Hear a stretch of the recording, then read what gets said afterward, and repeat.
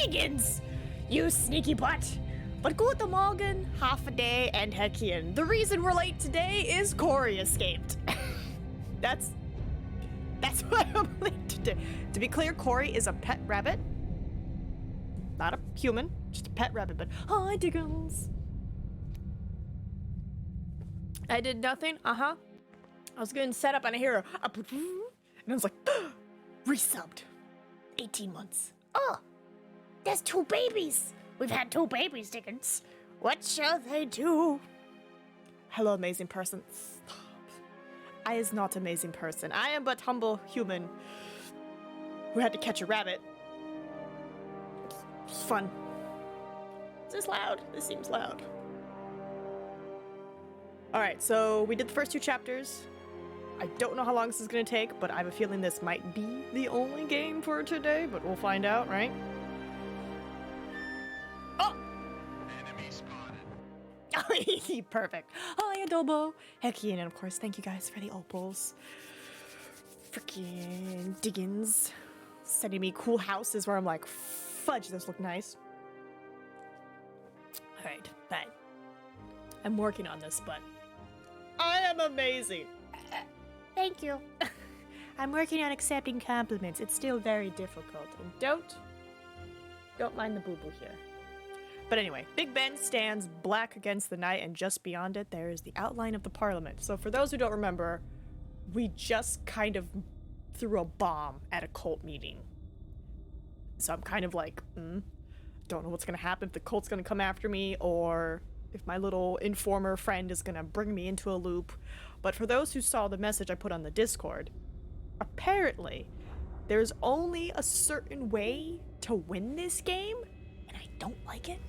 But we'll see if maybe we can not do it. But I'm like, now that I know that this is supposedly how the only way to win the game, is that going to influence my decision? We'll find out. We'll see what the context allows. Fire! Hello, fire again. Also, congrats, Adobos, congrats. Let's see. London is never silent, but at night, the usually cacophonous voice of city is muted, and your footsteps echo and reverberate through the alleyways and muse. Muse? Does London go meow? You're imagining disturbing shadows reaching down from the firmament as if some dark entity were trying to strangle your city. Heinous fingers searching for a throat. What a way to start the chapter. Captain, you have already risked so much for me. I think the time has come for our paths to diverge. I do not know how I shall ever be able to express my gratitude. Your help exceeded all expectations on my part. Also, the guy that we did the YouTube video for asked if I wanted to be in another video of his, where he's like, oh, we'll explain your savings and your goals and financial stuff. And I'm just like, sure. And he asked for my socials, so we might get some more peeps here in a second. Oh, and if you saw my Instagram, I got my monster head, and I'm excited for it. I just gotta get it in a short film now. Be like, I still do not know what it is that you are mixed up in, Jake, but there was not a single moment that I ever questioned your loyalties. You saved my son's life, and tonight perhaps you have saved much more than that. I do not regret for a moment making you that promise in... Oh, how do you say it? Suze? Well, how's everyone doing? Happy Friday. He looks at you intensely for a moment, smiles, shakes your hand warmly, and then you part ways in silence. Okay. You believe that you are free of the cult, but is it really so definite? Definite? Define it. Infinite. Definite. What if there are other surviving branches? Furthermore, what happened at the docks will come to light. Will the police be able to deduce your involvement in some way? With that monster head on you, you could be able to do it. Dickens, no. I mean, I say that only because there's like curling black locks coming down from it. But, you know, if you want to be a scary monster too, you could totally be a scary monster. And just be like, rawr, baby, rawr. Maybe you were just being paranoid, but it would probably be a good idea to disappear for a while. Ooh, go home, run to the station. I think straight up get out of town. You don't stop running until you get to Victoria. You feel a measure of relief. It is a very big station and the perfect place to disappear without a trace.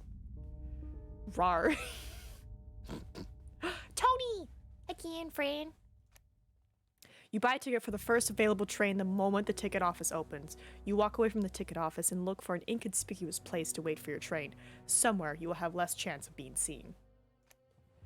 Finally, the first morning train makes its appearance at Victoria Station. You show your ticket to the conductor, who tells you your carriage and seat number. You have no trouble finding it and take your seat a few minutes before departure. As the train leaves the platform and begins to rock rhythmically, you feel every muscle in your body slowly relaxing, finally giving way to a sense of relieved calm. All of a sudden, you realize that you didn't even look at the destination on your ticket, and you reach into your pocket. Apparently, you're on your way to Liverpool. Yay!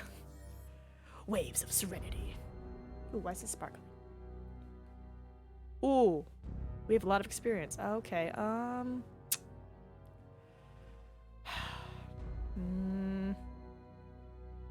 part of me wants to do speechcraft, but I'm like, what if you can only maximize one of these stats, you know?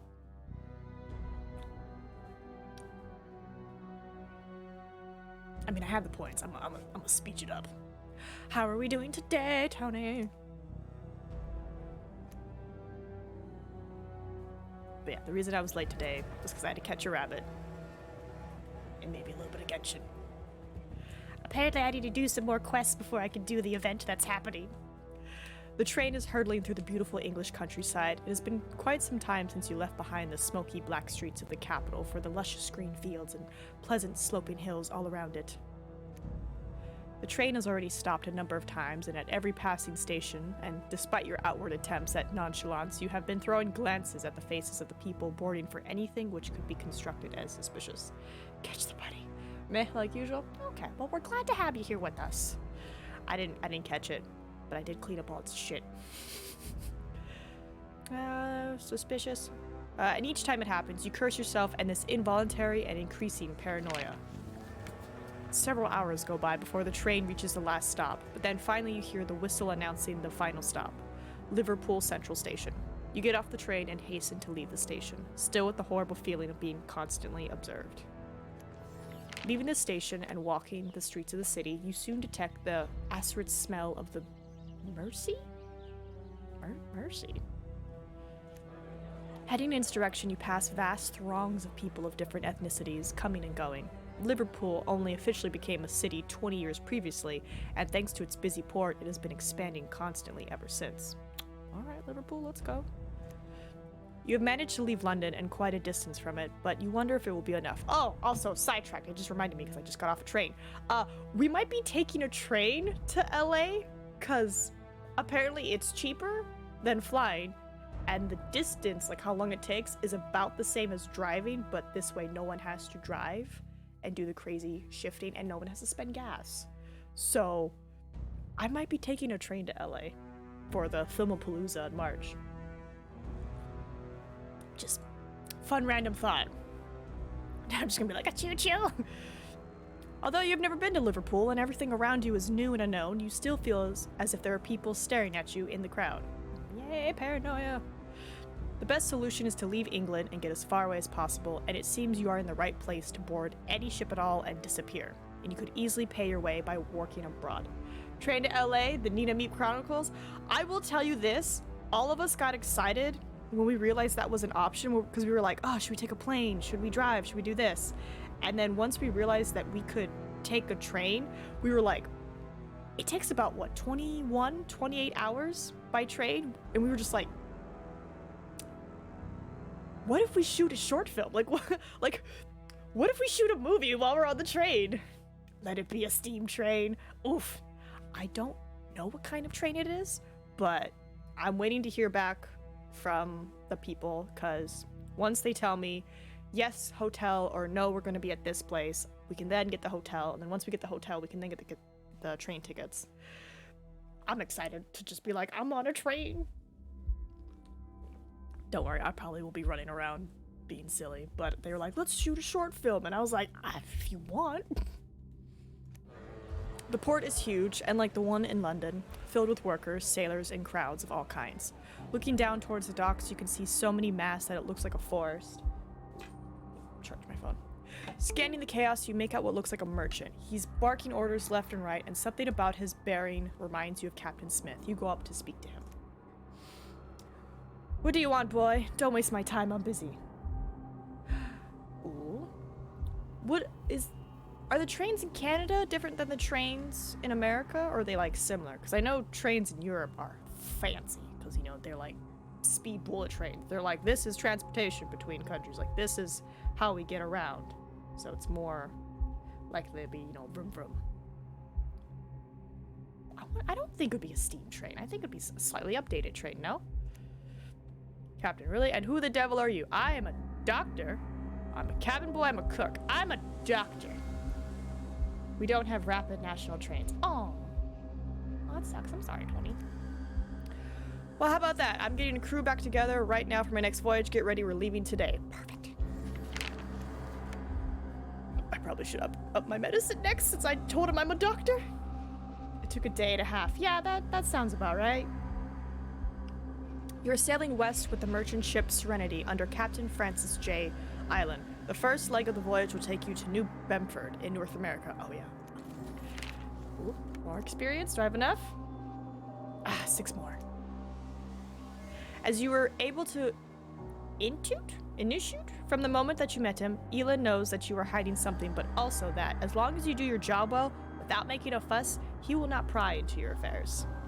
You have been at sea for some days already, and once again, you are surrounded by a vast, unchanging expanse of blue. You've been assigned a small cabin and a medical kit. So far, your job has been fairly easy, limited to treating and bandaging small wounds and dealing with minor stomach complaints or hangovers. New item? What new item? Oh, my kit. Silly. Nope, we're just in the ocean. Nope, I wanted story, not notes. Okay, there are not many opportunities for conversation, but there is a small library, assembled by your predecessors on board, and so you spend a great deal of time reading. Oh, hold on, experience. I'm gonna do medicine, because I told him I'm a doctor. Let's see, our trains are mostly still in the diesel era, I believe. Nothing like Cali, Europe, or Asia. Ooh. That's true, freaking those speeding bullet trains, amazing. As you fall into the routine, your days at sea become identical. You spend the day busy with your tasks, and usually fall asleep the moment you get to your bunk. Yay! Over the last few days, however, you have had a moment of utter exhaustion, and on these occasions you have noticed some disturbing effects on your vision. You have seen or imagined strange shadows on the edge of your vision field. Well, that's not good. You cannot put it down to mere fatigue or to the effects of the strong sun bearing down on you when you are on deck. There is something else. In your mind, you connected to the paranoia that you were experiencing before your departure and that your onboard workload had helped you forget. You're having nightmares again, though fortunately for now you forgot what they were about the moment you wake up, but they give you a sense of unease which continues the whole day.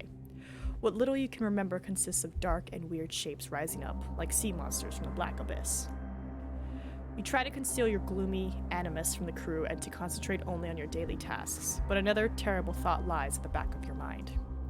What if these latest symptoms, the dark feelings, and strange hallucinations are not just a result of your paranoia in Delft and London, but a sign that you really did catch the disease in Zanzibar? It's night, and despite your exhaustion, you cannot sleep. You decide therefore to go up on deck to feel the freshness of the evening on your face. Oh, new character. Hold on. I guess we would do agility next. There you find some men gathered in this circle, passing around a bottle of rum and listening to stories. Adir Medina, the weary Argentina, is holding court, amusing himself by scaring the younger members of the crew with tall tales of unthinkable, abominable creatures hidden in the depths of the South Seas. Stay or leave? Nah, I'm gonna stay. I'm gonna bond with my crewmates, be like, hey guys, how you doing? I want to be your friend. Medina, when the sea is shaken by tropical storms or when you are lost in unnatural fog, well, that's when you start to worry. Kaiju stories?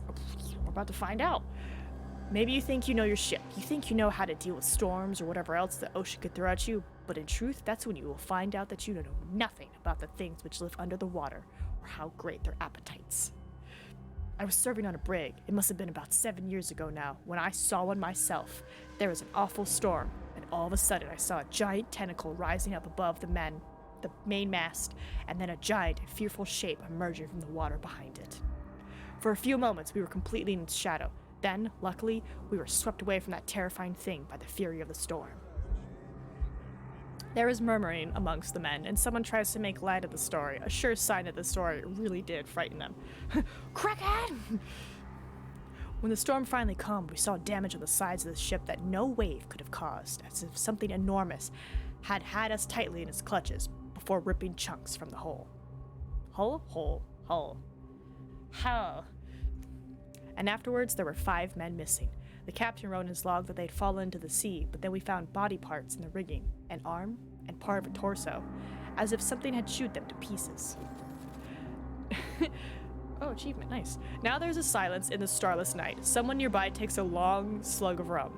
Give credence, or break the tension by saying that's not true. Nah, I'll give credence. I'm like, yeah, man. There are more things in heaven and earth, Horatio, than there are dreamt of in your philosophy, says Hamlet. But perhaps Shakespeare had not known the ocean, or he would have said more. The other crew members look at you as if you were a strange creature. You laugh it off, blaming it on too much dodgy rum. Oh man, I was like, I'm gonna crack a joke, and they're just like, and it's like, oh, that did not go well.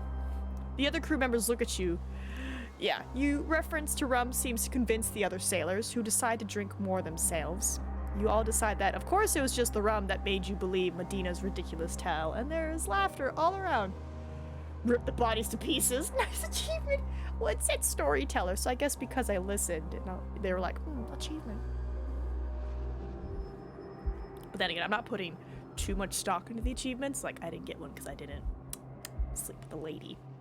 All right, stay for a while or go. You know, maybe I should go. I'm gonna go. I'm gonna go.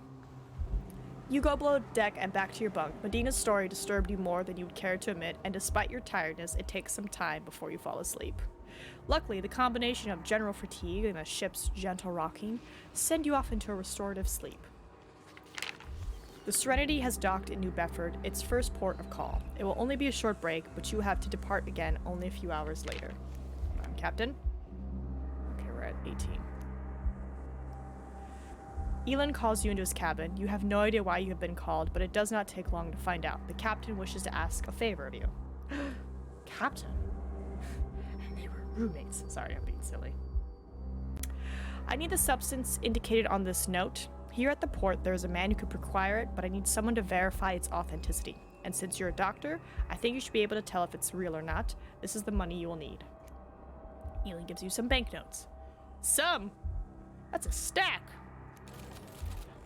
You have disembarked and now you're walking through the harbor. You are now far away from London, Zanzibar, and the Colt. Am I? Am I? The madness of your old life is beginning to seem like a hazy dream. Despite the hustle and bustle of the small town harbor, you're beginning to relax. The cold air is nippy but fresh. You're even thinking of abandoning the merchant ship and settling here a while. Go to the harbor shop, find the substance, or go and have a drink. I mean, I'm gonna go with the captain. Good luck, Adobo. We wish you all the best of the luck.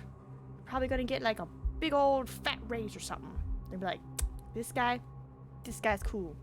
We should keep him on board, and we should give him more money because he worked hard. Yeah, I'm gonna do mission. Despite your plan to abandon the ship, you decide first to go and find what Captain Elin asked you to get. You read the note. It is an opium derivative, a strong painkiller. Now you understand the captain's reticence in speaking of it. No doubt he suffers from chronic pain and needs this substance for relief. You follow the directions of the note and you find yourself in a shop in the harbor that sells just about everything. You approach the owner and make your request. One never escapes a cult. Adobo for $1 million salary? Why not? We can dream. Put it on the vision board. Boom, $1 million salary. What about playing The Last of Us? You will get spoilers for the game. Oh, what?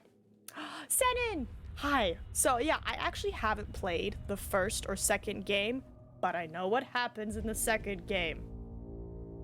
I know what happens. And it's only the first episode is released right now, and it's pretty much from the first game, and it does the prologue, which was great because like 2 of my friends had played it. I just knew kind of the story, and then the last guy knows nothing. So he was like, what? His daughter dies? And we're like, oh yeah, straight up. The episode will spoil your game. Will it though? I already know, like, some stuff.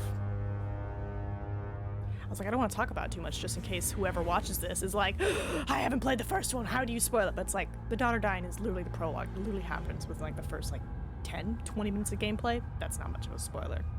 But I know the journey they go on. And I know the stuff they kind of see and like why they do the journey. And I know the ending of Last of Us. So I'm like, there might be like some moments here and there that I don't know about, which I guess could be a spoiler. But also, it's a TV show. How close are they going to stick to the game, you know? Are they going to be like, oh, we'll just take the main points and do some our own stuff in between? Or are they actually going to like try to follow the entire game?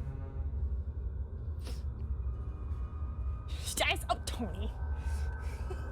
I was like, that's not a spoiler. When did Last of Us come out? Like 2012, maybe? Some games are really similar, some are not close, right? Closer than the RE show did. Ooh. 2013, right? So I'm like, not to be that kind of a person, but it's like, it's been out for a decade. It's okay. So, sorry to spoil the surprise, but it's like, it happens. Is Last of Us on PC? I guess that's another good question. Good question. The man looks at you suspiciously until you explain that you're buying it on behalf of the captain of the Serenity. The man nods and asks you to follow him to the back of the shop. When you get there, it is dark and dusty. The shopkeeper wants to see the money first. Convince him to show you the product, or no, speechcraft. Last of Us is placed on the same level of video game shows, films as Arcane already. Ooh. Very nice. But is it on PC? Let me find out. I have the money, but I want to see what I'm paying for first. Is it on PC? Let me see if I can find out real quick. Holy shit, Arcane was so good. Have you seen Arcane? I've seen bits and pieces. I have not watched it in its entirety. I pretty much I watched a bunch of reviews of like the animation style and like how the different dynamics between them worked and like how, you know, this relationship works with this relationship. And then of course like people deep diving of like the little scruffy dude, how they're like, yeah, he was super logical in science, but then like once he went down in there and like backstories. So I've seen a lot of videos about it. I just never watched it. It's on my list, don't worry. It's the best thing on Netflix. That's what everyone's telling me. Everyone's like, watch it! And I'm like, it's on the list. Eventually I'll get there. I'm getting there. Right now I'm on, what am I on right now? I'm on New Amsterdam right now. I'm only on season 2, and they just wrapped it up. Like, the show is done, so I was like, oh sweet, I can finally finish binging this. Wednesday's another good show, I gotta watch that too. Let's see, the man grunts and opens a piece of cloth to show you the organic material inside. Check. Comes out right in the last 10 years. Ooh. That's good. I also like that people are like, Riot, a video game company, and they're like, nah man, they make movies and TV shows and music videos and video games. You try to get a better look at the dried plant material inside the sack, even taking a small pinch, rubbing it between your fingers and smelling it carefully. The shopkeeper is trying to hide his obvious frustration. When you're satisfied with the veracity and quality of the product, you wrap it up again, pay the shopkeeper, and head off to your ship. It's a 60s original series or the 90s movies. I mean, it's doing what it can. I haven't seen it, but I do like the idea of it. Though I will say someone's comment I thought was a little mean. Like somebody was like, oh yeah, Wednesday's dad, they finally got an ugly actor to play him. And I was like, well, hold up here. I was like, he's not ugly. And they're like, yeah, they got an ugly actor. They didn't get a heartthrob. And I was like, that is so mean to say. I'm like, he's a great actor. Why? Is there OG material? I mean, yeah, it's the OG material. What can you do? That's right, I was looking up if Last of Us is on the PC. Last of Us. I feel like it's on PC. Last of Us Part 1, Last of Us Part 2. Wait, are they redoing The Last of Us? Hold on. Are they remaking it? Or did they remake it? Last of Us Part 1, $70? Why? Yeah, it was released in September last year. Oh, because it's rebuilt for PlayStation 5. Yes. It's fine. Faithful remake, all new experience, modernized gameplay mechanics, improved controls, and expanded accessibility options. Okay. $70 though? Right? I was like, that's the whole point. Like, I just wasn't a fan of how the guy like did the review, where it's like, yeah, he looks more like the original character, and I was like, oh yeah, good. He looks like the cartoon, yeah. And they're like, yeah, it's ugly, and I was like, what? No, Don't be mean about it.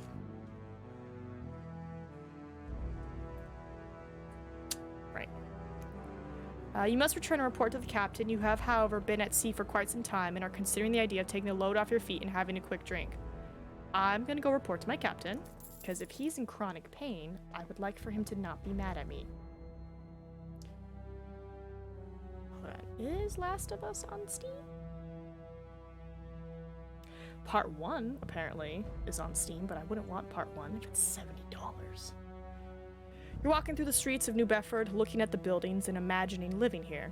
You're wondering which would be the nicest area to live. The rattle of coins brings you suddenly back from your thoughts. Sitting on a street corner, a dark-skinned beggar shakes a metal tin at you. That their shell and their chemistry was poop. It looks like a nice place, but it's not right for you. You suspect that he's speaking to you, but his words make no sense. I'm gonna ask for an explanation.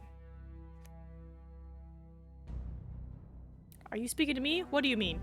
You are traveling on a ship. I see people like you all the time, and I can tell you that your journey is not over yet. You have to keep going. Well, looks like I'm gonna keep going. The man's words leave you perplexed, but you put a coin into his tin and walk off back towards the harbor. You put little faith in such superstitious nonsense, but the beggar's words resonate with you profoundly. You walk up the Serenity's gangway. As soon as you're on deck, you run into Captain Eli, who looks at you anxiously. The last of Us. Wow, so Last of Us Part 1 is on Steam, but it's like $60. Yeah, no, it might be a while before I play Last of Us.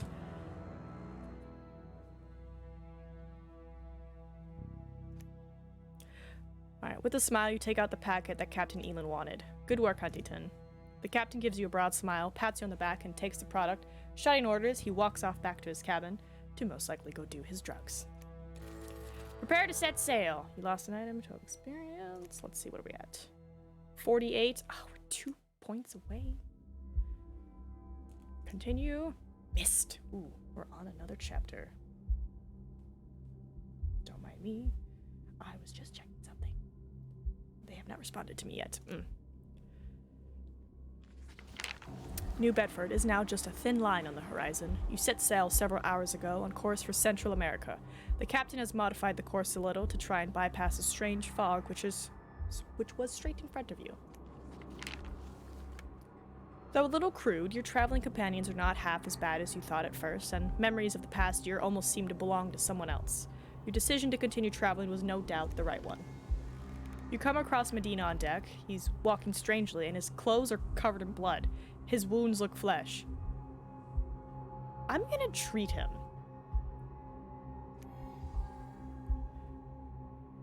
Oh yeah, the Monsters remake. I will admit, I didn't see the original, so I had nothing to compare it to, but I enjoyed it. I thought it was good. Man, I really gotta watch Wednesday, don't I? I will get to it. You persuade him to come with you to the sick bay. With the right equipment, it takes little time to clean and treat his wounds properly. The wounds are not very serious, but without the right treatment, he would have risked a nasty infection. Medina feigns indifference, but from the way he looks at the medical instruments, you can tell he is a little afraid of doctors. You are leaving the poop deck and walking towards the bow when you see a steamship in the distance. It appears strangely motionless, as if adrift. Perhaps they need help. I'm gonna let the captain know. Like, Captain? There's a ship that's acting sus. Captain, I've just seen a ship which looks to be adrift. They may require our help. Elin takes out his telescope, leans on a rail and observes the ship, then he shouts an order. Hard to starboard! You immediately change course and begin approaching the steamer. As the steamer gets bigger and bigger, you have a strange premonition. Suddenly, the steamer turns on its engines and the bow turns to face you. Elin pulls out his telescope again and looks at the steamer. Hard turn, the ship is full of armed men! Pirates! That's what I get for being a nice person. I was like, poor little people. They must be adrift or stuck or something. And it's like, nah, they're pirates. And you just done messed up. The Serenity will be unable to sustain a high-speed collision with such a large steamship. It is getting closer by the minute, and if they catch you, your small cargo ship will be easy prey. There are not enough weapons on board to defend yourselves against such an enemy. Despite everyone working frantically, the pirates are still closing in. There is a sudden whistle and the crack of splitting wood. They have started firing. Arm yourself. Convince Elin to head into the fog. Let's see. I place Addams Family OG Monsters equal to Wednesday Monsters Remake. Addams Family TV show from the late 90s, early 2000s. Ooh. Did you ever watch the Addams Family, what is it called? Values? I thought that was kind of cool. Fog? Captain, we won't survive a direct attack. We have to get into the fog bank. It's our only chance. Oop, 4. Hold on. Okay, agility, observation, fighting. I'm gonna say observation, because maybe that will help us in the fog.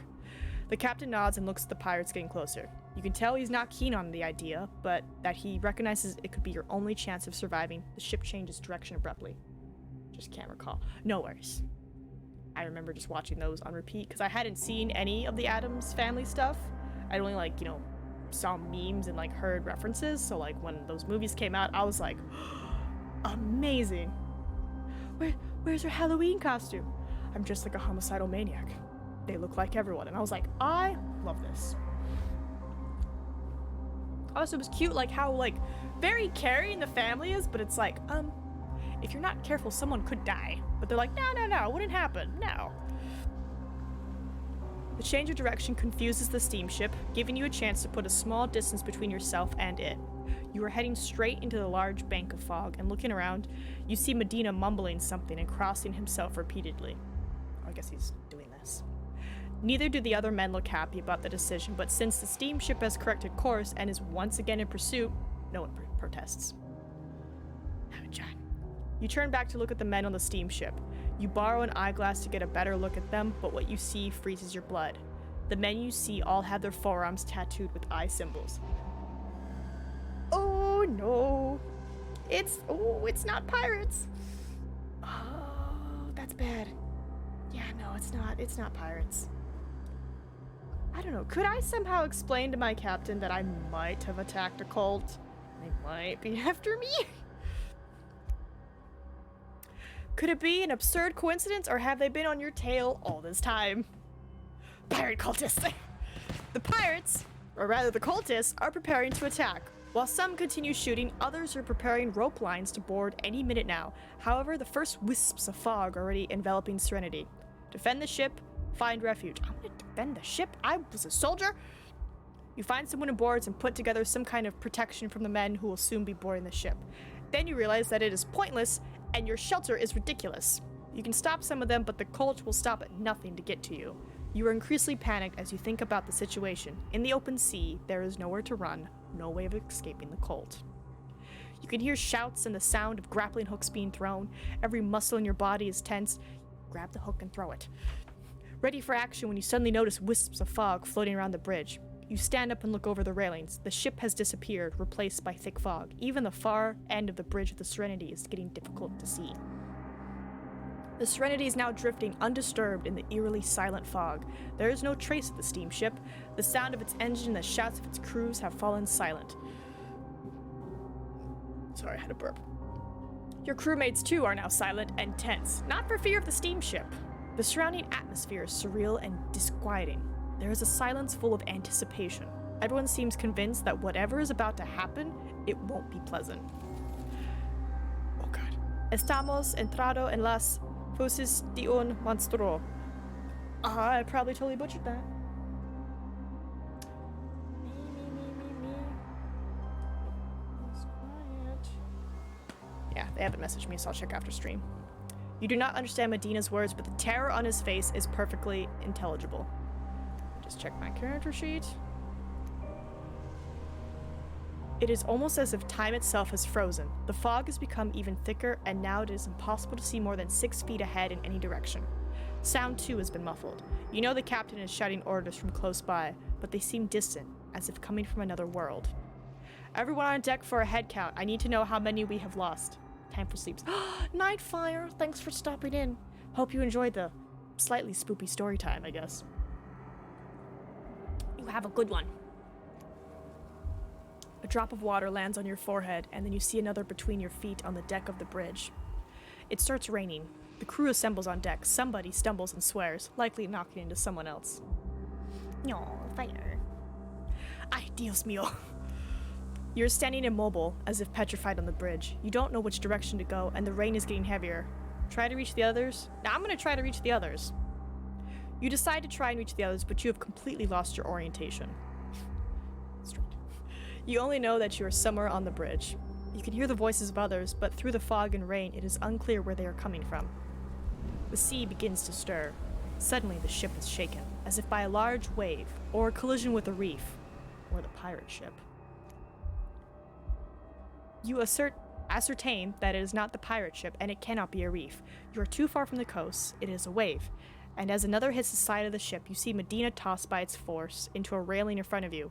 Help? Try to help him? Look for something which to assist. Okay, agility and observation. Observation is higher, so we're going to do that. You look around as best as you can in this fog, and you see a rope a little distance away. You scramble over to get it and throw it to Medina. He catches hold of it, and you pull him across the bridge. Another wave bursts over the side of the ship and hits Medina, but he is able to hold on. If it hadn't been for you, he would have gone over the railing and into the sea. In these conditions, that would have meant certain death. Can we reenact this on my raft? Yes. Knowing me and how I do in survival games, I'm sure the game will be like, oh my god, Nina's here, we're gonna make a kraken, and she's gonna fall off the boat and die. Yes, we can totally recreate this on your raft, which, by the way, your raft is amazing. It is amazing. I'm like, I agree, that's a house. There are unnatural sounds in the fog in addition to the screams of sailors. There is something weird going on, and you start feeling, that this is no ordinary storm. Quick, everyone to their stations. We must regain control of the ship. Now the captain emerges from the fog, yelling and waving his arms. He's trying to encourage the crew to action, to help him deal with the situation. Another larger wave hits the deck, knocking Elon down and dragging him away. As soon as the wave recedes, you go over to see what has happened to him. You find him some distance away, covered with blood and eyes popping. At first you don't understand, but then you see that a wave has impaled him on a loading hook. You see its point protruding from his sternum, and you realize he has mere seconds to live. The water remaining on the bridge turns red with his blood. Madre de Dios. Medina, white-faced and terrified, is next to you, also staring at your dead captain. You hear him retch, and you turn away so as not to see him throwing up. The ship shudders again, and you hear a queer noise. Yes, Queen? Next time you turn around, Medina is gone, disappeared into the fog. I'm so sorry. I know queer means weird back then. The screaming around you has lessened, but the ship rocks even more violently. I'm sorry. You start moving in the fog, looking for other crew members, but now there's only silence, and the ship appears empty, as if abandoned. Another jolt, and there is a shriek of tearing as you are thrown overboard. You manage to resurface despite the ferocity of the waves. If you don't act quickly, you will die. Observation. You are thrashing your arms. It's success, by the way. Keeping your head out of the water to look around. You can see a large shape in the water just ahead of you. With great effort, you manage to get close to it. It is a portion of the bridge. With the last of your strength, you pull yourself out of the water. You are desperately clinging to this piece of wood tossed about in the waves of a storm. You have no idea how long you've been holding on to the fragment of the Serenity, but after a while, the storm calms and the fog begins to clear. You are weak from hunger and dehydration. Your grip on the wood begins to relax, and only then do you notice the pain in your hands. It is your final thought before exhaustion carries you away to sleep. Oh shit. A place to call home. Next chapter. When you open your eyes, you are already coughing violently. You can feel cold, hard sand below you. When your vision comes into focus, you immediately see a face looking down at you. A young, dark-skinned woman is watching you with a mixture of curiosity and apprehension. She has long, black hair, and her face seems to balance sweetness and strength. A quick snooze. With some effort, you manage to sit up and look around. There is no trace of your ship or your crew. Captain Elin, Medina, and all the others, gone. Probably dead. Oh man. The woman is still watching you with intense curiosity, perhaps even a hint of suspicion. You are about to smile when her expression transforms again, and in a single, skillful movement, she twirls around a spear, pointing its sharp tip at your throat. Oh, hi, what's up? Ooh. Te es lo undes ratu. That's French? Alright, cool, I don't know French. She speaks French! Having studied French at university, you understand her fairly well, but there is a word in her question that you don't understand. A word that doesn't even sound like French. You answer, trying to pronounce the words to the best of your ability. Don't kill me, I've been shipwrecked. I don't understand what you asked, but there's no need for— I'm gonna be defensive. She studies you gravely and speaks to you again in French. I asked if you are Ratu, one of them. I'm sorry, I still understand. Who is them? The woman is perplexed. You really don't know who I am talking about. I don't even know where I am, let alone who you're talking about. I was on a ship, which floundered in a storm. The woman continues scrutinizing you. Then she slowly lowers her spear and you can see the faint hint of a smile on her lips. She then helps you stand. You are unsteady on your feet, but you are thankful that you can even stay upright. Recent events have taken their toll. You are hungry, and your throat is still burning. She beckons you to follow her and then walks off toward the jungle, which begins immediately behind the beach. She is guiding you through the dense vegetation of the jungle, holding your hand with a grip so tight that you doubt you'd be able to break free even if you were not in your current debilitated state. After a few hundred meters, the jungle gives way to a clearing, and in it, a small village.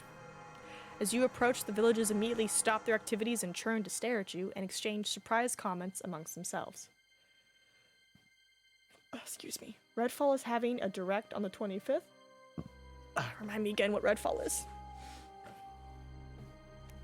The woman is still holding your hand, dragging you through the village. She speaks again, but not in French.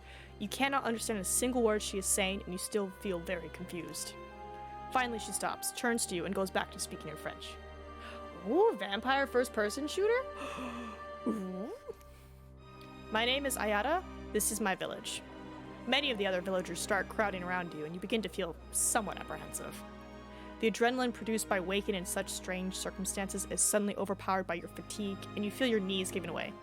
Ayada props you up to stop you from falling.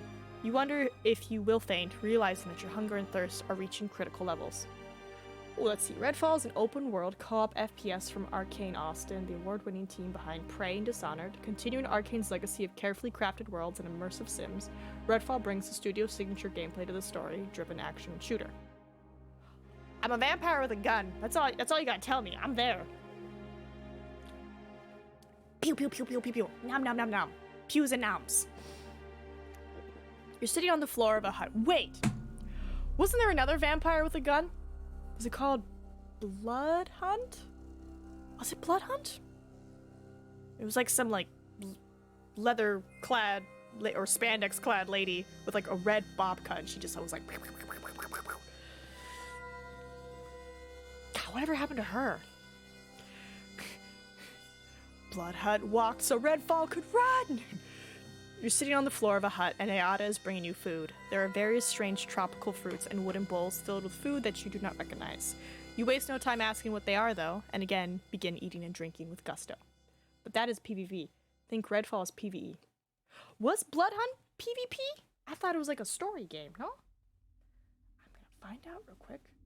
Because, honestly, she was a vibe. I think she was like one of the few games that like came to our island. We didn't have a very well-stocked GameStop. Hold on.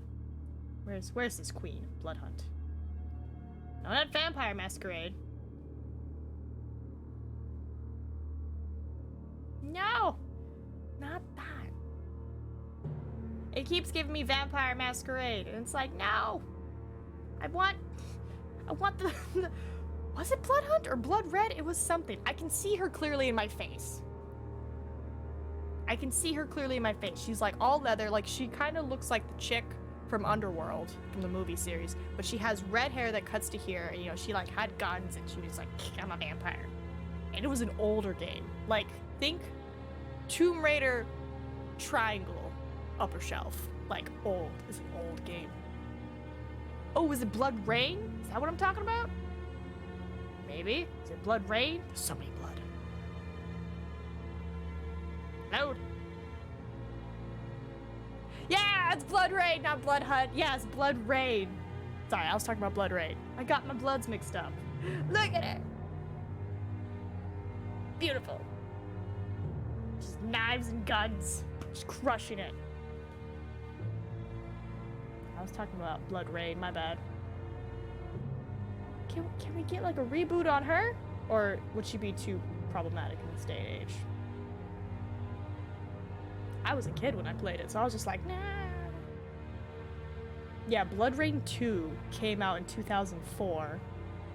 And then they did Blood Rain Betrayal in 2011. And I think that's the last. Is there anything else with her? Oh, hold on. Remastered version was released as Blood Rain Terminal Cut for the PS4, PS5, Xbox, and Switch as Blood Rain Revamped on 2021. I could possibly play her. Her and Selena are smoking. Also the characters from Perfect Dark. Am I thinking of the right one? Perfect Dark. No, I think I'm thinking of a Cloud something. Well, that was a nice trip down memory lane. Just like, vampires with guns. Yeah. Ayada is sitting next to you, still looking at you inquisitively. She seems cheerful, as if the mere sight of you amuses her. Then her expression changes, and she suddenly becomes serious. I'm gonna just keep eating. Ayada too remains silent, and then she lowers her eyes. You see her lips tremble, but you don't know if it means she is angry or about to cry. Whatever it was, Ayada soon regains her composure, looks up at you, then speaks. Vampires in bodysuits and using guns and blades? I mean, it's a vibe. This village is not free. Since they came, we have had no freedom. We do whatever they want us to do, and every month they come here to take one of us away. No one has ever come back. Who are they? Foreigners. They have weapons and they do things. Strange things. All the villagers are scared of them, scared that they will put a curse on us or worse. So they can do whatever they want to us and no one protests. You are intrigued. It certainly is a strange story and you have many questions, but just then a young boy, about 12 years old, enters the hut and comes close. Ayada smiles. Jake, this is the village chief's son. Farah Tuhiava. But everybody calls him Fuego. Wait, Fire?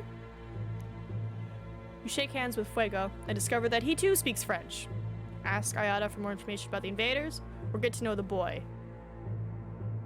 I feel like I should know more about the invaders. Like, is it cult people? Not the foreigners!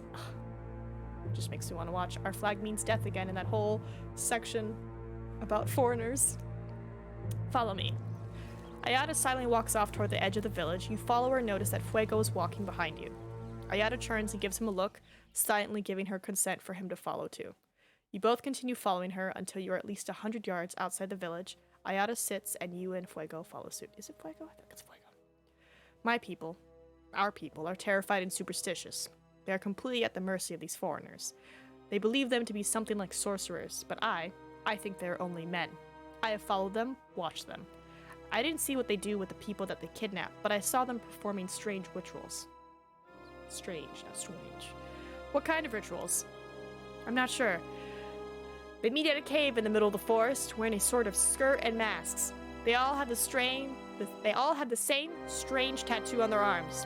It looks like an eye. I never dared to get too close, so I don't know what they actually do during the rites, but I did see that they had brought with them the men which they kidnapped from the village. Okay, so it's cultists. You are stunned, speechless. Is it the cult? Here too? But how is it possible?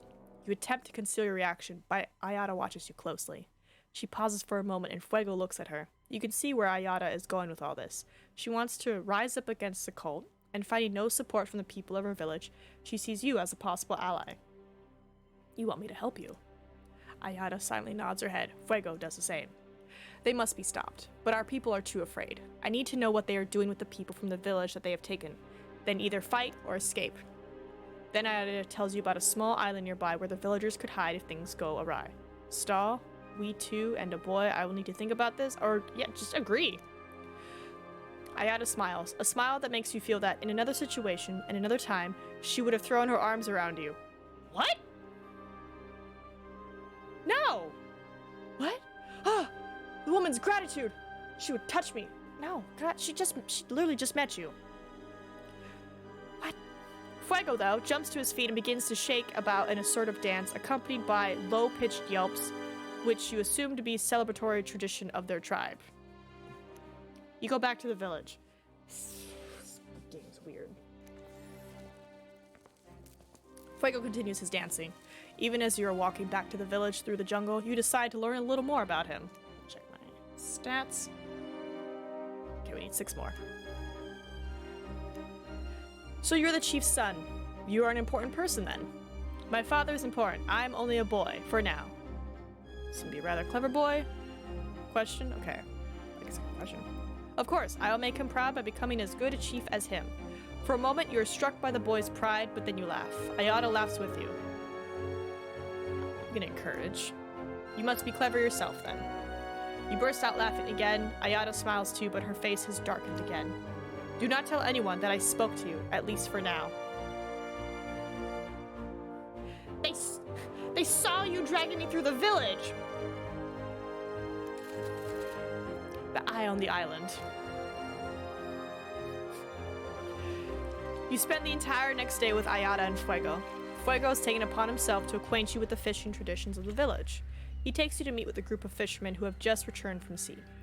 Fuego proudly teaches you the local names for the fishing equipment, as well as all the fish and other animals that fill the nets which are thrown from their boats, which are small dugout pierogies? No. Pierogies. That can't be right. I'm saying that wrong. I have to be.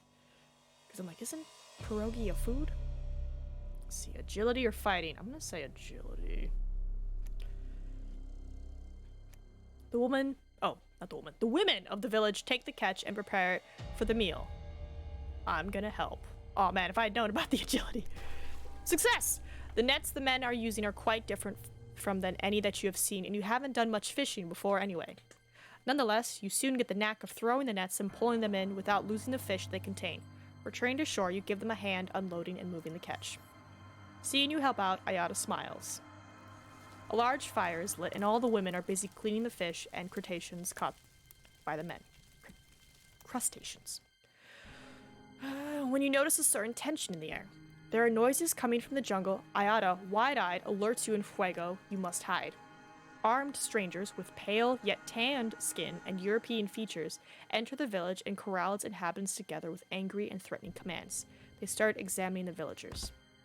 From behind the hut where Ayada has taken you to hide, you are able to see the whole scene. You assume they have come to kidnap someone, as recounted by Ayada. You raise yourself up a little to get a better view of what is happening, but you accidentally knock over a fishing spear that had been left leaning against the hut, making a noise. I'm a dumbass. Who's that? Is that someone there? Oh, he needs a nap. He speaks in French. Another man approaches the hut where you are hiding. Ayada is frozen on the spot, but then Fuego rises to his feet and walks calmly into the clearing. You are shocked and about to say something, but Ayada gestures for you to stay silent. What do we have here? A little boy? Did you think you could hide from us? The cultist smacks Fuego's face, but the young boy hits him immediately back. Unfortunately, his strike has little effect on the man, and after a second blow, Fuego is left reeling and bloody on the ground. The men of the village are immobile, terrified. Gentlemen, I'd say we already have what we came for. The man makes signals to the other cultists, and they grab Fuego's arms and start dragging him away easily despite his resistance. Ayada jerks forward and is about to shout, but this time it is your turn to silence her by putting your hand over her mouth. For only a second she struggles, then realizes that you are right. You feel a cold tear fall on the hand covering her mouth. The cultists leave the village, taking Fuego with them. You're still holding Ayada, even though she stopped struggling long ago. You know full well that you could not have done anything. In fact, you would probably have made the situation worse if you had reacted just now. Despite the awareness, you cannot help but feel like a coward. Just saying. When the cultists have gone, you come out from your hiding place. Justified, determined. Determined. How? Just us? You don't know them. What they are capable of? Ayada is tearful and angry. You ask me for help? I'm gonna reveal that I know them. What do you mean? I've come across this cult before. The ship I was traveling on was sunk due to them. Have you got any ideas then? Try to think of something. Ooh. We need allies. There has to be somebody. I don't know. Maybe it's possible. You try to come up with a plan of action, but quickly realize that you do not have enough information. I'm getting there. I have watched them, followed them. Their camp is on the opposite side of the island, and there's a cave where they do their rituals. Ooh, 16? Does that put us? Yes. Gonna get some more fighting in me. You have a starting point at least. You will need to see it for yourself to get a better idea of the situation so that you can make a plan of attack. You will also need to find out if there is anyone else willing to help you, and Ayada, or if you're alone. Now you just have to make a start. The cult's camp is the best place to start your investigation. Know your enemy before you start thinking about how to knock them down. The cult's cave could contain some clues about their goals. You better take a look. Or there must be someone willing to help you. Convincing the villagers to follow you may not be completely useless. Let's talk to them first before dealing with the cult. Just in case the cult's like, aha, we found you. The sun is already high in the sky. When you finally leave your bed and walk out of the hut where you had been sleeping, the village is a hive of activity. Many of the fishermen's dugouts are already at sea. Others are intent on finishing their careful preparations before heading out. The women are busy with various activities. Some tend to crops on the edge of the village, while others are looking after the children. It seems like any other perfectly ordinary day, as if Fuego's kidnap or those from before had never happened at all. Ayada comes up, bringing you some fruit for breakfast. Have you had any ideas? We organize a raid on the cult's camp. Ayada notes your hesitation. But you don't think that it is possible. You explain to her that this is not the case, but that you would have a much better chance of success if it were not just you two. Tell me about the cult's defenses, or seek allies. They are strong and determined, and they would decide to do something. They stop at nothing. However, unfortunately, as I've already told you, they are very superstitious. They wouldn't even consider attacking people who they believe are capable of magic. They have weapons, terrible weapons that can strike from a great distance, and with more force than arrows. That is all I know. What attempt? You notice Ayada's tone of voice when speaking about the villagers, and you decide that maybe some of them could be convinced to help you. When you tell her this, and that it is your best hope, she nods in agreement. There are perhaps 3 of the men that we could convince. Amana is the chief. He's very close to his son. With her eyes, she indicates his hut. He has not left the hut since his boy was kidnapped. Tahitoa is strong and powerful, not easily scared. And Manuari is very agile and headstrong. I think he suppresses his anger for them. I feel like Dad would be the best bet. Try to persuade the chief. You go up to Amana's hut, knock, and enter. You find the chief sitting in silence on a mat in the center of his hut, his thoughts seemingly miles away. You're silent for a moment, considering your words, but he speaks before you. You must forgive my manners, but mourning fathers can forget the most basic courtesies towards both guests and their own companions. Speechcraft? Speechcraft. Success. I can understand your pain, Amana, but you are a strong and wise man, and you should not be mourning yet. I know the cult, and they have no magical powers. However, I also know the danger that your boy Fuego faces, and I have no intention of leaving him in their hands. I'm going to rescue him. You pause for a few moments and then turn to leave the hut. You have only taken a couple of steps when you hear Amana's voice. Just checking my experience. You will not go alone. Tell me your plan and I will come with you. Yes, I got the dad. Alright. Tahitoa. Ayada shows you which hut is Tahitoa's. He has not yet left the hut to go fishing. Recently, however, Tahitoa has not been fishing much at all because he's been looking after his brother, Inata. His brother is bedridden because of a fishing accident. As soon as you enter the hut, you are reprimanded by Tahitoa. What are you doing? Can't you see there's a 6th person here? Get out. I'm gonna just check, make sure I don't have enough. Oh, I'm 12 away. I could have had one more. Okay. I'm gonna treat.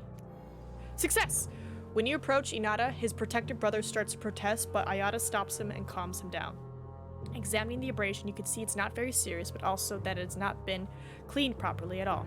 You patiently explain that you will have to treat the wound, and that although it will be painful, it will heal more quickly. Taito is watching you treat his brother and he seems impressed. You clean and dress the wound with great care. He may have a light fever over the next few hours, but in a day or two, he'll be fine. You look over to see Taito smiling happily. While you were treating his brother, Ayada told him about your plan.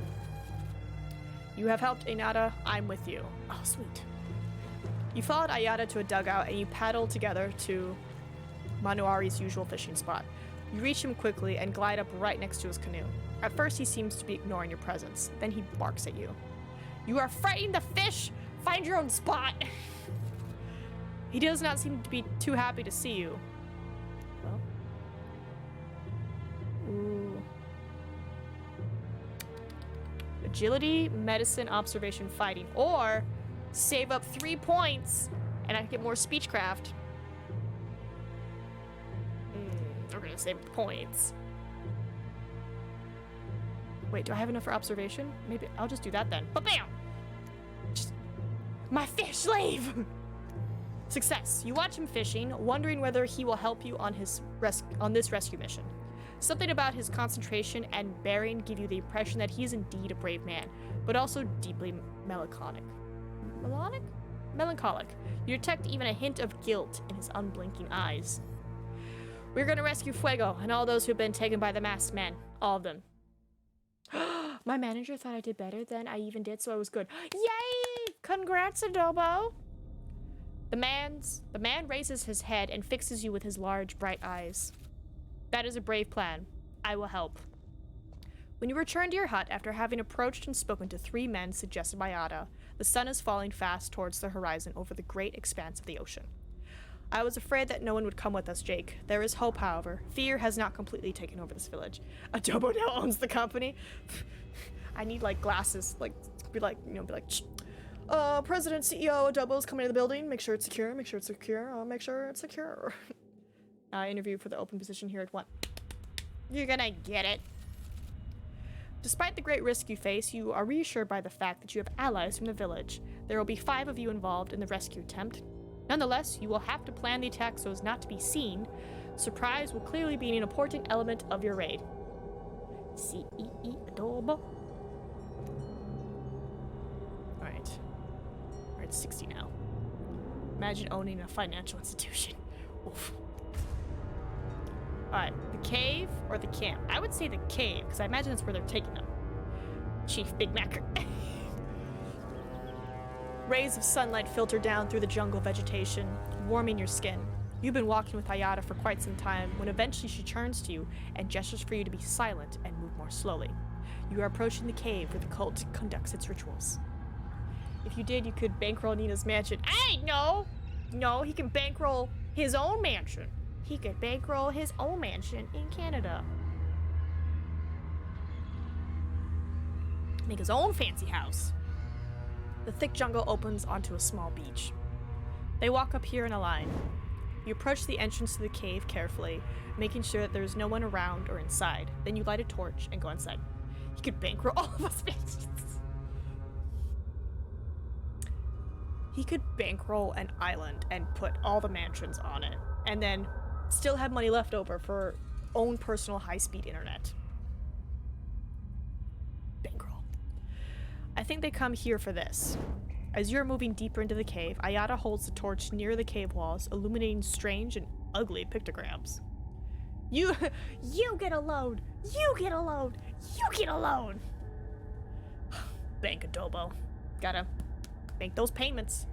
Low interest rate, but you gotta make those payments. These drawings were here long before they came to this island. They've been here since ancient times. The symbols on the walls are heavily stylized, a bizarre hybrid of rock painting and Egyptian hieroglyphs. You make out what seem to be people worshipping and others who seem to be suffering. All around these figures are unspeakable and terrible creatures, dark horrors with such bizarre shapes that they seem to change as you look at them. In various points you recognize the now familiar eye symbol. You reach the end of the cave, which opens onto a large space with a natural rock dome. The drawings all lead to the far end where you see a much larger picture. It looks like an altar surrounded by men wearing what you recognize as a stylized version of the cult's masks and kilts. In the center, there is something which emerges from what looks like a well. ABM Financial or Adobo Bank Mac. I like that. Adobo Bank Mac. That's great. Also, that's concerning. I know it's just an image, but all I see here is a Pokeball right here. Pokemon! It is a mass of black, but you manage to distinguish something. Perhaps an eye in the center of the mass. And there are protrusions like black tentacles reaching up into the sky towards what seems like the representation of a comet. Then you notice another detail.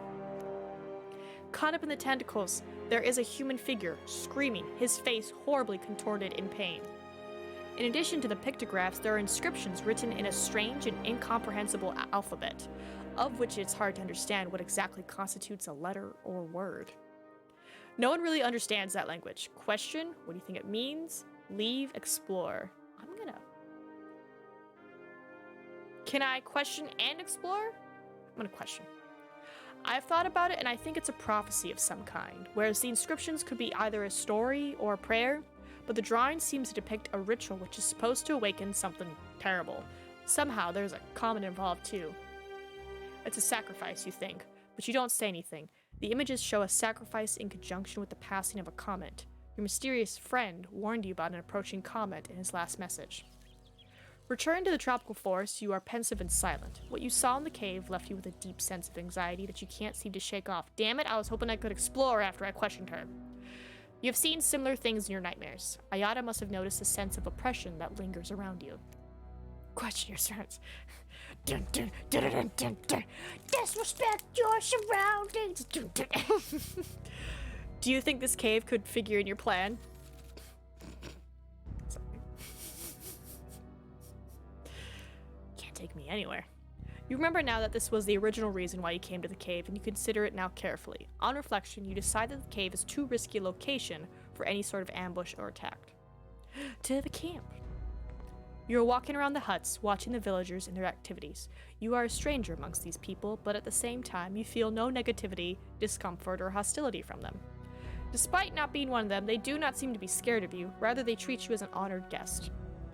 I will need to have a clearer picture of the layout of the cult's camp. You're explained to Ayada that in order to rescue Fuego and maybe the other villagers who were captured before your arrival, you'll need more information about the enemy camp. Tonight.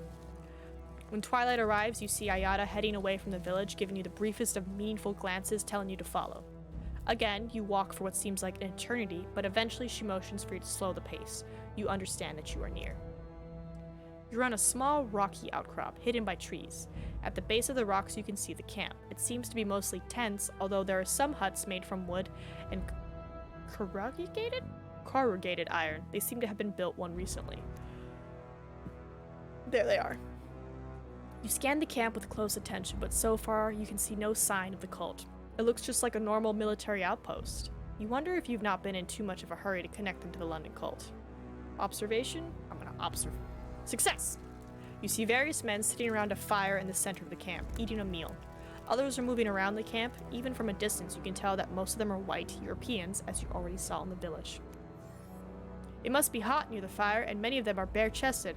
By the dim light from the fire, you can see a dark shape on their wrists, but you don't need it to get any closer to know that's the cult's eye tattoo.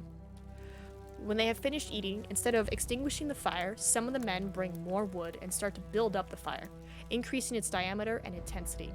After a few minutes, two men come out of one of the huts carrying a dead body. Not the white Europeans!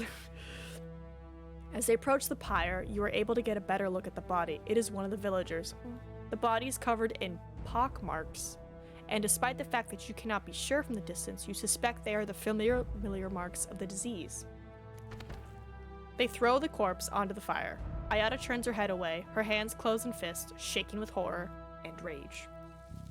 Ayada struggles to contain her pain and anger, and you can see straight through her seemingly calm exterior. For now you decide it's better not to say anything, and you turn back into the forest in silence. Was that useful for your plan? You nod.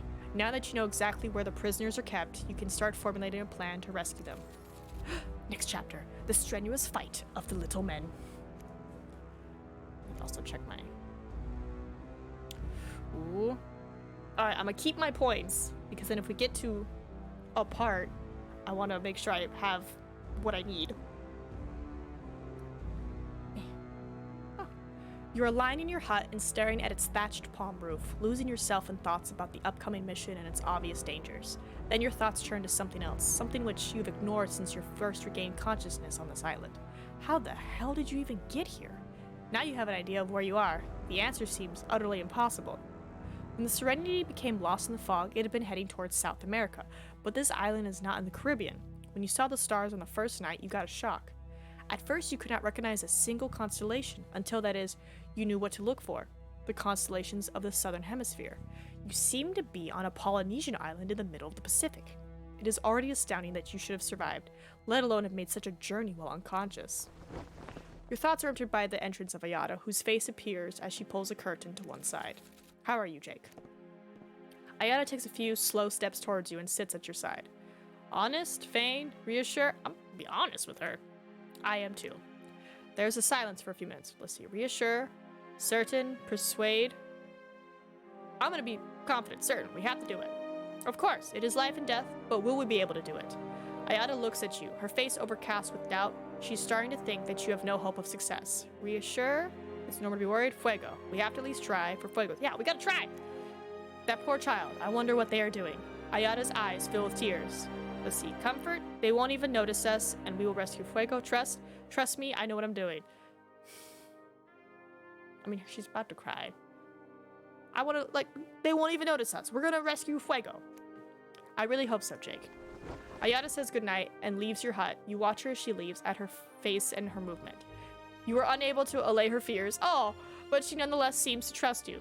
She is a strong woman, and you are quite sure that she will do whatever is necessary for your mission to succeed. You failed an achievement! Huh? What? Night before the storm, you spent the night alone before the sortie at the cult camp. Wait! Was that the part where I was supposed to sleep with her? What? What? Okay. Okay, sure. I guess me being like, yeah, we'll do it is not, no, it's not good. Okay.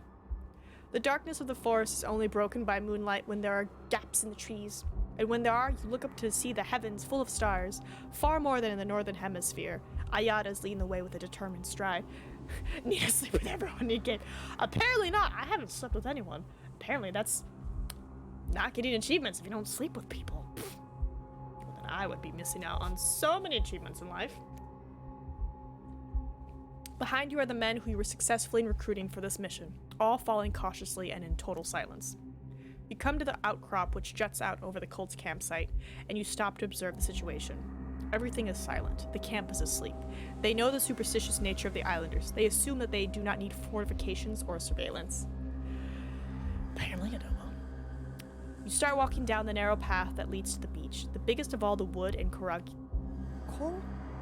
corrugated, I can't be saying that right either, iron buildings as in the center of the camp. You suspect that there is where they are keeping Fuego and the other kidnapped villagers. You quickly reach the camp and have no problems getting close to the central hut. However, when you get there, you see that it's guarded by a heavily built man. He has large muscles and thighs like tree trunks. Kill me. Every so often he gets up, circles the building, and then sits back down again. His presence confirms your initial guess that this is where they are keeping the prisoners. Circumvent, ask Amana to help you find the right moment, take to face the guard in combat, or ask him to neutralize the guard using stealth. I would say neutralize. Of course I arrive in time for the line, thighs like tree trunks. Hi, Larrington. Again. I'm so sorry. I'm gonna say let's take him out with stealth. Marinari pounces at the guard. The guard throws a punch, but Marinari swerves it and ducks behind him. The guard doesn't even know where he is when Manuari comes back at him with a succession of rapid punches to the back of his head. Together, you drag the guard's unconscious body into a shadow and enter the building. Sorry, my brain supplied something like an Urban Dictionary term, and I was like, I don't think that's accurate in the situation. But hi, Larrington, how's your Friday going? Inside the building is mostly bare. There are some shelves, the walls full of objects and containers. An object there immediately strikes your attention. It looks like a syringe, but not like any syringe you have ever seen. You pick it up and hold it in the light. Yes, it really is a syringe, but it has more than one needle. It has a brass mounting with 4 tiny needles arranged in the shape that you recognize immediately. An injection with this instrument could certainly leave the strange marks that you saw on the backs of the heads of the sick in Zanzibar. Thick. Oh, it's not thick. It's a type of animal punch. You shiver involuntarily at the memory and put the strange syringe in your pocket. You return to looking around, and at the far end of the room, there are several camp beds, but they all are empty. Then Ayada silently attracts your attention and points to the large trapdoor in the floor. Okay. When you open it, a terrible stench hits your nostrils. Straight away, you recognize that sickeningly sweet and nauseous smell. It is a smell of illness and death. You take a lantern from one of the shelves and go through the trapdoor and down the ladder below it. Ask Amanya to stand guard, Taiho to stand guard, or Mari to stand guard. Continue on together. I feel like we should have someone stand guard, but at the same time, we know that the cult people are like, oh, the islanders are afraid of us, and they're never gonna sneak in here. So, like, I don't think anyone would. I want to stick together. You descend the few steps with some difficulty and find yourself in an underground room. I stand guard. There we go. Tony stands guard. He's ready. Ready to make those holes and bodies. Drop dead. Last hour of work was a concentration challenge and a half. But you did it, right? It's at least as wise as the building, if not more. The smell is now unbearable. There are several men and women. Yeah. Shining the light from the lantern towards them, you see that they are the missing villagers. Many of them are covered head to toe with the sores typical of the disease you saw in Zanzibar. So that is what the cult is doing, infecting these people, using them as guinea pigs. Look at that, a double standing guard too. Look at that, we got 2 people standing guard with knives. We're ready. A small figure steps forward from this horrific scene. Amana lets out a muffled cry. It is Fuego. He's no longer the cheeky, sprightly boy that you have come to know. He's been ravaged by the disease. The chief picks him up and takes him in his arms. Then he looks at you worriedly. You touch the boy's forehead and discover that he is feverish. Your eyes travel immediately to the back of his head, and yes, the mark is there. You look at the others. They are greatly weakened by the disease, and they will not be able to climb the ladder to escape. You promise that you will return for them, and as you ascend the ladder with Fuego, you start thinking about how you might do this. You climb out of the trapdoor as quietly as possible and go over to the door. The coast is clear. As you are leaving the building, you hear indistinct noises coming from the camp. It may be that they have heard you, or perhaps it's just time to change turns for the guard. You can't be certain either way, but you still cannot take any chances. Still carrying Fuego, you run out of the camp as fast as you can. You are running through the dense vegetation of the jungle, trying to put as much distance as possible between yourself and the camp. You cannot help thinking of the poor deceased villagers locked underground, and that you were unable to save them. Ah, how the dreams of little men drown! That is a title. But I got the prince, the chief's son. When at last you get back to the village, dawn's first light is coloring the sea a deep pink color. You are still holding Fuego in your arms, and he is boiling hot. He hasn't said a word since you left the cult's campsite. Ayada looks at him now with growing anxiety. You feel something sharp in your thigh. You put your hand into your pocket and can feel sharp shards of glass. The syringe broke during your escape. It is now useless as you throw it away. Okay, but hold on. Did I just get infected?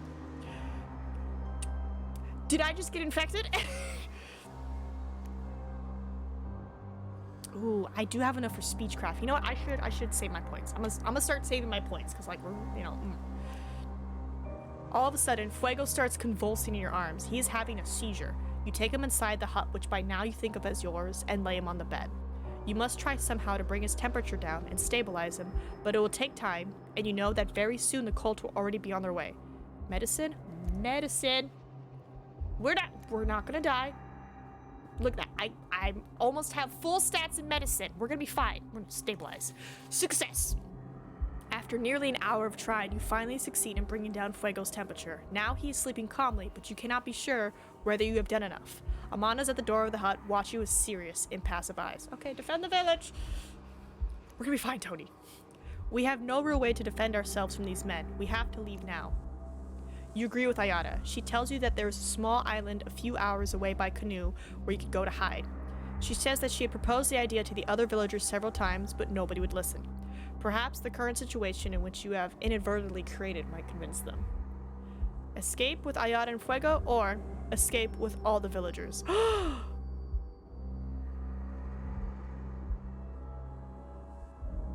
I would say all. Leave no man behind. There are pirogues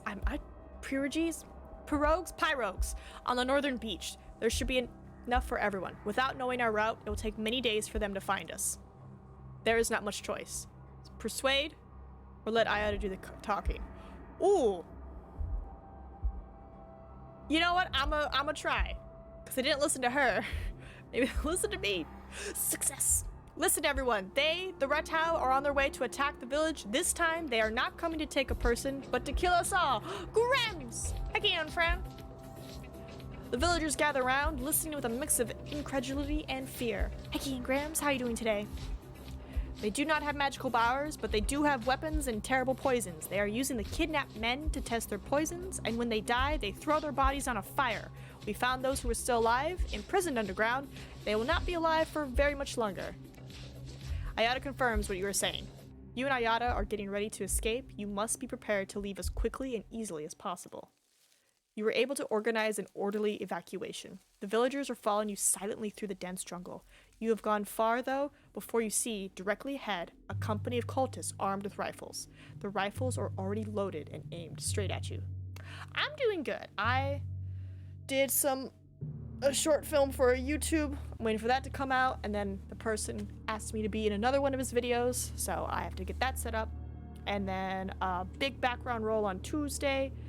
Excited about that. And I'm going to film a Palooza Grams, because my short film won out of like 70 plus teams. So it was like me and 14 other teams, but I was just like, top 15. So I'll be in LA in March. That's what I got going on. Very excited, but also like, Nina, what is happening? It's a brand new year, right? Ayada quickly grabs your hand and pulls you into the cover of an area of even denser vegetation. The people of the village are not so lucky. You see many of them fall to ground under the barrage of rifle shots. You do not even have time to think. Some of the cultists are already running through the clouds of gunpowder smoke looking for you. The year of Meep. Come on, we have to hide. Through the chaos of gunpowder, smoke, screaming, and people running, you see someone approach you slowly. Fuego. He seems to be completely recovered. You snatch his hand and all three of you set off running as fast as you can. Ayada leads, pulling you through the vegetation, holding your hand ever more tightly and not looking back. You change direction several times. You do not slow for even a moment. Despite nearly falling several times and having your skin ripped to shreds by thorns and sharp branches, Fuego, despite his recent sickness, fares much better than you.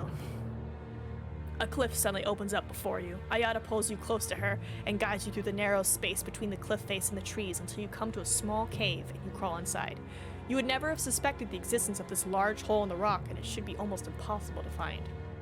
Again, you feel a strong sense of guilt like a knot in your stomach. Images of the massacre flash through your mind, and you cannot help but think that this is all your fault. You try to wriggle into a new position within the confined space of the cave. You have been here for hours, and every part of your body is aching. The idea was that after a sufficiently long time, the cultists would come to the conclusion that you are as dead as the rest of the village. It is a thought that only reinforces your sense of guilt. The sun is disappearing over the horizon of the ocean. Ayada is holding Fuego in her arms. He obviously has less physical difficulty being in this confined space, but he had just recovered from the ill disease when he had to witness the deaths of all the people closest to him in the world. Nonetheless, his face is composed, even a little proud.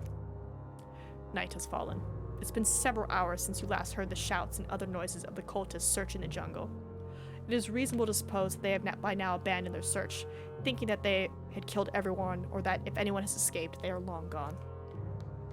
You leave the cave and move silently towards the beach where the canoes are. Fortunately, you're still extremely cautious because near the piggeries there are 2 armed cultists. Observation? Okay, let me look at my observation stats. We're almost full. Okay.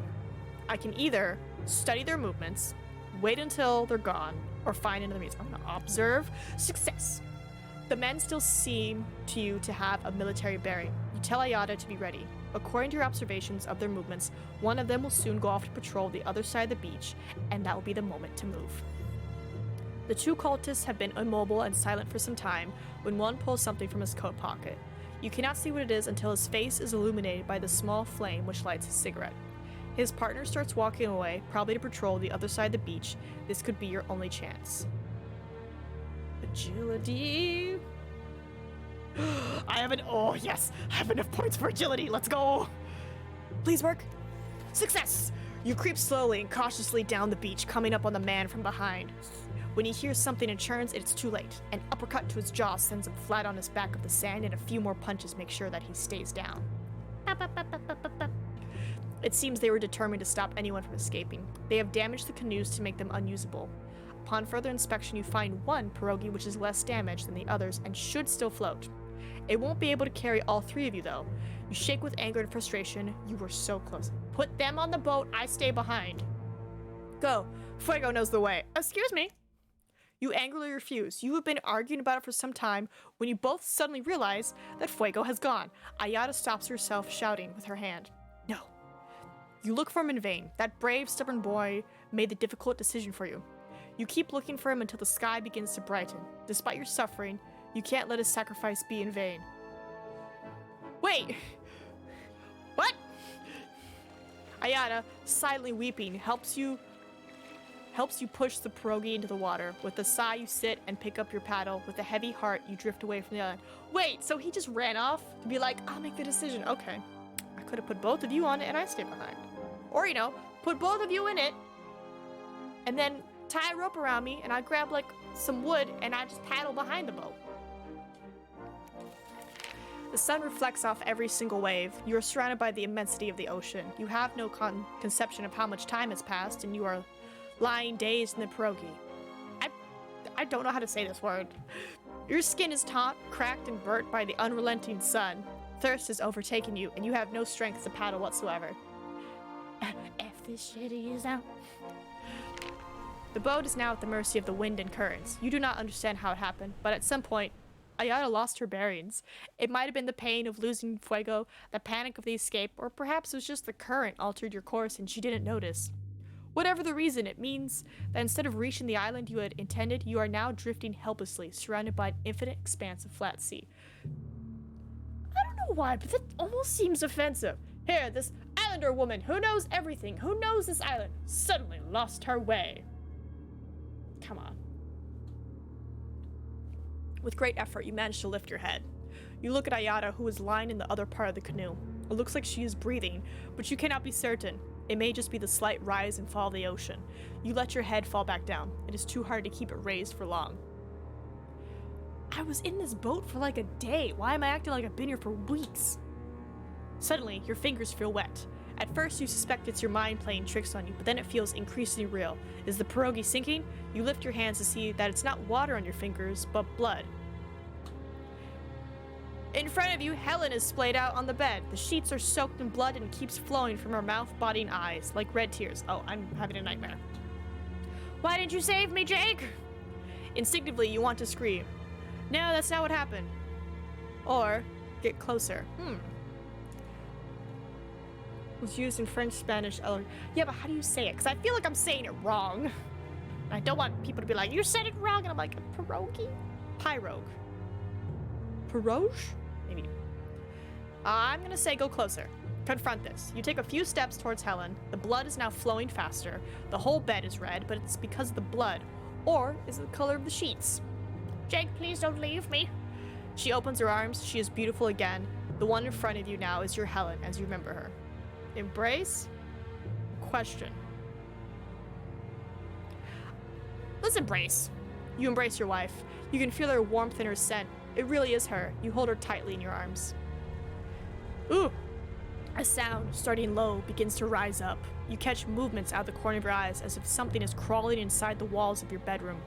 The movements seem to grow, and now the walls are pulsating slowly, as if something living is pushing on from them behind. Pirogue? Okay, Pirogue. You try to warn Helen to extricate yourself from her embrace so that you can escape this latest threat, but her arms keep a vice-like grip on you, like the jaws of a trap.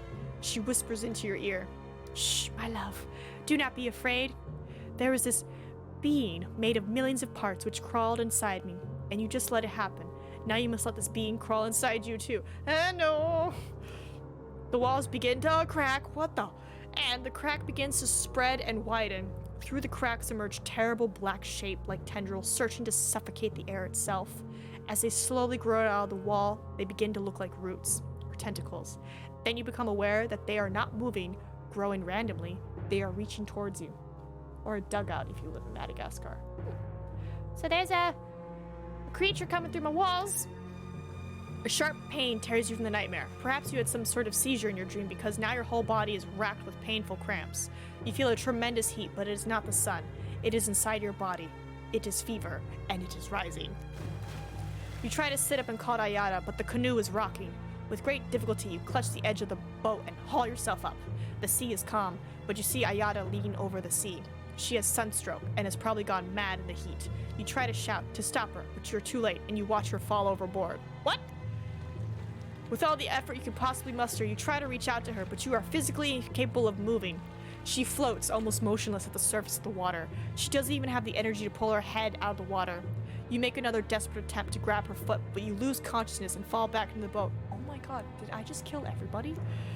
The last image you see is Ayada's body drifting away. You come to and pass out again several times. When you find yourself again conscious, you try to open your eyes and to move, but you are unable. When you're finally able to open your eyes, it is night. It is much cooler, and the drop in temperature relieves your pain somewhat. Your physical pain, at least. You think sorrowfully at Ayada, or Fuego, and all the villagers, all the lives you were unable to save. Like Helen's, too.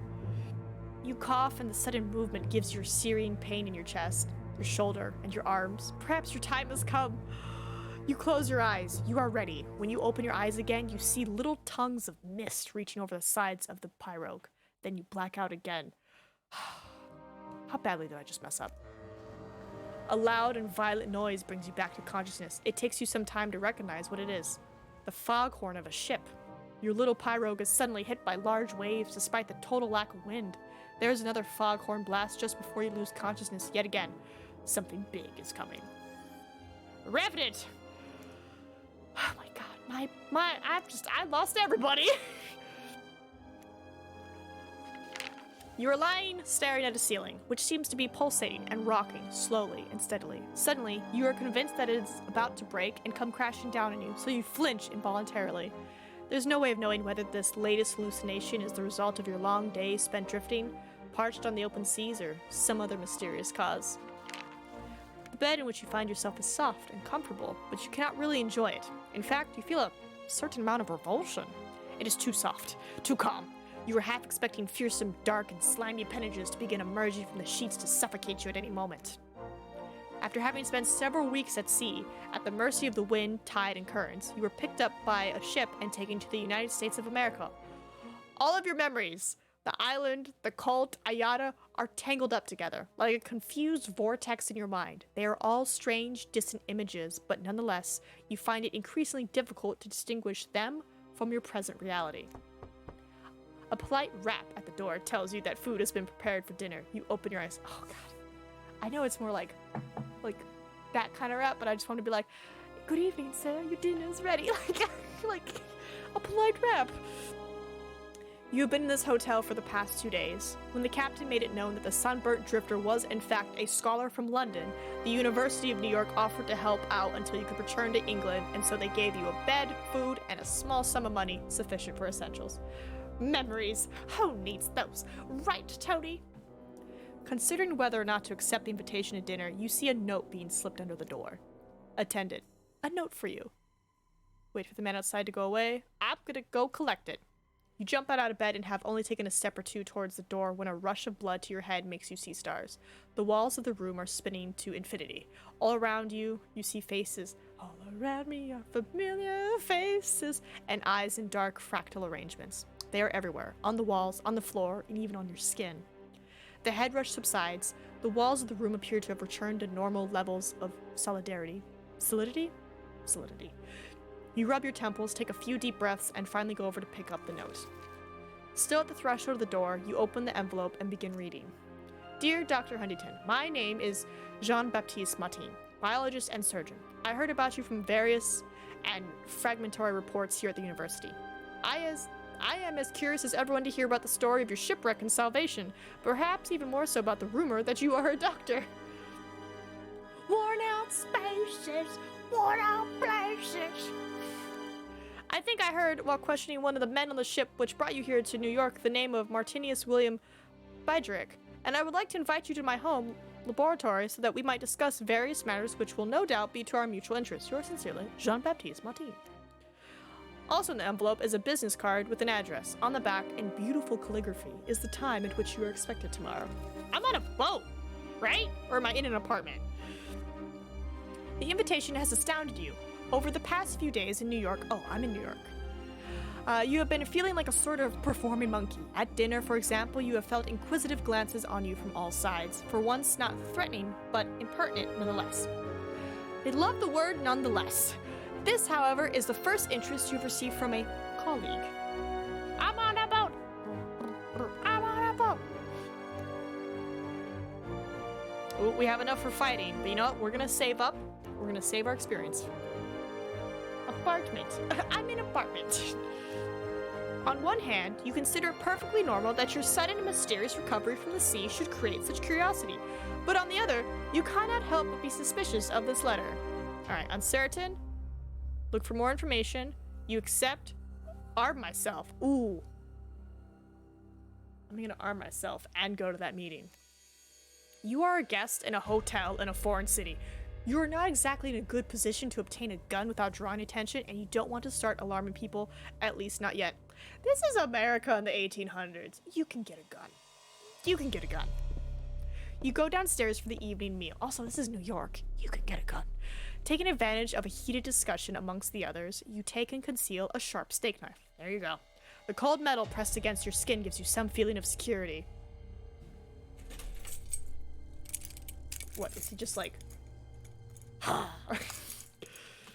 You ask the hotel receptionist to deliver your reply to Martine, then return to your room. You are aware that your university benefactors are expecting you to re-establish yourself, and it is not hard to suppose that this meeting with Martine could be the first of many. You know you should be considering your moves very carefully. After only a few hours, you hear back from Martine. A carriage will be sent to pick you up at the hotel at lunchtime tomorrow. Oh my god, a carriage. A pleasant chat with colleagues. Who doesn't want to ride in a carriage? That sounds fun. The sun set several hours ago. You are sitting silently at the desk in your hotel room. You glance over at the bed as if it were a ferocious animal crouching, ready to attack. Sleeping and dreaming have not exactly been enjoyable recently.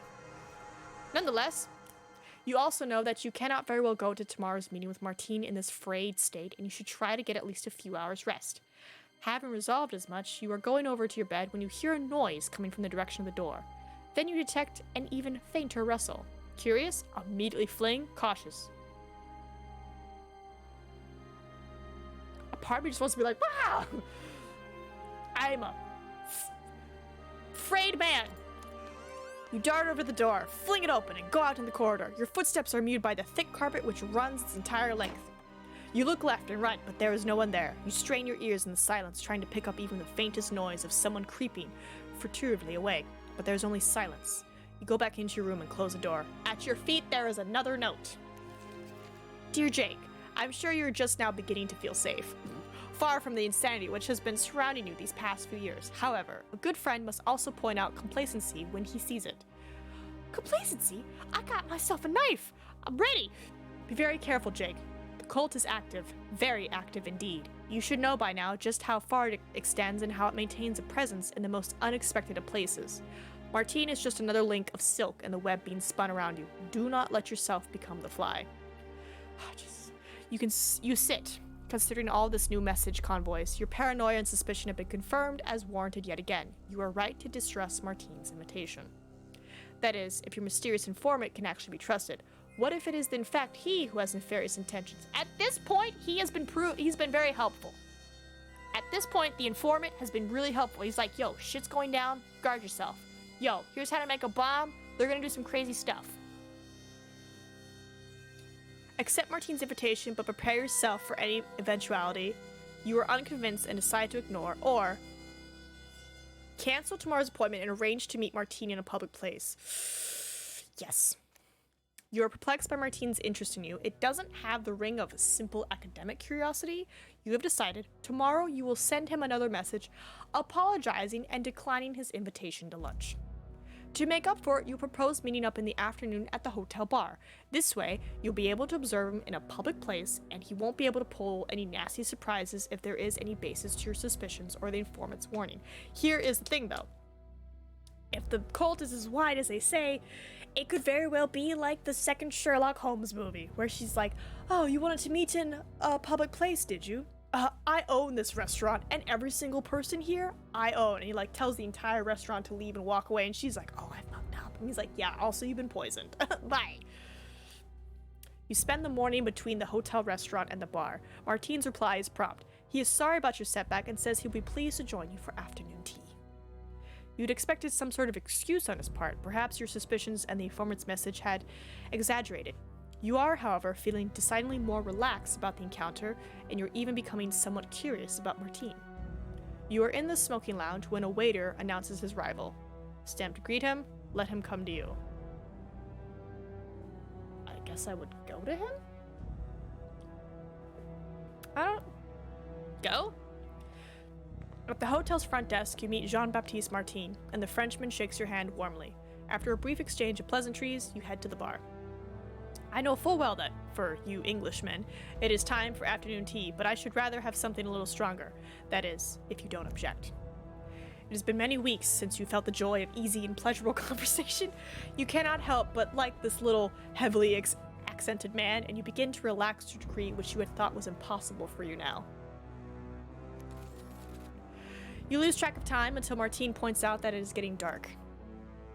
We have lost ourselves in chit-chat, mon ami. At this point, however, it would make more sense to organize ourselves for dinner rather than lunch, and I can easily make the necessary arrangements with my housekeepers, perhaps while I show you my laboratory. No? Think of a plausible excuse? Go. Plausible excuse. I still don't trust him. Thank you, but I am not yet entirely convalesced, and I'm also rather tired. Come, Professor Huntington, you need not make excuses. The invite is made to you with the very best of intentions. Okay, see, the fact that you said that is suspicious. Marine immediately understood your intentions and straight away brushes off your hesitation, but his tone carries not the slightest hint of accusation or reproach. In fact, he is smiling as he speaks. You realize that there are no other logical objections and you can make, so you might as well accept his invitation. I'm sorry, achievement failed! You let your colleagues convince you of his good intentions. Oh. Well, I'm gonna die. Oh no! Look at my character sheet. Okay, we got some points, so if something comes up, I got points to spend. Alright. The carriage trip is rather short, or at least it seems that way because you are fascinated by Martine's many anecdotes about the various scholars he has met. You find yourself smiling often and even laughing. You have not laughed for a long time. Our poor boy's bonding. Martine treats you as an honored guest. After making preparations for dinner with the servants, he takes you to his office. Once there, you see that it accesses the small laboratory that he's installed at his house. I'm sorry, I'm in the gutter. I bet that you too have come across certain lines of inquiry which can become almost an obsession. Is it not so? Sure. Ah, I knew it. I discovered a kindred spirit. Come then, mon ami, let me show you my obsessions. Martine takes your arm and guides you towards a door. Please make yourself at home, Dr. Huntington. You enter the dimly lit laboratory. Then as you're crossing the threshold, you suddenly have the strange but definite sensation that despite the darkness and the silence inside, there are other people there. You hear the door closing behind you and someone close the curtains, leaving only a small blade of light. 3 figures emerge from the shadows and advance towards you. Mon Dieu, who are you? Oh, he doesn't know? Martine. Martine! You waste no time in drawing the knife from your sleeve. The first man comes at you, but you take him by surprise. It took me by surprise. And stab him in the stomach. He yelps and falls to the ground. There are 2 more opponents. Come at me, bro. Martine lets out an effeminate shriek and runs terrified into the farthest corner of the laboratory. Wait! I got you, Martine! Attack them now so as not to give them time. You raise your guard and wait for your opponents to attack. I'm gonna get him now. Get him. You rush forward, swinging straight at them. They weren't expecting it, and they try to avoid your line of attack.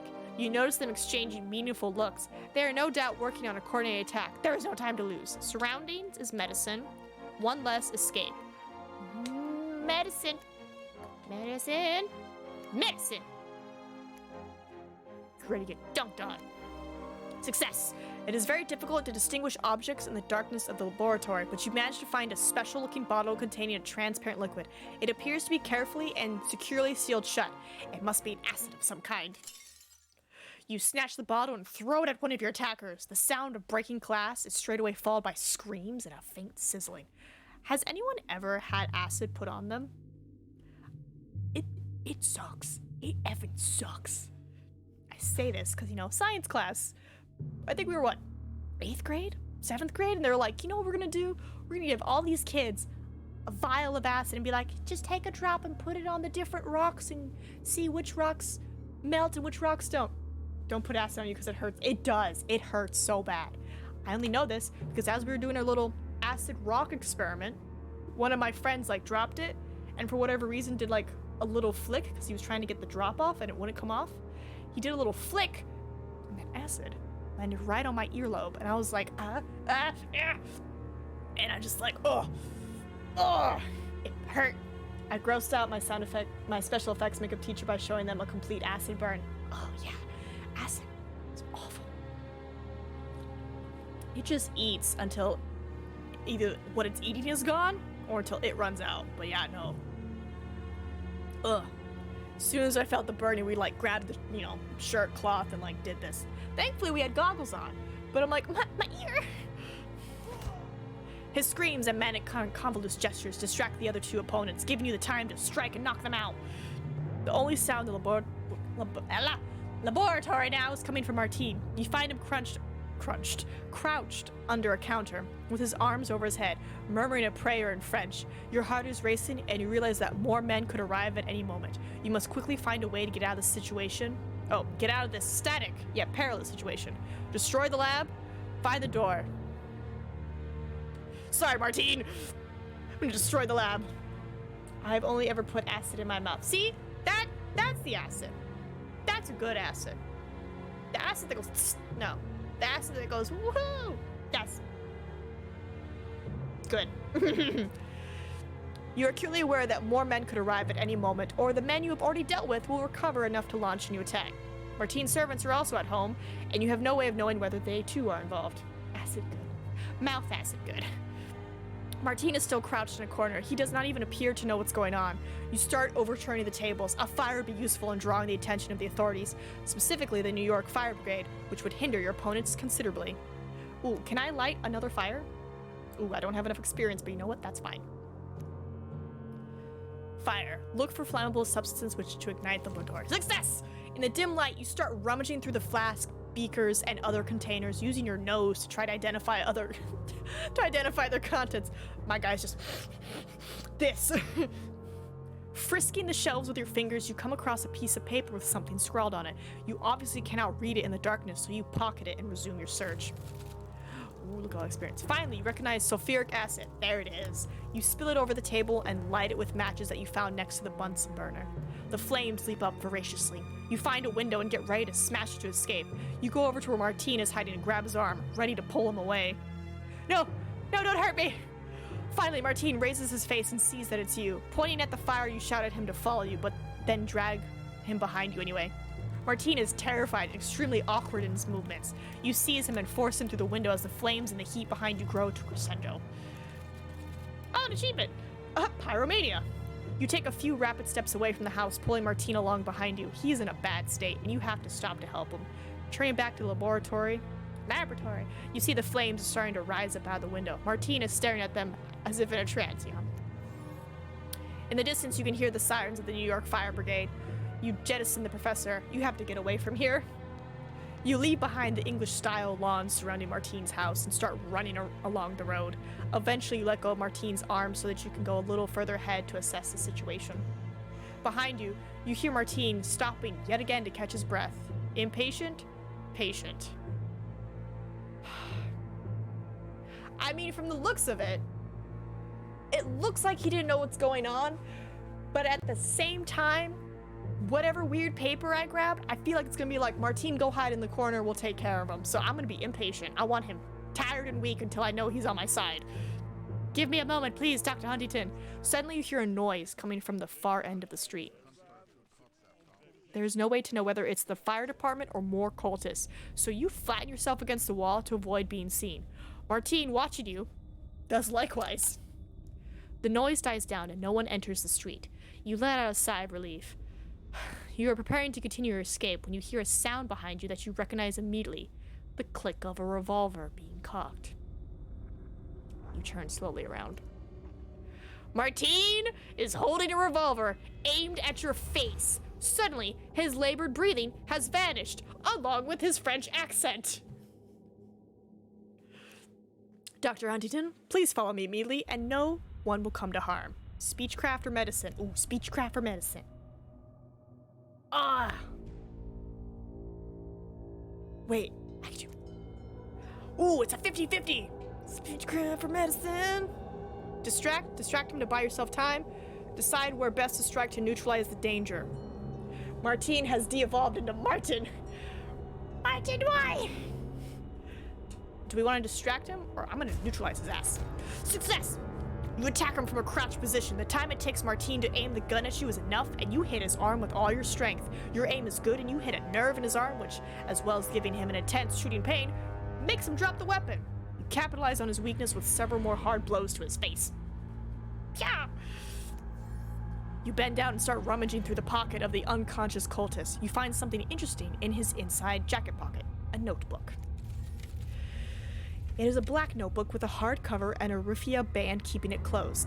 Flicking through the white-lined pages, you come across various notes and sketches. On the first page, you recognize the eye symbol of the cult.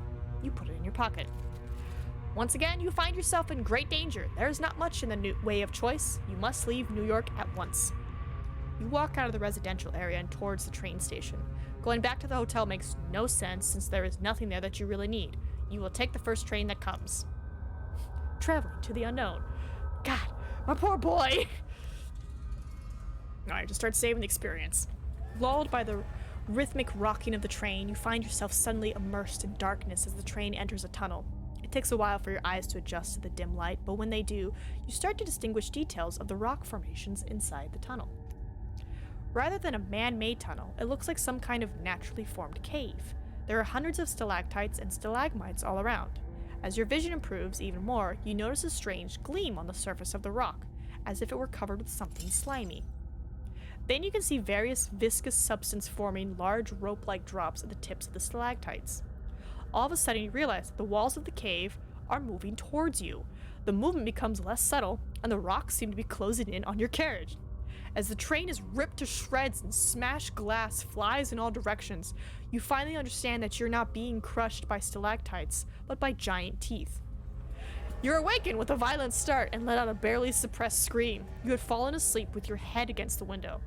You regain your composure and feel the eyes of all the other passengers in the carriage fixed upon you. Thankfully, however, no one dares to speak you. Can you imagine just being like, ah, da, da, da, and you're just like, ah! Everyone's like, good? You have no idea how long you've been asleep and how long the journey will take or even where you're going. You had taken the first train out of New York Station, leaving the city only a couple of hours shy of dawn. Try to get some rest? Read. You pick up the notebook and flick through it again. There are more strange symbols and strings of text written in code. Tony. It is scant in useful information, however, except a long series of calculations. Hi, BB. What these calculations refer to is a mystery. Hi, thank you, Blondie. Until you see a drawing of a comet and maps of certain locations in North America of an adjacent page. This must be the same comet mentioned by your informant, the same comet prophesied by the drawings in the cave. You shiver involuntarily. You scrutinize the maps, hoping to find further clues, but they are almost completely without annotation. You keep flipping back and forwards through the notebook, looking for a pattern. Eventually, you do in fact find something. Two symbols that are completely different to the others and are repeated many times. They seem to refer to two cities, Boston and Plymouth. You pull out the piece of paper which you found in the darkness of Martine's laboratory. It appears to be a sketch, perhaps a stylized lighthouse. Done as hurriedly as possible, it could still turn out to be a clue of some kind. The train ends its journey. You cannot help but smile when you see that you have arrived in a town called Providence. When you look at the map to see where it is, you have another surprise. You are very close to New Bedford. Apparently, what was supposed to be an attempt at an escape has only brought you next to one of the cult's main centers of power. It seems to you now that all the choices you have made so far have all been inexorably leading to this destination. You are clutching Martine's notebook tightly. When you alight from the train, you do not even bother leaving the station and go straight to the ticket office. Apparently, you have only a few options left. You only need to decide between Boston and Plymouth. Yo! Let's go to Plymouth. Plymouth, the city that gave life to the American Empire since the day of the Pilgrims first landed on its shores. The saltiness of the air overpowers you at the moment you leave the station. The sky is leaving gray, not exactly ideal for free and positive thoughts. Neither go to Montreal. If only I had that option, Tony. Hi, babe. Nancy. Give kiss. Reject my kisses. In one of the parts of the sky free from clouds, you see a faint luminescent trail that puts a crack in the heavens. A comet. You look around. You do not have many options or clues to help you in tracking down the cult. Alright, city, port, going to the lighthouse. You are following a hunch. Perhaps the note which you found in Martine's laboratory pointed not only to Plymouth, but to something more specific. The cult might even be connected to the lighthouse or to something else nearby. You decide that it's probably worthwhile to have a look in any case. You look out towards the sea and straight away see it, silhouetted in the distance. In reality, it is a double lighthouse, or two lighthouses right next to each other. You head down towards the beach, which leads all the way to the imposing edifice on the horizon. As you're walking, you come across two sailors and catch snippets of their conversations. One of them is talking about a comet passing over the skies of America that will be visible for some days, even in daylight. You would like to tell them that you have already seen it and that it is considered a bad omen.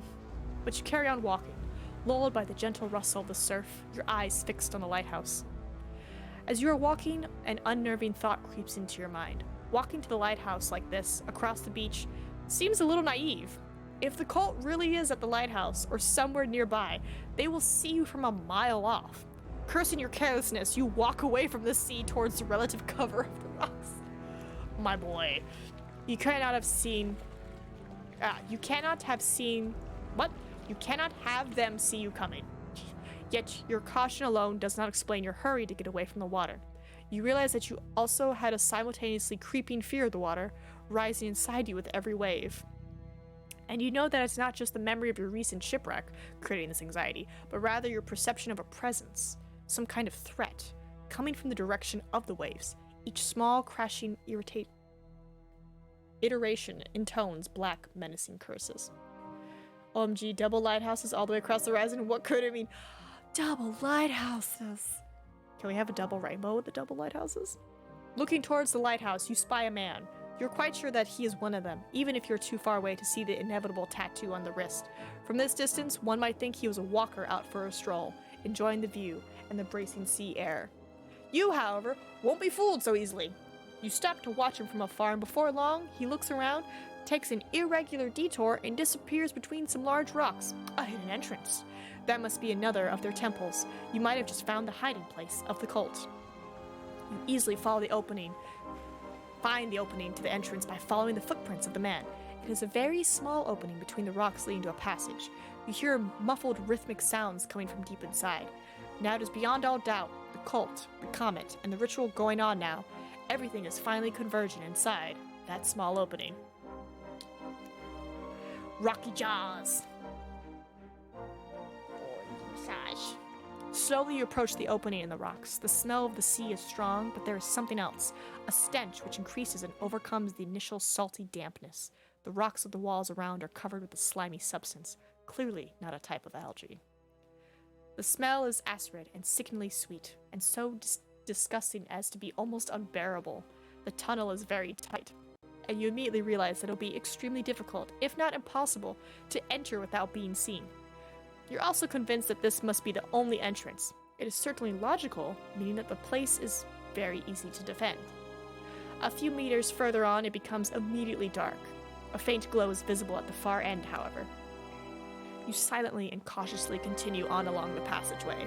The cave gets narrower in some places, and you must squeeze up against the greasy walls. You can see very little in the almost darkness, and you can hear large drips in the cave against the distant echo of chanting and drumming. But it all sounds so strange due to the warped acoustics. Did anyone ever read that comic? I guess comic's not the right word. Manga by that one artist where it talks about holes that are people-shaped in the wall, and people are like, "This is my hole!" And then they, like, start to walk through it, and then are like, people are like, "What happens when you get to the end?" And then you find out what happens when you get to the end, and you're like, "Ah!" Ugh. Beautiful art. As you're progressing, you begin to feel lightheaded, and the first symptoms of a fever cause you to stop and lean against a wall for a moment. If the idea did not seem immediately absurd to you, you might have thought that you were suffering from the first symptoms of the disease, as it had been waiting dormant, hidden inside you only to be awakened by this awful place. You resume walking, trying to reject this foolish notion. Suddenly, the tunnel widens into a cave, but you are still unable to make out any details about your surroundings. Ooh, observation? Can I... Oh, I don't have enough. Okay. Observation, then. Observe the situation for a while before proceeding. Oh no, failure! You are still unable to really see much of what is happening inside, so you creep closer to get a better view. The tunnel opens into a room carved out of the rock. You have just enough time to notice symbols carved in the walls when you are struck violently on the head and you lose consciousness. God damn it. Signed, a friend. Oh no.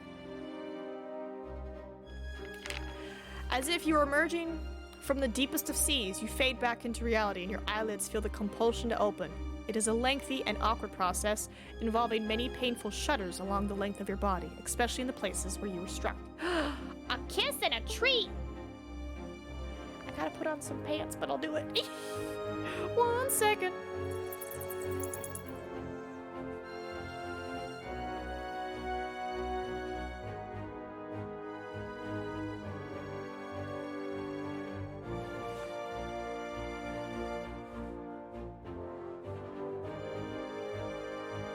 Okay.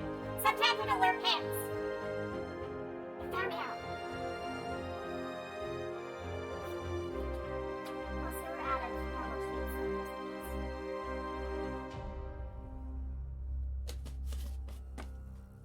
Is that like immune bites? Hold on. Cass? Nah, she's outside.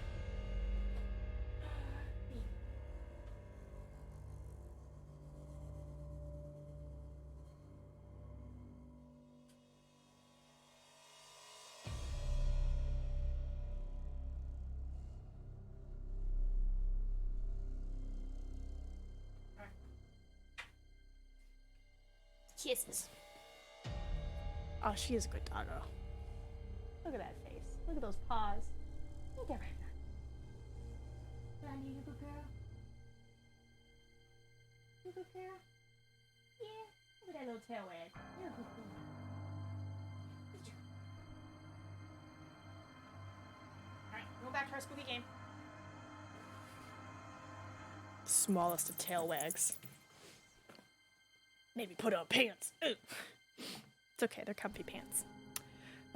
Especially in the places where you're struck. Yeah. It takes you a while to remember who you are and where you are.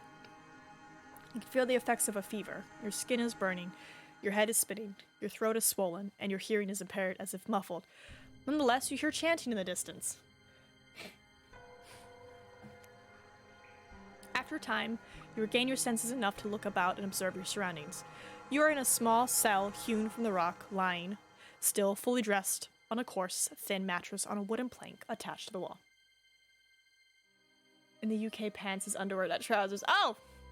I had to put on trousers. Just to make that clear. I put on trousers then. That's right, pants is underpants for you guys. And then I'm just the weird. I don't even call them like underwear. I just say undergarments. Tony,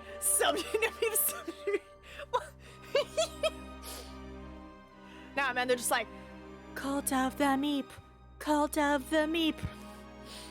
Cultist woman, we knew you were coming. The time of the comment is upon us. The time of Hostelaki is upon us. It was inconceivable that you could be absent. You would attack. One of us. God. The boobs. You know what? I can just do what I did for the video. So what I did was, I just put a sensor over it. Sorry. Just ignore this. Here, I'm gonna use my mouse to cover one. You would attempt an answer, but your mouth has gone numb. Now the walls feel dry, as if coated with a thin layer of sand. You could only just make out the figure standing in the doorway. She is wearing only the dark kilt and mask of the cult. Get up, lie awake, and try to get your strength back. I'm gonna say get up. Oh, thank goodness. Like, it's nothing super explicit, but I'm like, I don't want to get in trouble. You force your shivering body to sit up, but are immediately racked by convulsions. You manage to turn your head just in time to vomit on the floor. With nausea and dizziness shaking your whole body, you just need to lie straight back down. Oh god, cover one! Cultist woman. There's nothing you can do now anyway. The ritual is about to take place. You belong to Hostalki now. He is burning inside you. Can you feel the fever? It is his spirit growing inside you. You have felt his power more and more as you've journeyed towards this temple, wherein he is entombed. I'm sorry. He's growing inside me? I did not consent to this. At last, chains will be broken. Finally, our cult's efforts will come to fruition. Hostalki, Lord of Legions, will finally have dominion over the world, and we shall rule with him. I doubt he's going to care about your dreams. The woman begins chanting in a primitive, harsh, and incomprehensible language. A language you have never heard before, composed of guttural sounds akin to grunting or wild growls. There is only one word which you can recognize as being repeated over and over. Hostalkia. Your fever appears to be getting worse, or could it be something else? What is this strange feeling going on inside you? You are unable to reason and unable to think. Yet, despite the constant harrowing chanting, your eyelids close and you fall asleep. A wave of swirling, unfamiliar colors hits your retinas. They seem at the limit, if not beyond, the range of colors of the ordinary world. Some seem to have spatial depth, others smell of opaque yellow, though you would normally have no idea what opaque yellow smells like. Carmine, red squeezes your intestines, or maybe your intestines are that color. They gave him acid. He's tripping balls. Just looking at them gives you vertigo and makes you nauseated, yet you cannot look away because they are all around you. You are in a place, in a physical location, but you are struggling to find even the vaguest point of reference. There is a regular geometry to your surroundings, but it is a reality with other rules that you can only define as alien in some way. All the shapes you can see are distorted and unfathomable. Even as you take a step, you are unable to determine in which direction you have moved. You had believed that you were moving upward, but when you hazard a second step, you find yourself on a downward incline. You are hit by a wave of panic. Jake. You hear your name being called from all the directions at once from the outside, but also seemingly on the inside. It is called only once, and by a single voice, but it sounds to you as if it's shouted and whispered 10, 100, or even 1,000 times. Something moves closer to you. You cannot understand its aspect or even whether it's a man or creature, nor can you make out exactly where it is. Is it in front of you or at your side? Escape? Wait. I mean, it knows my name. And if I am on acid, I shouldn't move. Just wait. You stay as still as possible, and for a moment, rather than closer, the strange shadow seems to be moving away from you. Its outline has shifted, and it seems to transform with every step. It appears to be above you, then below, then at your side. It repeats your name. Jake. Open your eyes, Jake. Look at me. You reopen your eyes, and not even realizing that you had them closed for a few moments, you are dazzled and nauseated by the brilliant colors and shapes, but your eyes adjust and finally you can see the figure that called your name approach. Oh wow! His features are humanoid, but his face has a soft, almost fluid texture, and changes from one moment to the next. Although his skin is dark, its appearance shifts constantly from one face to another. Do you recognize me, Jake? I'm assuming you're the guy. You're my informant friend. You recognize the messenger, the coach driver, the servant in the library, the librarian, Abbas, the fisherman, and finally, Betsari. You're Betsari! Of course you recognize all the faces that you have seen from Zanzibar onwards. All have been unimportant people who have helped you in some small way or pushed in a certain direction. But between one human face and the next there are flashes of light. In these flashes you catch momentary glimpses of inhuman, savage creatures, undefinable horrors which alternate with human faces. I feel like he's the informant, no? But what if he is Hostalki? If he was Hostalki and he was having me do all these things, was that pushing me to release him? Or was that him being like, don't release me, I don't want to deal with them? Informant. Yes, I was your friend, your informant. I am Nyarlathotep, messenger of God Azathoth. As his voice is speaking these words, his appearance mutates yet again, taking on even more unspeakable features. First, he becomes a creature whose head is one huge red tentacle. Then he becomes an Egyptian pharaoh. Thanks to you and to the comet, Hostalki will be released tonight from his ancient prison in the abyss. Oh! If summoned with the correct ritual, the passage of the comet and the right celestial configuration will provide the energy necessary for the buried god to break free from his prison. I thought you didn't want me to free him. Tonight, Hostalki will give free rein to his hunger, spreading like thousands of plagues and diseases that make up his being. I'm just gonna call him Nyar. Nyar's face and aspect changes continually. Innumerable men and monsters appear before you in turns, and his rattling voice penetrates your body like something with a definite physical form. You close your eyes. His servants shall be his slaves, but they will also hold the reins of the world for him. The future for the human race will be death and suffering. You, Jake, are in fact the key to releasing Hostalki. Yet, by the same token, you could also lock him up forever. Oops, Hostalki! Is this really happening, or are these merely delusions caused by the fever? Have you really become the turning point of a clash between alien beings, divine entities from a different plane of existence, fighting for control of the planet? Or are these mere feverish delusions, the fruit of paranoia and delirium caused by the disease and all the things you've been through? You are convinced that all this is an illusion? You accept the bizarre new reality. Ooh. If I deny it, will that help? Or will they be able to release Hostalki because I'm denying it? But if I believe, because the power of belief, they say, is very strong, speak it into the universe. I'm gonna say I accept it, and I'm gonna lock him up. You have failed an achievement! Oh! Why me? Although you have hundreds of questions, this is both the most urgent and the first which you are able to verbalize. You are a doctor. You understand the concept of a healthy carrier.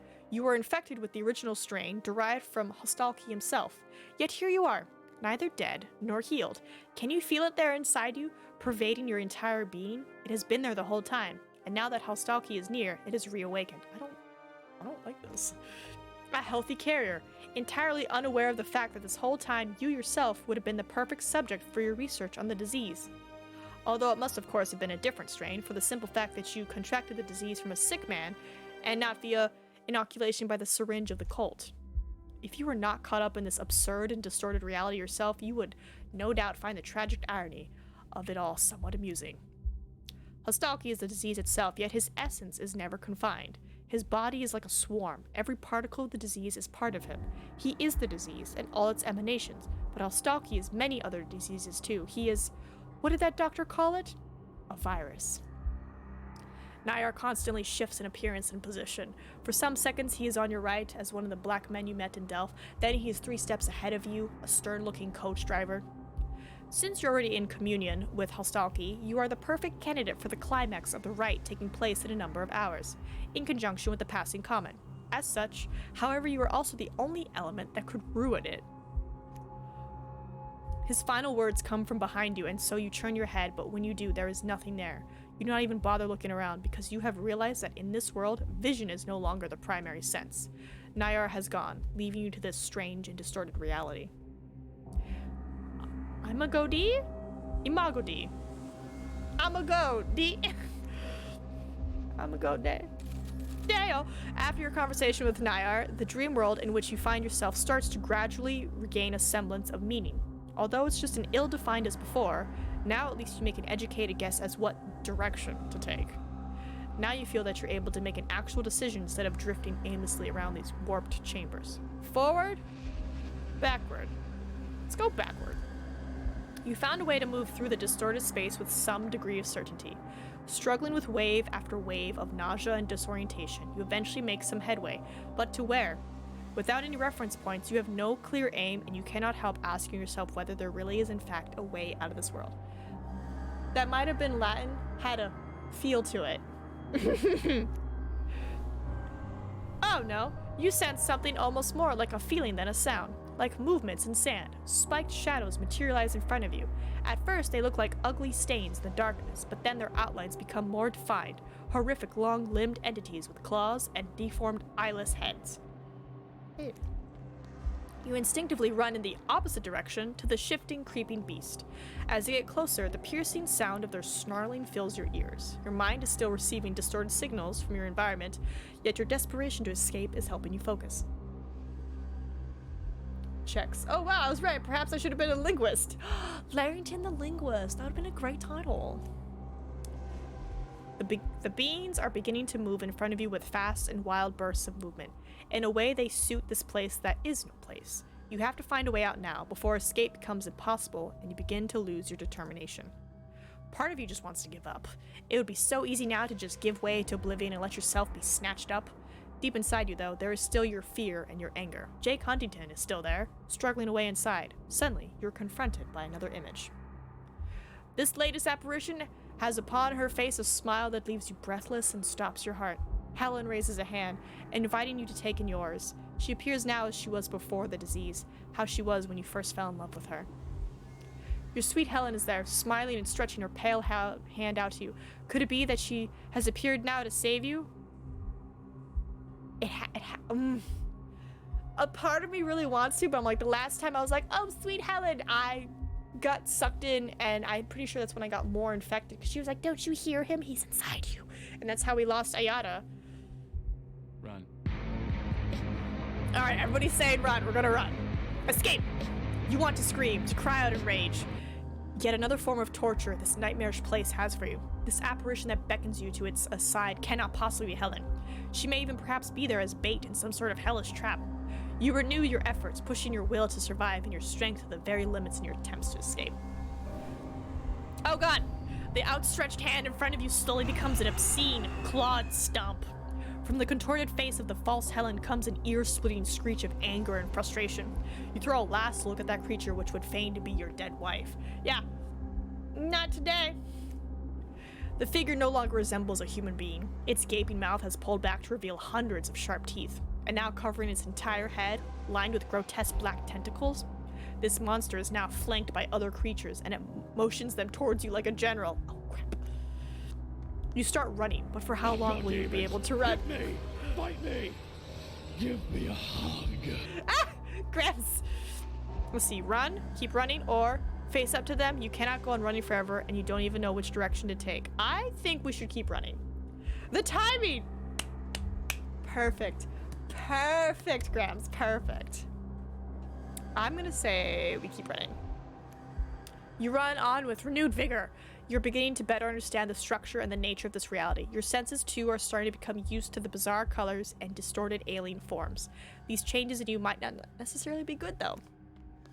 You begin to see possibilities in terms of direction, as if a path had opened up in front of you. Could that finally be a way out of this world, a small space? You're strained to the limits of your physical capabilities, all the time hearing behind you the awful noises of the beings chasing you. Then you realize your senses have betrayed you yet again. Are you desperately looking for logic where there is none, or is it a new trap laid by this nightmare world? There is no space now, no means of escape, and you are once again in the clutches of the dark creatures all around. The shadowy beings are upon you immediately and wrap themselves around you hungrily. There is now nothing you can do to stop them. There is no strength left in your body, and soon you feel the flesh being slowly torn from your body in large chunks. The pain is overwhelming, and soon it is the only thing filling your senses. Your eyes fall shut. When you open your eyes a moment later, the ghastly forms have vanished. The pain, too, is suddenly gone, and your whole body is once again whole. Now, however, you are falling. You are falling through space at a seemingly ever-increasing rate. You speed up and up until you are hurtling along at an incredible speed.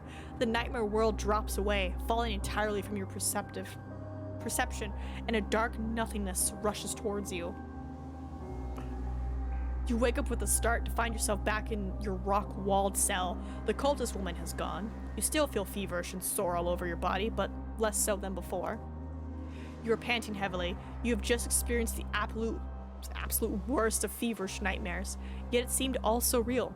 Perhaps only certain parts of what happened to you happened in the dream world. It could be that your dream functioned as a kind of portal, but you're quite sure that your encounters with Nyar and the other beings were actually real. At the entrance of the cell appear 3 cultists, 2 women and a man. One of the women and the man approach you and start pulling off your shirt. The other woman is carrying a sponge and a bowl filled with clear, pungent fluid. Give no resistance. I'ma resist! You shake and try to break free. The man gets a firm hold on your arms, so you take advantage of your sitting position to give a few hard kicks to defend yourself. Yeah! You land a hard kick to the man's solar plexus, who is bent forward from the first blow. You are about to hit the back of his head when one of the 2 women gets a tight grip on your wrist with unexpected strength. She's still strong. The other woman hits you hard in the face and siddles up to your ear? Siddles? What is siddles? Is that supposed to be slide?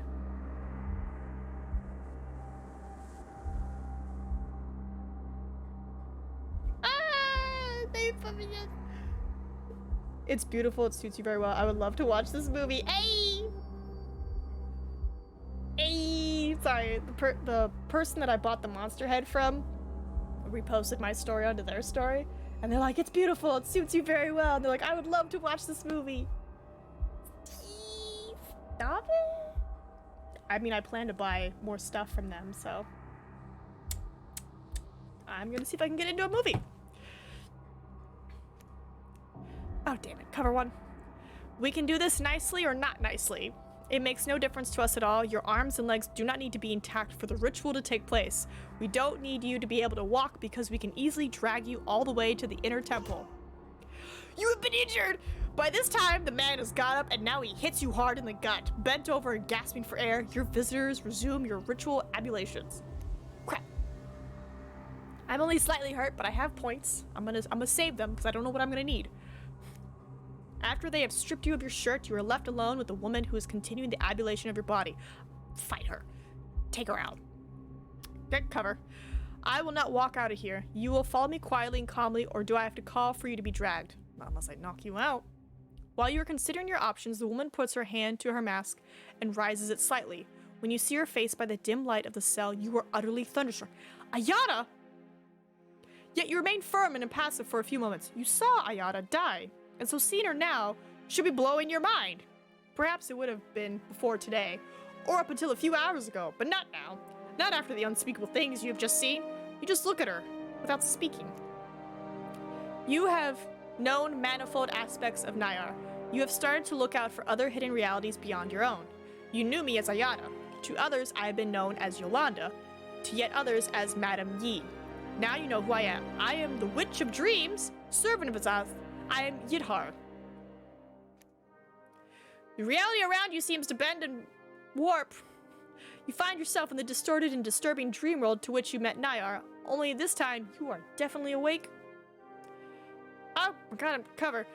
Yidhar's appearance is no longer that of your shy Polynesian girl. She is now a resplendent goddess. You cannot help but look on in awe. Witch of Dreams? Nyar spoke to you about the god Hastalki sleeping in chains below this temple, and of his worshippers who want to awaken him and hand over the earth and all the humanity to satisfy his appetite. The summoning of Hastalki would only ruin and sully this world, which rightly belongs to Azthoth. Fair. You are paralyzed, stunned. Despite all your recent experiences, you are still shocked by intrusions from the dream world, or perhaps it is Yidhar herself who shocks you so. You can somehow sense her vast hidden power. The time of Azoth will come, and the earth must be delivered to him as pure as can be. Hastalki should not be unleashed, and his attempts to defile the earth must be punished. His chains must be tightened, and his prison made even smaller. His every possibility of escape must be taken away forever. You feel something, as if a hand were lightly touching your skin in a loving caress. But there is no hand, and Yizhard's hands are lying at her side, yet you are certain that it is she who is somehow touching you. Free the dreamlands! You take a step backwards at the thrill of her touch. I met you when I was incarnate. It was I who created the fog, I who brought you to the island. For some time, I have been watching different branches of the cult of Hastalki, and I needed to meet you personally without outside interference. Her face carries a strange smile somewhere between malevolent and pleased. Without knowing how, as if she had whispered into your ear, You become aware that by interference, she means Nyar. I know Hostalki is inside you, but I cannot accurately gauge the extent of your contamination. There was a time when we could have joined forces, but perhaps it isn't too late after all. Maybe there's still a chance. You can feel her eyes heavy upon you, searching inside you for something. What is she looking for? It is here, in this place, that my power is at its zenith. It is here and now that we will sabotage the cult's ritual and destroy both Hostalki and the cult, once and for all. If we join together now, perhaps I can even win over your infection. You are struck by a sudden awareness. She will not make you do it. She will not force you. Whatever her motives, her purpose, and her power, it is you who must decide. Join or refuse the proposal of the goddess. I'm a join! Helen, Ayana, you close your eyes to focus clearly on these two women. Here, I'm gonna go back to covering. That you know at once. In this realm, there are no need to vocalize your answers. The contact with Yidha's hands become more intense, and suddenly your senses explode, and you're flooded with lofty feelings of attraction that go far beyond physical desire. Sorry, what? Wait, what did I agree to? You're drawn closer, and then both swept away. Your spirits transmitted elsewhere. You feel the weight of the moon and stars looming over, but you dare not open your eyes, partly in fear that you would somehow get lost in the surrounding madness. Your contact and union with Yidhar is physical, yes, but it's also something else beyond the power of normal senses to feel, or of language to describe. Sorry, what? When you are coming to the peak, time itself begins to implode, indefinitely, with you. Then suddenly, the reality comes back like a sledgehammer, and you are back in the cell. This definitely isn't a dream. You can smell the damp air and feel the texture of the ground below your feet. Give in to the night. I think I just gave it to the night. She adjusts her mask, and she is no longer Yidhar. The woman who replaces her starts collecting up the bowl and sponge, as if nothing had happened, as if this person had noticed nothing at all. Yidhar had been wearing her body as a vessel. Two large cultist men enter the cell, grab you by the arms, and carry you off. Goodbye, Mr. Huntington. Oh no! Oh god, am I gonna succeed? Am I gonna live? Am I gonna die? I think I did a dance with the goddess. I think that's what just happened.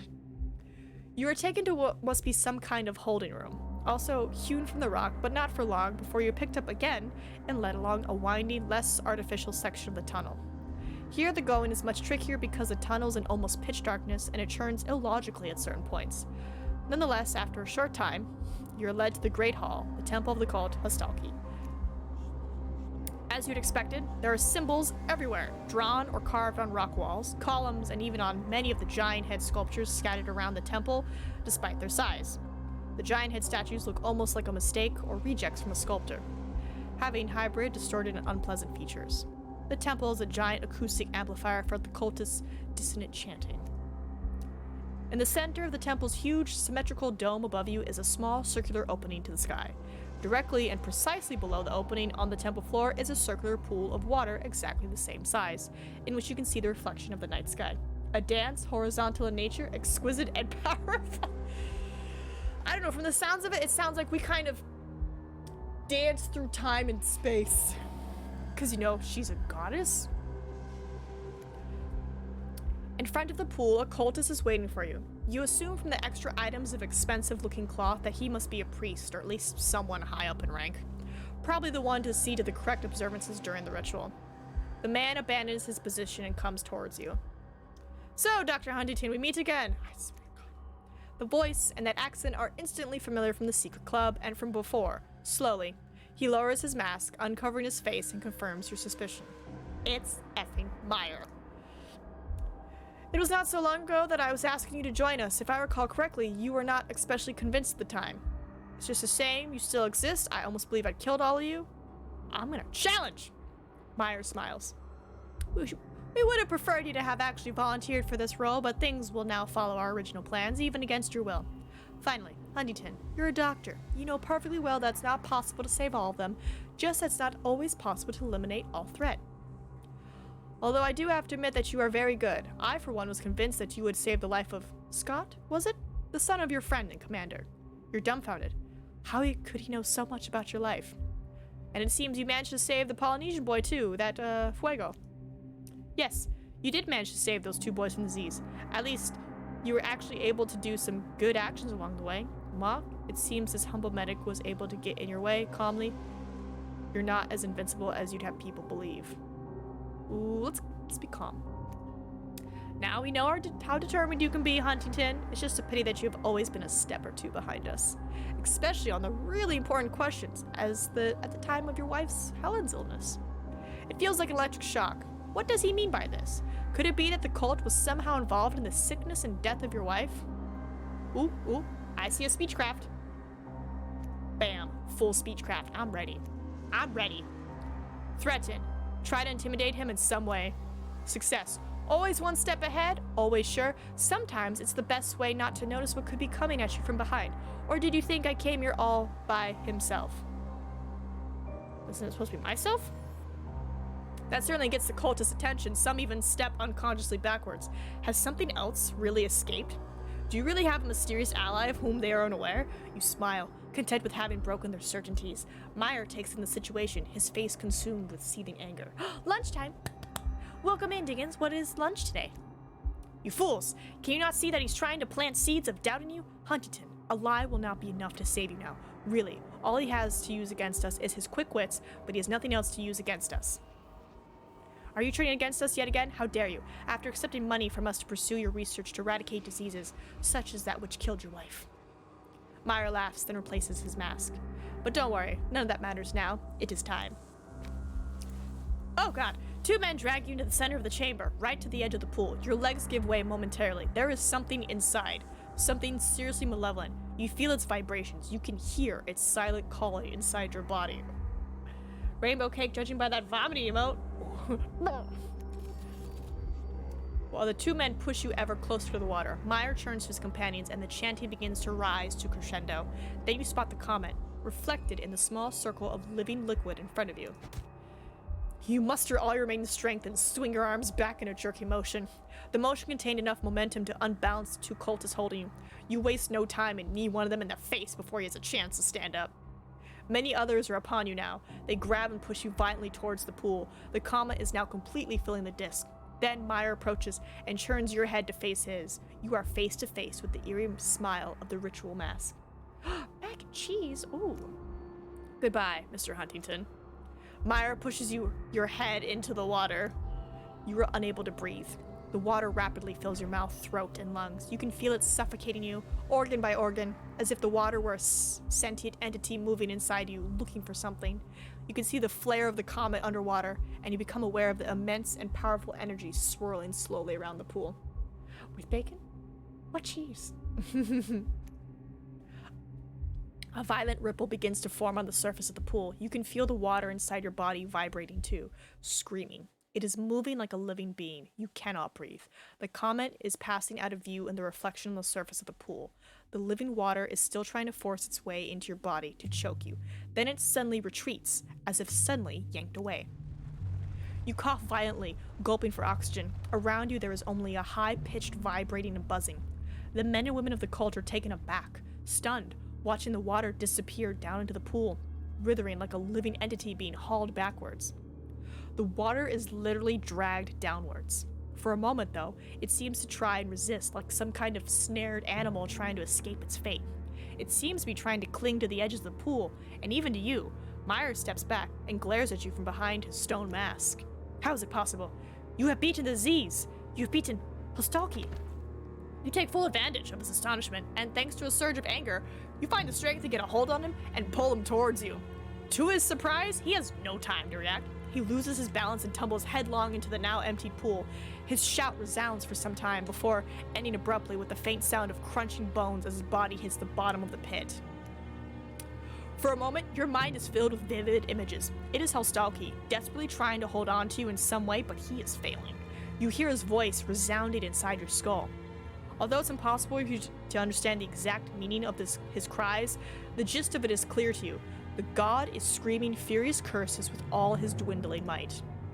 Your union with Yidra has accomplished its purpose. Your contact with the goddess has healed you, cured you of Hostalki's infection. Finally freed from all the traces of its dark contamination, you have lost the role of catalyst to the ritual and broken the delicate alchemic balance which would have made it effective. Oh yeah, Nyx is better. Rather than being released, Hostalki has been banished back to the depths of the ocean, perhaps for Perpetuity. A large outcrop of rock cleaves off and comes crashing down onto the temple floor, and is followed by more smaller boulders. Without Hostalki's power, the temple is weakening.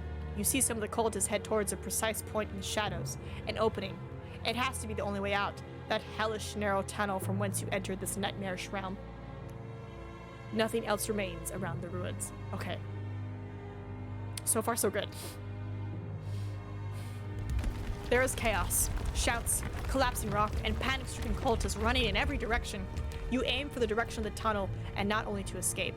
You remember thinking that such an entrance made access to the temple extremely difficult, but now you realize that this excellent defense could now be turned against them. It could in fact be an opportunity to trap them all in the collapsing tunnel. Only in stories does a place fall apart as though its purpose is lost. As you progress, you feel your strength returning, and any last traces of the disease fall away, as happened to Hostalki a moment ago. Yet only the presence of the disease and its attendant hallucinations can explain what you now see before you. You see the faces carved in the walls moving their mouths as if speaking, as the rock of which they are made crumbles and collapses. As you see them scurrying, the cultists no longer appear human. They seem to have strange appendages growing out of their bodies and extending their limbs. With every second that passes, they become more and more like the creatures from your dream journey.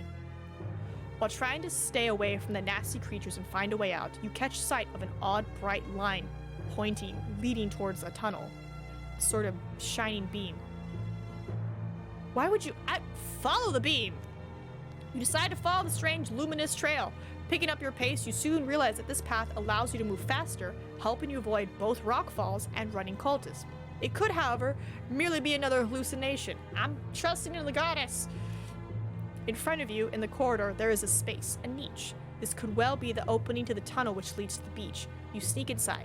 Since this is the only way out of this underground temple, it might be the perfect opportunity to permanently destroy the cult of Falstiki. Same happens to people, no will to live, and they pass away. Ooh, yeah. Suddenly, you realize that the streak of light does not follow the path of the tunnel, but rises and stops at the precise point on the walls. Looking carefully, you notice that the rock seems softer here. If it is collapsed here, it would surely block any possibility of escape for all those left behind. Oh, strike it down! You attempt to strike that particular spot as hard as you can. There is a faint cracking noise in the rock. Looking up, you realize that the stones are being held up by a bulge in the rock. Perhaps it will not be possible to create a collapse after all. Deciding to have faith in your hallucination, you lean back against the opposite wall and get ready to kick it. With one very hard kick, you manage a slight movement of the rocks and a small shower of stones.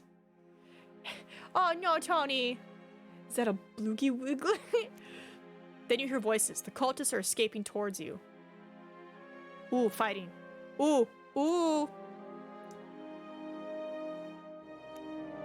Ooh, I don't have a lot of fighting. Kick the rock. You continue kicking decisively. Once, twice. At the third, the crack in the rock yields and many boulders fall, blocking off most of the tunnel and completely blocking the exit. Beyond the crashing rocks, you can hear the anguished cries of the cultists, realizing that their attempts to escape are now futile. You move rapidly away from the collapse of the rock and through the tunnel. After a few meters, you come across a small group of cultists who had already entered the tunnel before you. The noise of the crash must have stopped them in their tracks. When they recognize you, however, their anger takes over and they prepare to attack. You see that just by them, there is a rock protuberance that you could use as a step to jump past them. Face, agility, okay. Fighting and agility. Ooh, fighting and agility are the same. Try to jump past them. I'm gonna say agility. Oh crap! Fail. In desperation, you muster all your remaining energy and use the rock protuberance as a foothold to leap over the man. Alas! Your movements and coordination are impressive, and you collide with the first of the cultists. We got you, Tony. Your collision sends him straight to the ground, but you two fall painfully against the rocks. The cultist starts getting to his feet, and you can hear the others gathering behind him. With painful effort, you keep fighting the cultist until suddenly there is a huge roar. The earth trembles. You see a cloud of dust racing along the tunnel, and larger stones start falling all around. The temple of Hostalki is collapsing. You start sprinting to avoid getting caught up in the violent collapse, and as soon as you are safely out of the tunnel, you turn around. You are alone except one or two survivors, also fleeing for their lives. You stare vacantly at the sky for a while before taking the road back to civilization. You survived, and the Temple of Halstalki was utterly destroyed. You doubt that the unholy god is dead, but from the last you saw of it, you are satisfied that it's locked back, deep within the earth. Perhaps forever, or at least for as long as there are men in the world. It seems this experience has left both some strange scars on you, both physical and psychological. Although your body is now completely free of the disease, you doubt that the hallucinations will never disappear again. There is another thing that still troubles your thoughts. Nyar, Yidra, Azoth. They too are gods, like Halstalki.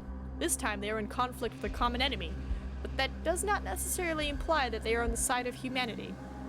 There must be other cults, other threats, and you reflect that humanity is so very fragile before such beings which can take possession of the entire planet.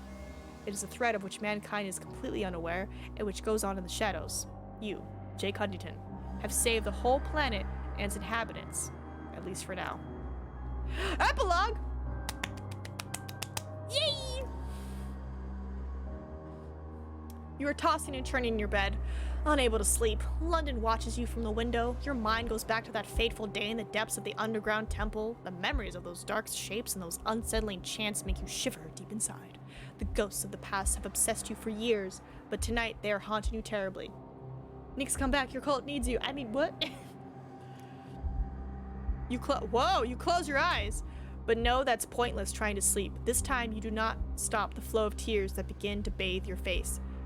It became known as Spanish flu, the plague which decimated the population of the world population, though its effects were obscured for many years by war. Yeah, Spanish flu. Of course, you have no doubt about the origin of the disease or about who was responsible for its spread. Nonetheless, your contribution to the medical research helped to prevent far worse consequences. Still, you cannot help but feel partly responsible. The culprit must have been a cultist who was able to get out of the tunnel before the temple collapsed. The only question remaining is whether the plague was released in an act of revenge or of war. The disease that you studied was not contagious, and so someone must have continued researching to develop another strain. The cult of Halstalki was likely defeated, but the consequences were still disastrous. Millions upon millions of deaths. Then there were the meetings with Nyar and Yidra, who revealed to you that the existence of other beings with unpronounceable names waiting in the darkness, ready to seize and take possession of our world and its inhabitants.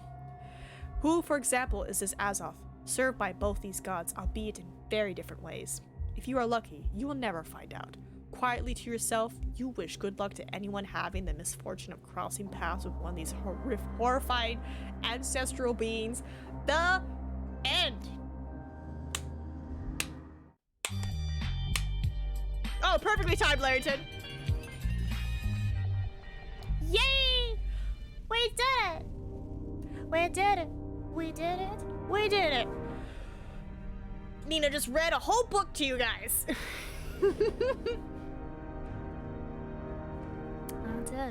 I did it. I survived. So I guess I did the sideways tango with a god. Oh, thanks, Dings. Handling heavy loads, eh? Very heavy. I'm sorry. Thighs thick as tree trunks? And me. Don't fear, next she is giving a peaceful-ish. Ish? Ish? Ish is always terrifying to hear. Oh, he's harmless. Ish. Oh, they're very nice. Ish. He won't kill you. Ish. This was a Kickstarter game? Oh, nice. Nix gave more than an ish. Yes, ish. Okay, I'll accept the ish. You gotta be careful with ishes, though. Damn.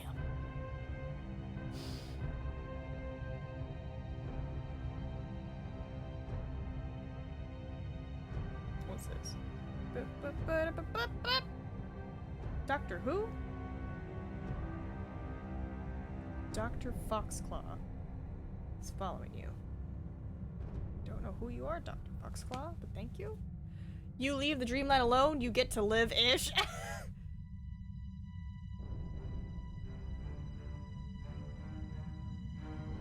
Hold on. Yay, I'm glad she liked it. It'll-ish. Now I'm just gonna die-ish a little.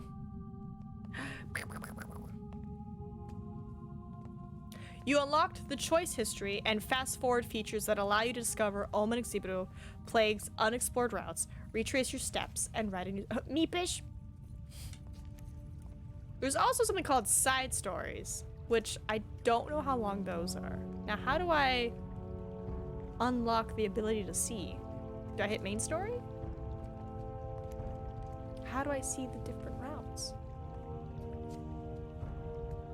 I'm gonna take a look at the side stories. Oh! Oh, we got bloody people.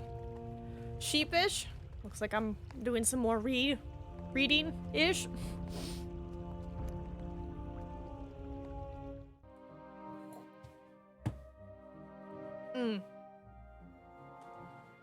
Mm-mm.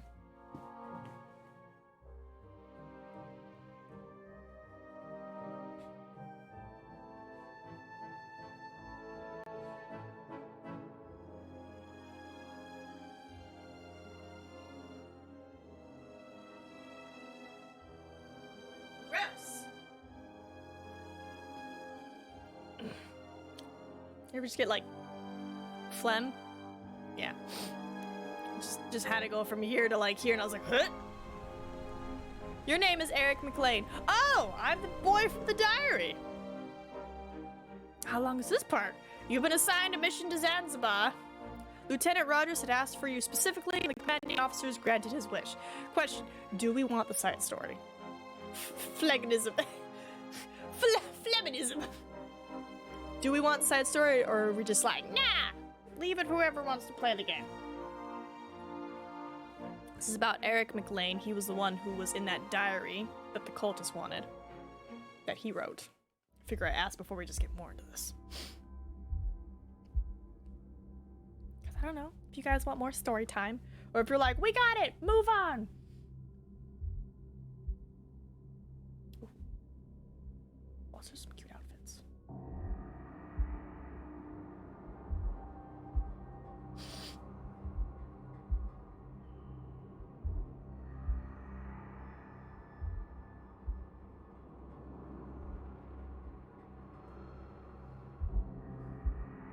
So happy I found this artist who does COD art, because I just love everything they do.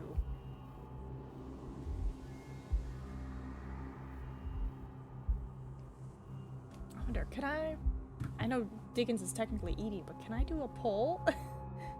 Is that something I can do? I can.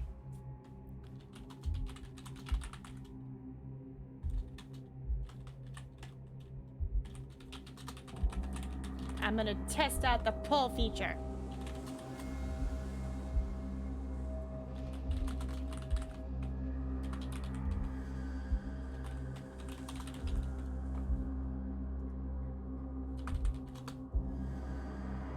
Let's see, additional votes. Duration. Do a minute. You have a minute to vote, go. No, you decide. No, I'll put it on chat. Chat decide. Because I'm good with any option. But I figure I ask you guys.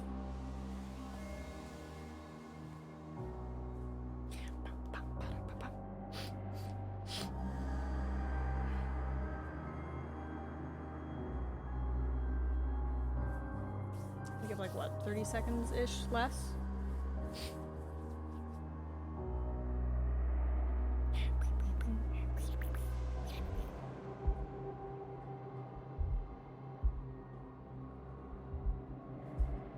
Like, even the third option that I put, I was like, if you guys choose that, I'd be like, I would just use that extra time to keep editing videos. Because I had to do another deep dive. I had to do another, like, whole video thing. Because I was like, oh, I keep putting, like, Pulsoid and, like, broadcasted on Twitch. Ah, 50-50! Dang it! Ow! We got do side story and go to the next game. Oh, how do we break a tie? How to break a tie?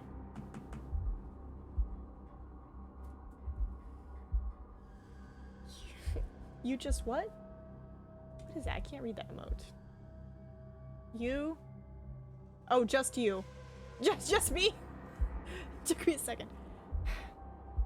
Do I flip? my Space Force patch to determine whether we continue this game or not. I think it'd be funny. Why would you make a browser source window? Get out of here. Bam.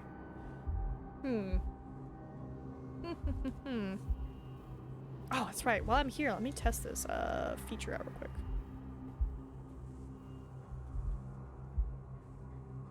Yeah, still don't work. No, you? God damn it. A part of me is like, eh. But I'm like, oh, what if it's short, you know? Alright, I'm gonna flip Space Force. If we land on this, we'll continue. If we land on this, we will go to next game. God damn it. Heads up. We're continuing the story. Mission Zanzibar. Lieutenant Rogers has asked for you specifically, and the commanding officer has granted his wish. It was with an extremely heavy heart that you set sail, taking with you only the mission briefing and the absolute necessities for your journey. In accepting this mission, you had to abandon the gray skies of London and your 8-month pregnant wife. Also, another fun thing, I could just do this in voice mod. And like Space Force, it's gone!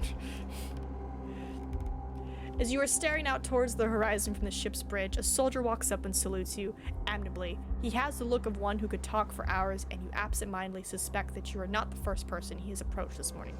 A quick glance at his uniform tells you that he is a corporal. Hold on.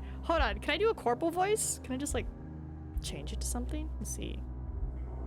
Oh, no. Oh. Voice mod, why? My buttons are broken. Hold on, I'll just do it manually. Corporal. What if we give him this? This is the corporal's voice. How do we feel about that? Just don't switch between voices. How slowly time goes here, don't you think? To say nothing of the heat, absolutely suffocating. I can't tell you how much I miss summer rain back home. And then go to clean. He comes up right next to you as if he has known you for years. Imitating your posture carefully, he puts a hand on the railing and lets his gaze drift out to sea, also contemplating the infinite expanse of water. Your captive voice. Corporal. I listened to the end, though. I had nothing better to do anyway, you see. Every day, plowing, sowing, reaping. Enough of that life. It was time for a change. I don't know if Voice Mod has a drill sergeant voice. I don't think it does. Be funny if it did. The talkative corporal turns to look at you, analyzing you as if trying to solve some sort of odd enigma. And you? How did you end up here? Let's see. Detailed, vague. I'd be detailed. What's that, Cass? Nina fell down a well! No! Okay, it's just Blondie. I don't know. Let's see. What, you down a well? This is Nina falling down a well. This is Nina cave, good sir. There's so many voice mod options. Hive Mind, Space Trooper. Ooh, they've added some new voices.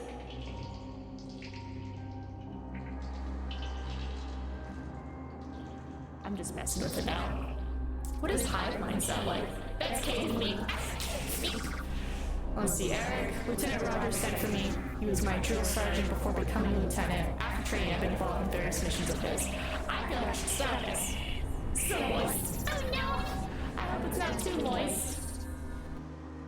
I'm just being silly. I don't even know what I sound like. I hope it's okay. We'll just do normal voice. How about that? Lieutenant Rogers, Lieutenant James Rogers, are you jesting? Look, I come from Oswestry, the most remote village in all of bloody England. Around my way, they don't even know the name of the Queen, but you just try asking about James Rogers and everyone will have something to say. Even crazy old Bradley. Everyone knows what the lieutenant did. He's a legend. Everyone knows about it, and everyone seems to know the lieutenant's nickname since that fateful day, the Guardian.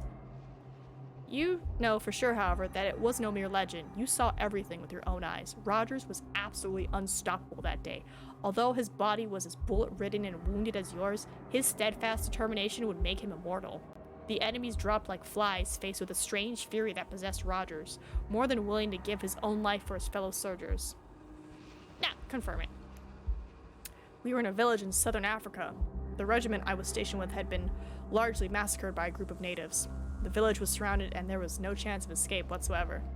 The corporal initially seems shocked by your words until he realizes where your story is heading. Wait a second. So you were on that expedition? Lieutenant Rogers saved us all that day, even though he knew it meant certain death. He covered our escape and single-handedly killed a dozen enemy warriors. You wince as images from that awful day replay in your mind and make your stomach churn. Closing your eyes once again, you can see the terrible specter of Rogers using his body as a human shield. Incredible. So the stories are true. Not all of them, but Rogers did risk his life for us, which is enough. The Guardian is much more than a nickname. Character. You continue talking with the man about those events for some time. You even find yourself getting into the details of the story. Then you notice the outline of a city beginning to appear on the horizon. The corporal goes, leaving you alone on the bridge, waiting for the ship to dock. Question: what does my character sheet look like? I have nothing! It might be short. I literally have no stats. It's gonna be short. Your ship anchors at Stone Town, about to disembark. Well, what if it's not short, Nina? About to disembark, you are watching other recruits from London, shuffling down the gangway. There are blank eyes staring into space, but then, of course, no one likes being so far from home. Yeah, no. Me not looking up how long this is. Omen. Unless somebody wants to look up how long the side story is for me, please. With movements as precise and graceful as a dancer, you retrieve a match from the small box in your right pocket. Strike it rapidly on your leather belt and bring its flames to the cigarette between your lips. Its glowing tip fills your lungs with the flavor of strong tobacco. You exhale slowly, letting twisting clouds of smoke circle around your head. You're rolling the cigarette between your lips, backwards and forwards, in imitation of the ship's silent roll. For a moment you linger to watch your comrades trudging over the gangway, onto land, before finally deciding to join the exodus. Hauling your belongings onto your back, you head towards the port. Take the map. No, take the map. You take a map of the city from your rucksack and scan it, looking for some idea where you meant to go. The thin black ink line gives you a mental picture of Stone Town's labyrinth streets, and thus some sense of security. The other soldiers do not seem to have thought of taking a map with them, but for you, it is a matter of professional pride.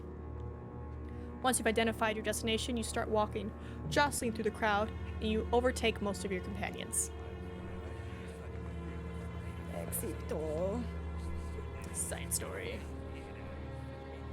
A man appears to be approaching you. He's wearing an English uniform, jacket tied around his neck, resting on his shoulders. Although you try to avoid him, the soldier anticipates your movements and comes up right in front of you. Complete 10.5. Okay, so main story is 6 hours. Main story and side story, according to how long to beat. Well, let's see. It took us less than 3 hours to finish those last 2 chapters, and I think it took us about 3 and some hours. So yeah, maybe about an hour and a half. That's fine with me. Not too long. You must be the cartographer, am I right? The soldier points at your map, and you can only try to move away out of his clutches. You linger on the face of your interlocutor. His superlicious smile seems to taunt you in his badly cut beard and overall resigned appearance, complete with the picture of someone not to be messed with. But thank you for looking that up for me, Tony. Admit. Teach this arrogant soldier a lesson. Ignore. Just, sure. In person, Eric McLean, and you? Oh, we look so casual. I was sent to meet you and take you back to headquarters. They were beginning to think you had got lost. You would like to address the stranger's lack of manners. He didn't even tell you his name, but he goes on speaking before you can even open your mouth. It's a stone's throw to the headquarters. Follow me. They're waiting for us. Stone Town is a labyrinth of streets, topped on all sides with blindingly white sunlight, kept at bay only by the numerous layers of colorful drapes giving some degree of shade to daring merchants with their sought-after bric-a-brac. You reach the headquarters in only a few minutes. Merely looking up at the large square building makes your head spin. You have never liked authority, and you hope not to get out on the mission so you can get it done and go home just as quickly. Your eyes dart around, looking for Rogers. It would be a relief to see a friendly face in the midst of all these strutting officers and busy soldiers. The lieutenant has always generally appreciated your strategic and military skills, and he would never miss an opportunity to sing your praises in front of the other officers. You suppose he must have been doing just that prior to your summons to come to Zanzibar. Zanzibar! Finally, through the mass of people, you spot him, intently observing the training session of a group of recruits. The sight of him spurs you on, and you push brusquely past your irritating companion. You are already breathing more easily when your friend turns to see you and recognizes you immediately. I like this. I like this, like, I just want to see my friend. Eric, so you finally arrived. Roger greets you with a warm embrace despite knowing your distaste for such gestures. Oh, Rogers. How is your wife and the little one? It won't be long now, will it? Already sufficiently embarrassed by the situation, you then feel the idiotic grin of your accompanying soldier watching you, and so you hesitate in your embrace. Rogers notices your embarrassment at his sign of affection and resumes a more formal air. Rogers is an affectionate man. Yeah, be friendly. Be friendly with Rogers. Don't be mean about it. I'm pleased to be here, Lieutenant. Elizabeth is fine and won't be long until we meet the baby. Despite doing your utmost not to think about the unpleasant gnawing feeling gripping your stomach, a sensation you feel every time you picture not getting back to see the birth of your child, the lieutenant seems to notice, and you detect an expression of regret appear on his face. I'm so sorry to have dragged you into the situation, Eric. He puts a hand lightly on your shoulder, and the annoyance you had been feeling at being summoned here to Zanzibar seems to melt away at this, his sincere apology. Is it wrong to say that I want Rogers to join their family, and they can just be a happy throuple? Because that'd be so cute. I promise you'll be home soon. Your escort soldier is at your side, listening to the conversation. You notice how, in the meantime, he has put on his uniform jacket in an attempt to look presentable at least. Roger turns to him. Take him out, Rogers. By the way, McLean, have you met Thomas Lloyd? He too will be part of our mission as a scout. He's the best there is in Zanzibar. This sudden revelation catches you by surprise. Nevertheless, you try to appear unruffled. You are, however, finding it hard to believe Roger's words. The best scout in Zanzibar? Him? Lloyd is looking pleased with himself. He's still grinning at you smugly. You're quite sure he's even visibly puffing out his chest with pride. This mission is proving more irritating than expected, and on top of that, you still don't know even any of the details about it. Ask Rogers. Ask him now. Like, you never know. They might be like, JK, we're running into the forest now. No time to explain. And it's like, well, there goes my time to explain. Lieutenant, why are we here? We shall have time to speak of it later, McLean. Damn it. The gladness in Roger's eyes is slowly replaced by a glimmer of concern, and his expression darkens. As you had suspected, the lieutenant summoning you to Zanzibar means the matter must be extremely serious. Scout has flashbacks of my time in the Scouts. Oh no! The lieutenant sighs and throws you a final worried glance before gesturing towards a door nearby. Let's go in here and clarify for you some of the mission details in a meeting with the officer in command. Roger approaches the door and hesitates for a few seconds, his hand motionless in the air. His face contracts almost in anguish, and then relaxes. He knocks twice briskly and opens the door. Why? You walk into the sparsely furnished room, noticing that the various cabinets and bookcases are too few to really fill the space. Room dominated by the imposing desk in front of you. It's a weird place to put a comma, but okay. Standing by the window, his back towards you, is the commanding officer.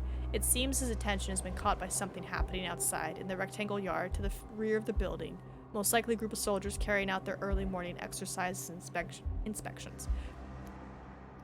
He becomes aware of your arrival, and as if suddenly coming to his senses from a dream, he turns towards you. His outward appearance alone inspires a certain amount of awe, and his eyes fixing on yours in turns betrays nothing whatsoever. You cannot help but see on his chest a frankly ridiculous number of medals and ribbons. What did they call it? Chest candy? Finally, you're here. My name is Captain Smith. I have been waiting for you. He approaches his desk and sits down on the chair. You're standing side by side in front of him. You're feeling like one of those lead soldiers you used to play with as a child, and your mind inevitably returns to your life and your family back in London. Then, at the sound of the officer's voice, your attention returns to the mission. As perhaps you already know, the situation here in Zanzibar is extremely unstable, and not only politically. There have been numerous problems with the natives over recent months. They have been agitating villages under British protection. Last month they were here causing trouble in Stonetown itself, and this we cannot tolerate. As I throw some goblins real quick. Throw the goblins, Nina. Don't mind me. Oh, what did I miss? Smith's face betrays a glimmer of disgust before he regains objectively and speaks again. Chest candy. Yeah, that's what they call, like, medals and badges. Chest candy. I think there's, like, other names for it, but I was like, that's just a fun thing. The natives always act in groups and always manage to keep far away from British activities as though they had prior knowledge of our movements. Their actions are creating mass panic in the local villages. Thus far, we've been unable to flush them out via counter-offensive strikes, and all attempts at locating their hideouts with search teams have proved unsuccessful. Unsuccessful, you say? Although the captain appears to be flicking absent-mindedly through files on his desk, his tone is deadly serious, like a funeral eulogy, or a thinly veiled admonition? Admonition. At his final words, Roger stares down at his feet. That's the reason for your summons. You are to find comb the island from top to bottom until you locate their secret hideout. You will need to be both stealthy and resourceful. These natives, savages, are well organized. Perhaps too organized. I don't like your tone, but okay.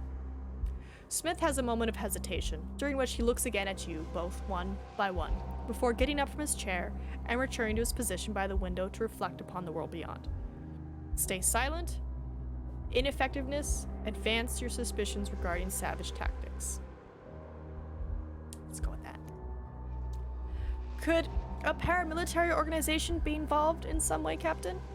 You speak your mind directly, and Smith turns his eyes to face you. McLean, isn't it? Lieutenant Rogers insisted you be involved in this. It seems I was right to trust his intuition. That is correct, McLean. We suspect the Germans may be behind the savage attacks. Smith rewards your astute observation with approval. You have a feeling that it's not a common event when you see Rogers straighten himself up beside you with pride. Oh, Rogers. First, you will be heading towards the last place where the savages were seen, a village not too far from Stonetown. I want to remind you all that this is a reconnaissance mission, not active engagement. You sigh inwardly with relief. Of course, you would still prefer to be at home, but it could have been much worse. You'll be accompanied on the mission by an interpreter. You will need him. Also, no one on the island can speak English. The captain looks at each of you one last time. He lingers on Rogers, who stares back intensely, as if the two were conversing with their eyes. Then, after a brief, awkward silence, Smith abruptly ends the conversation. Oh, the quiet conversation? Good luck, soldiers. You file out of the room one by one. Rogers scratches insistently at his wrists, a gesture that you know all too well. A glance is enough to confirm your suspicions. The lieutenant has a patch of red skin there, caused by constant scratching. Oh my god, you know about his anxiety tics? Go off. Your concentration increases when you see the lieutenant more agitated than he's ever been before. You have the feeling he's keeping something from you, and that hunch is slowly turning into a certainty. Rogers used to scratch at his hands that way only during the most risky missions. Now, I'm gonna ask him. You walk up to the lieutenant and making sure that no one can overhear, you inquire to his well-being. James, is there something wrong? He hesitates for a moment and looks around cautiously. Only now do you notice dark circles around his eyes, accentuated by the strange pallor of his skin. It catches you by surprise and gives Rogers just enough time to recover to process your question. It's nothing. He smiles at you, puts a hand on your shoulder and squeezes it. Bro, being a pro. Let's deal with these savages right away. I want you home in time for the big day. Rogers! I know you, though. I know you. Before you have time to reply, he claps your back and turns around and marches off. The headquarters building is still a riot of people moving in all directions. Then you see, amongst the confusion of training soldiers, people moving supplies, and busy medics, a man who is different to the rest, and he is moving towards you. He's different not only in the dark bronze of his skin, but also in his conspicuous composure, like the calm at the center of a storm. Rogers welcomes him, shakes his hand, and they exchange a few words. Then Roger turns around to introduce you. Eric, this is Mr. Saeed Arjwana. He is our interpreter for the mission. It is a pleasure to make your acquaintance. He puts his hand to his stomach and makes a slight bow. His English pronunciation is practically perfect and appears to be extremely courteous. I'm gonna be polite? Why would I be mean to the man? I don't understand some of this game's choices where they're like, don't trust him. And it's like, or do trust him? My name is Eric McLean. It's nice to meet you. Likewise, Mr. McLean. After your first encounter with Lloyd and Roger's current level of tension, you are pleased to meet someone displaying such naturalness, especially for someone like Saeed. Is that a microaggression? Interview done! How do you think it went, Adobo? And this is our scout, Thomas Lloyd. Lloyd throws a shrewd smile at the interpreter and raises a hand in greeting. As Roger slips back into his role as the lieutenant you know and respect, his body stiffens up and his face becomes deadly serious. Soldiers, report to the army for supplies. Rendezvous at the headquarters gate in 2 hours. You leave the group and quick march towards the armory, glad to get away from Roger's uncharacteristic anxiousness and Lloyd's aggravating sarcasm. Pleased also to finally have some time alone to collect your thoughts. Once you have all the equipment you will likely need, you are ready to make your final preparations for departure. You put your maps in your rucksack, then take out your leather-bound diary. You feel a strong urge to vent all the tension and anger accumulated over the course of the morning. It turns out that the blank page is a good listener. It doesn't judge your irritable mood and limits itself to recording your thoughts. You get caught up in writing and completely lose track of time. Before you know it, you are hauling your rucksack onto your shoulder and heading off to meet the others. Continue. Over the course of the hike to the first stop on your reconnaissance mission, you keep your eyes glued to the maps of the local area that you have been able to procure. There, with the safety net of that perfect world of stops and comfortably detailed red lines, you almost feel at home. Still looking at those damn maps, McLean? What, are you scared of getting lost? Careful not to be within earshot of Lieutenant Rogers, who is marching a few meters behind you, Lloyd keeps on at you. I really don't see what a man like you is doing on this mission. Your grip involuntarily tightens around the worn and slightly yellowed map, scrunching up the paper at the edges. Aggressive? Patient? Nonchalant. You carry on marching, ignoring Lloyd entirely. This merely serves to encourage the scout in his provocations. Please help me, Mr. McLean. I'm lost and don't know the way home. Lloyd expertly mimics the voice of a lost child, and you cannot help but notice that with his petulant and irritating manner, how perfectly the role suits him. You're wondering whether your experiences with him will prepare you to face the most important mission of your life, raising your newborn child. That is great. I'll have you know, Soldier McLean was responsible for getting me home safe and sound on more than one occasion. Not only children get lost, Lloyd. One day, maybe you two might be needing his help to get back to your family. Roger's intervention hits home. Turning to the lieutenant, you thank him with a nod. You both know perfectly well that on your last mission together, it was he that had saved you and brought you home, not the other way around. The march continues for a few more hours until Rogers orders a break to stop and have something to eat. You find shade under some trees in the vicinity. Lloyd sits down next to you, holding in his hands 2 bowls of spiced rice. Avoiding your gaze, he holds one of them out to you. I think we got off on the wrong foot, you and I. I have some questions about Lloyd. You take the bowl distrustfully, giving a quick whiff to check that Lloyd has not peed in it, or worse. Despite the surprising friendliness of his tone, you are still suspicious of anything he says. He's probably still mocking you somehow. It's my fault, I know. It's just that... Never mind, you wouldn't understand. You stare at him intently and perplexedly. Is this Thomas Lloyd, fearless braggart, really trying to confide in you? Could it be that your little exchange on the march has knocked some sense in that silly posturing head of his? Encourage him to go on. Encourage him to go on. You put your rice bowl down for a moment, take out a cigarette, and second one to offer to the scout. You've never been much good at these things, but there's nothing like a shared smoke to help along a conversation. Ain't that the truth? Try me. Now it's Lloyd's turn to be suspicious, but he accepts your offer of a smoke. He too rests his practically untouched rice bowl on the ground and stands up. You smoke in silence. Without making eye contact, and only after you both finished and flicked away your cigarette butts does the scout find the nerve to continue the conversation. Since I was a small boy, I never had much luck with other people. The origins of the monster? You are unsure whether you really want to get into such issues with a person who so far has shown himself to be the embodiment of everything you detest. Now, however, you're already involved and somehow you're gonna have to go through it. Empathetic. Oh!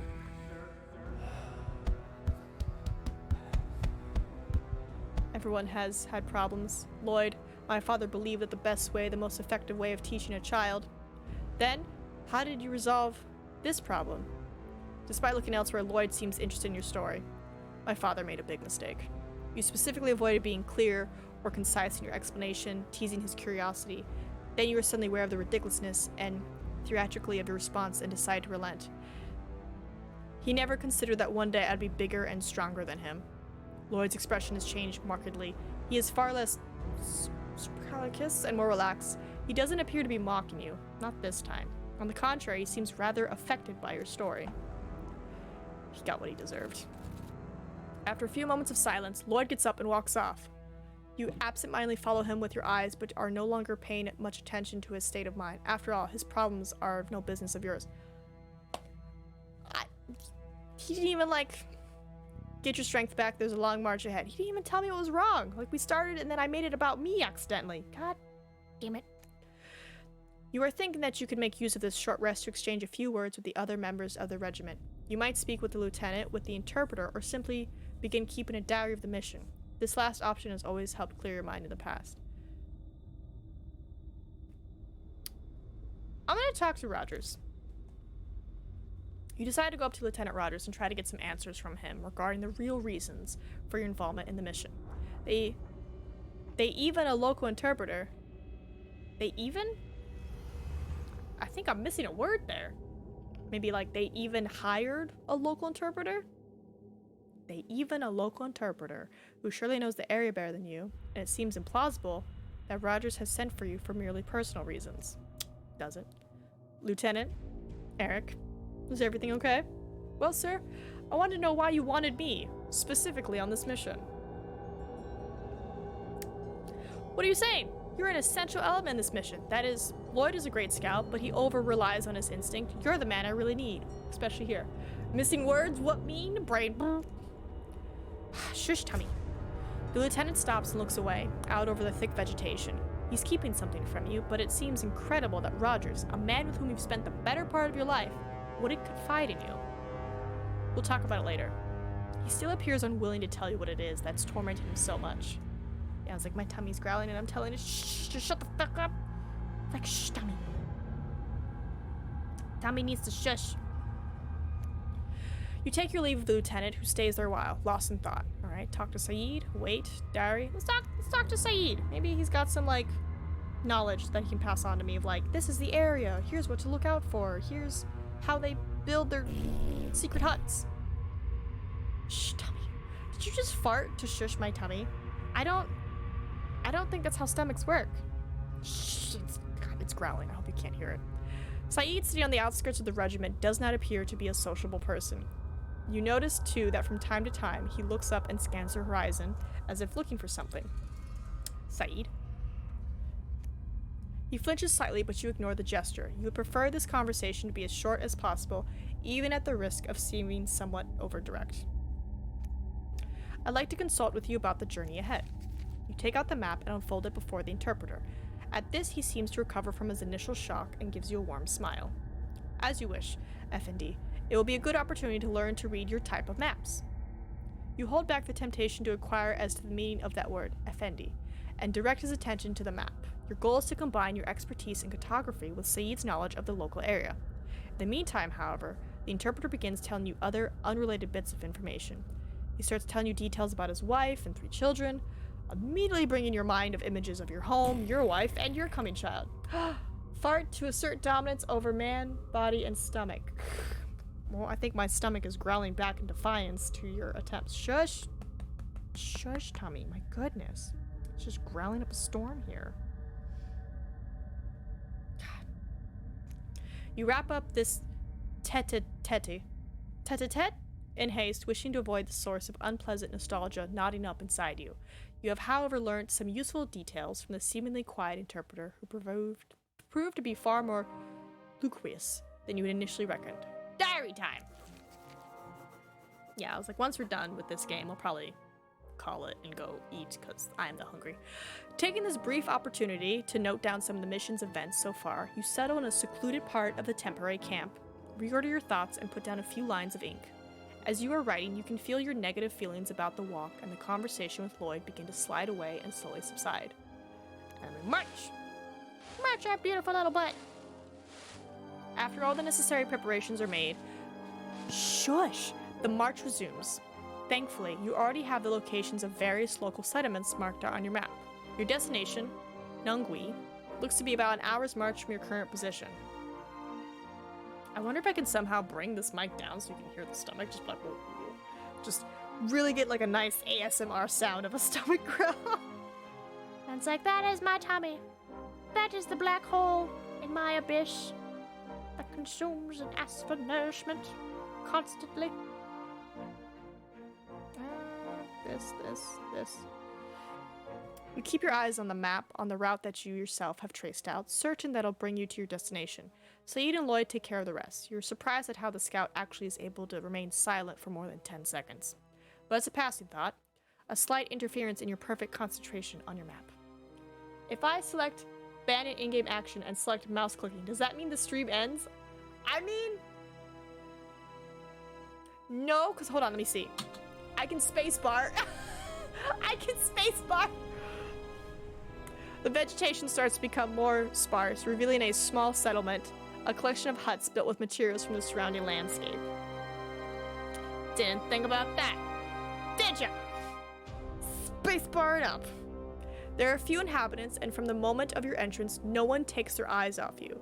The atmosphere is just becoming tense when Saeed goes up to a small group of natives gathered near a hut. Lieutenant Rogers motions you to go with him. The interpreter is speaking to them in an incomprehensible language and sporadically turns to translate their speech. Steals Nina's spacebar. Don't steal my spacebar. I need my spacebar. It's my baby. They say men attack them, Effendi. When he turns back to the natives, you see him frown and his expression suddenly darkens as if he can't quite grasp the reality of what the villagers are saying. But what does Effendi mean? I want him to, tell me. By savages, more beasts than human. You hear the interpreter's voice trembling a little, but you have already turned back to look at Lieutenant Rogers. A small, disorganized raid. Pretty much the opposite of Captain Smith's information. Have the savages changed strategy? Is this the same music as that priest game? I don't think so. Can you use spacebar and make a selection when it's multiple choice? Ooh. No, I don't think so. Hold on. Ah! I can use Wasad! Ha ha ha! You need to know more, so you turn back to the interpreter. Ah! Find more about the savages, find out why, what they stole. Ooh, what they stole. What did they take from you on their last attack? Steals Nina's keyboard! No! Even as Saeed is translating your question, a dark shadow falls upon the natives' faces. Then the interpreter suddenly makes a strange, distorted face, so different from his normally placid expression. Despite his efforts, he is unable to contain his rage. Beasts! They stole all their cattle? He shakes his head seriously and slowly, trying to hold back his frustration. They only took the women and the children.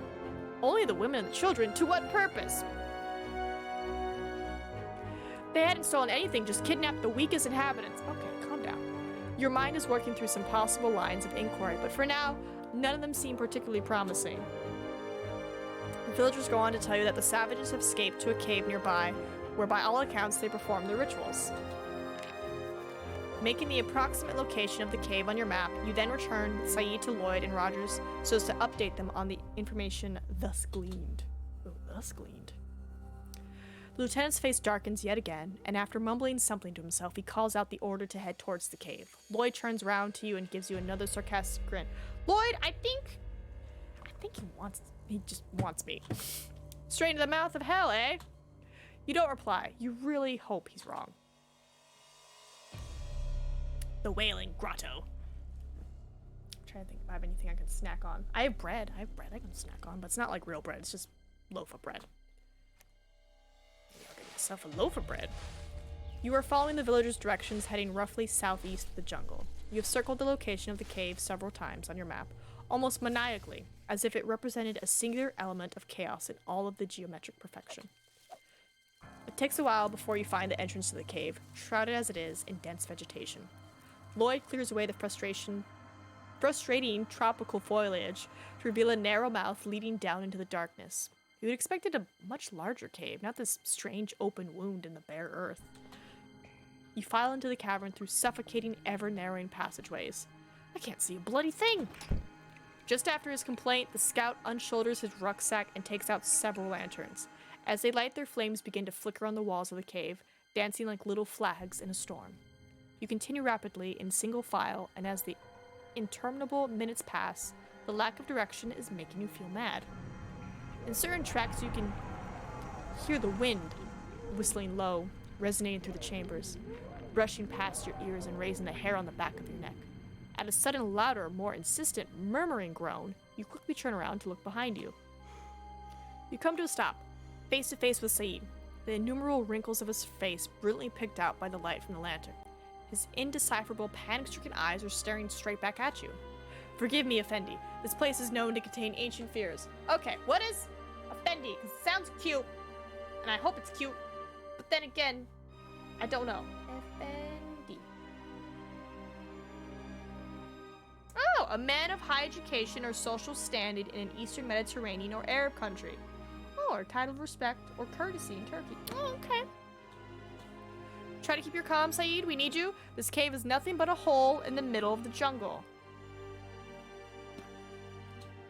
The interpreter nods. You were somewhat abrupt, but hopefully just enough to bring him back down to earth. The last thing you need in this kind of situation is a man whose mind is contaminated by fear and superstition. Suddenly, you see light coming from the depths of the cave up ahead. As you approach, it begins to cast disturbing shadows onto the black walls around you. They stretch backwards in complex dark ripples, like the undulating stripes of a lurking tiger. A strange literary echoes in your ears, reverberating with throaty, mournful voices.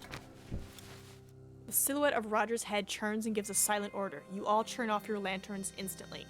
You continue your approach in silence, crawling over the black shapes carved into the rock. The lieutenant comes over to you, looks at you, and nods. You know perfectly well what he's saying. No sudden moves. Oh. The scene being unveiled before your eyes shock you to your very core. There are men droning and chanting, apparently lost in a trance, standing motionless in a circle at the foot of a large stone altar. The chamber room is brightly lit by torches circling the walls, and there seems to be no other way in or out except the corridor you're in. There's also somebody on that effing table. Above the altar, in the center of the room, there is a small boy tied with thick ropes to the rock, wriggling furiously. His wailing and cries of pain are intercepts with the incomprehensible mutterings in words you don't understand. One of the men approaches the altar with a small dagger in his hands, all the while continuing the diabolic chanting. His intention is quite clear. His grip on the dagger tightens. The boy screams and the light from the torches begin to fill the chamber, casting the sacrificial victim in a whole new light. In its brilliant glow, his brown skin appears suddenly pale. In a brief moment of lucidity, you realize that he is staring straight at you. His lips part as if trying to speak. The monotonous chanting intensifies. This horrible scene has planted something in your mind that is driving you to distraction. If this were your son, you would not be standing there doing nothing.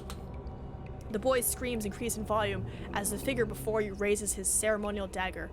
You turn to your companions and your eyes meet those of Lloyd, who already has his pistol ready in his hands. He is just waiting for his signal. Wait for orders? Intervene! There, and a flashing explosion in the cave. Shrieks of pain start mingling with the ritual chanting, and the dagger drops from Savage's wounded hand. At first, the others don't even seem to notice their fallen cohort and go on wailing incessantly. Your eyes turn to Lloyd, who is still frozen in position, the smoking pistol held high, pointing straight at the wounded Savage. How could he possibly have managed such a precise shot in the dim, flickering light of the torches, and at such a distance? Oh, the dazed Savages turn to face you with their mouths agape with confusion and dark eyes staring, struggling to make sense of your presence. I'm looking at their paint markings. Then, one of the Savages screams, the others reflexively take up the call, and the banshee howl they start to produce resonates in the stone around you to create a horrible, evil, screeching sound. Oh, shit. The lieutenant shoulders his rifle, and you do the same. Try to save the child immediately. Attack head on. Keep... Child! Ignoring the danger, you charge headlong into the enemy. Wishing to get to the child as quickly as possible, you rush forward, holding the rifle tight, and you rapidly use up most of your bullets against the nearby Savages. Screaming men fall at each shout, groaning incomprehensible death cries. Other Savages begin to hide, some behind the altar, others behind natural rock formations. They evidently have bows because soon small black arrows start flying out of the recessed darkness. Hide to avoid being shot, make a dash for the altar. Make a dash. You rush the altar, exploiting the cover of darkness to get right into the center. You manage to close the final few meters by using your momentum to slide along the slimy wet stone of the cave floor. You are lying with your back flat against the flat stone, and you freeze while several pairs of dirty feet pass by, inches from your head. Taking a deep breath, you re-emerge from the altar and come directly down upon the head cultist, who has the dagger raised in his hands. The man notices you with surprise, his white eyes almost lost in the smoking darkness of your rifle barrel. Go to hell, you bastard! Well, that's a weird shout. The scene being lit by the accompanying flash of gunpowder, you see the exact moment when the bullet rips into his forehead. Then there is an instant return to the relatively dim light coming from the torches. You quickly lower the rifle, take out your standard issue knife, and hastily cut the ropes keeping the boy tied down. You hold him so tightly so that his spasms of fear do not trip you up. He is completely covered with blood, and you have no way of telling whether it belongs to him or the cultist you've just shot. Rogers and Lloyd cover your retreat back towards them from the altar. The battle's over, and it appears that none of the savages have survived the fury of your armed onslaught. With the passing of immediate danger, the chamber is suddenly silent, apart from the faint dripping of the cave's aquifire, and even Saeed returns towards the group. Warily, however, as if expecting another attack from more savages any moment. Everyone alright? The lieutenant dutifully checks up on each of you, and then he turns to the terrified boy, who hasn't stopped writhing and screaming for help. Put him on the ground, let him breathe. The order is followed, and the boy's legs tremble like twigs in a breeze. He's greatly distressed, and looking around, you realize that no one present will be able to give him much reassurance. Shaid is still shaken by the sight of the ritual and all those bodies. Rogers is hyper alert, looking around uneasily, and Lloyd? Well, Lloyd has just pulled out a cigarette and is asking you for a light. Oh, Lloyd. You sigh deeply and fall down onto your knees at the boy's side. You decide to ignore for now the fact that he will almost certainly understand little or nothing of anything you say. Boy, are you alright? His only response is to increase the pitch and intensity of his incomprehensible yells. Without warning, he lunges at you, pushes hard on your chest, and sends you tumbling backwards. Lloyd is quick to react and grabs his arms from behind before he does any damage. I think he likes you, McLean. But the scout's jokes cannot lighten the atmosphere in a situation like this, especially when the boy, his body racked by violent spasms, vomits all over you and goes suddenly limp, falling unconscious. Your uniform is drenched in a stomach-churning mixture of bodily secretions, bile, and blood.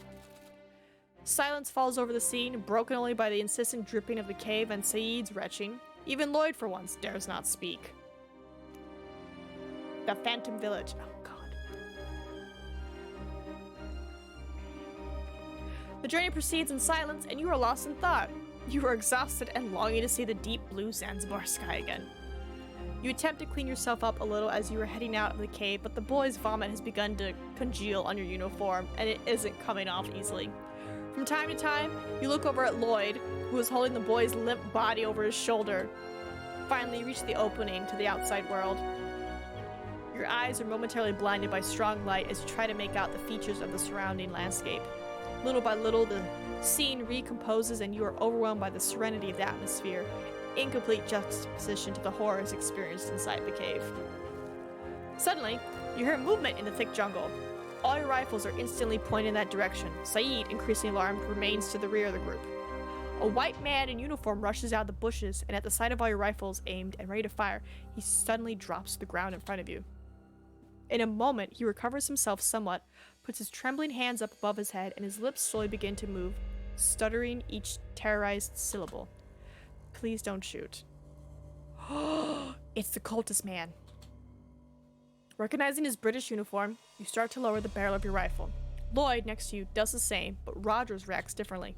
Do not lower your rifles. That is an order. You look at the lieutenant, who looks like a different person, striding uncharacteristically angrily towards the man on the ground. Why the hell are you here, soldier? Give me your name and regiment now. Speak up. Important information from Captain Smith. I beg you, don't shoot. A stranger's voice breaks into terrified sobs as the lieutenant approaches him menacingly, resting the tip of his rifle barrel on the soldier's forehead. You have no choice. You must do something. Lieutenant, he's from command. Your old friend turns to you, and in a few seconds you see that strange and disturbing glare slowly fade and be replaced by his usual expression, as he begins to regain composure and awareness of his actions. You're right, McLean. Forgive me, Private. He mumbles an apology to the wretched man as he lowers the barrel of his rifle. The lieutenant seems dazed, as if still not fully aware of his actions, so much so that he moves off unless you continue the interrogation. You decide to take the initiative and try to get some information.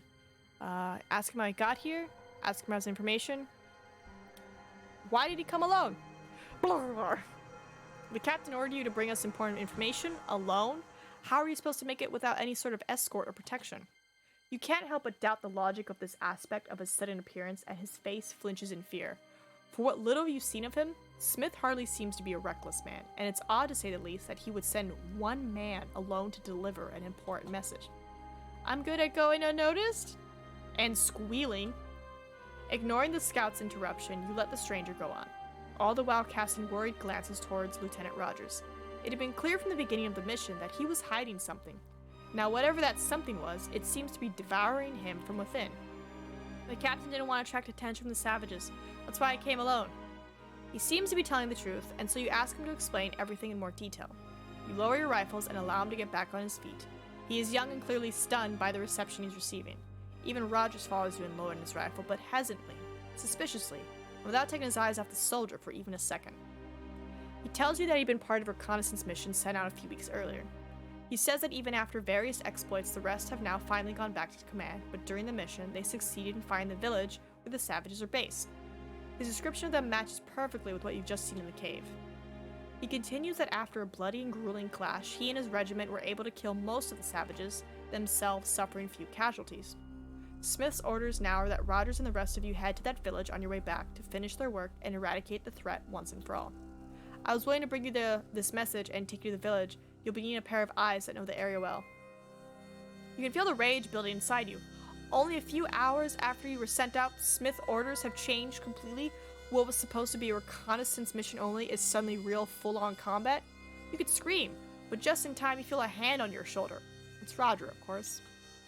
Orders received, Private. We shall carry out Captain Smith's instructions right away. You've done well, Private. I apologize for having suspected you. I don't trust him. Of course, not at all, sir. One can never be too careful.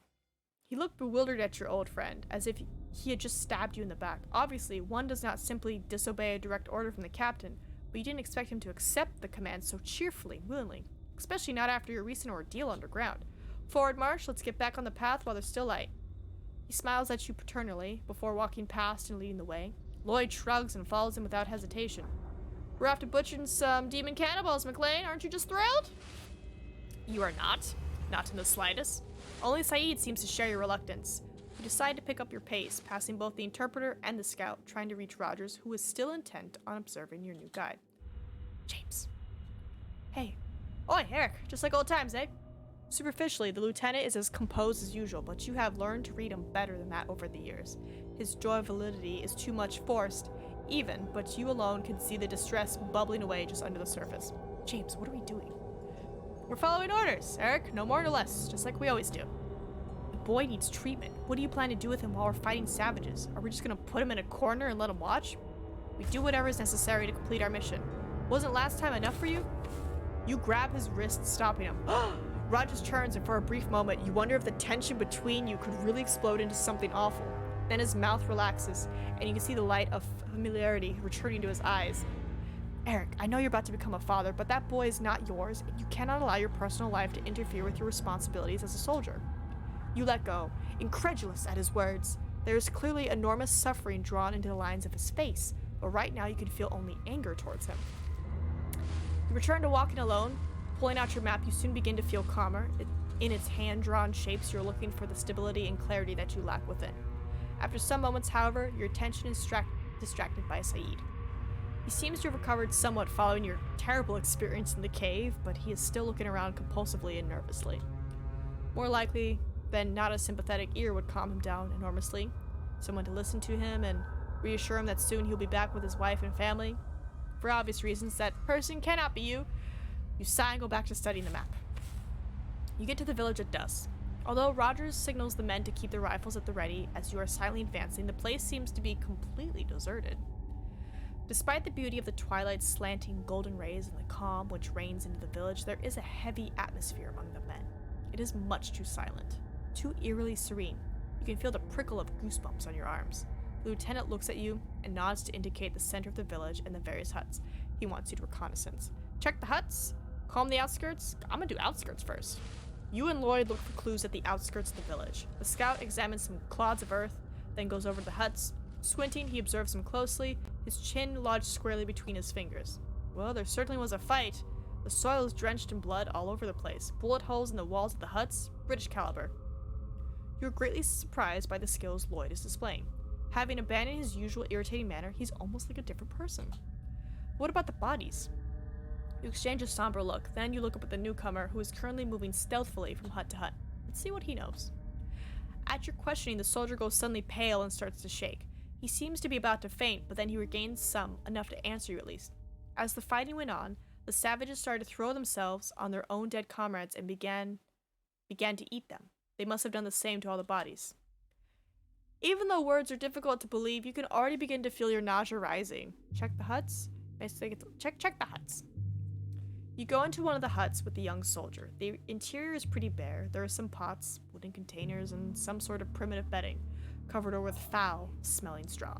There's no trace of the weapons that the savages used in the cave, and everything looks suspiciously tidy, as if this had been deliberately cleaned up quite recently.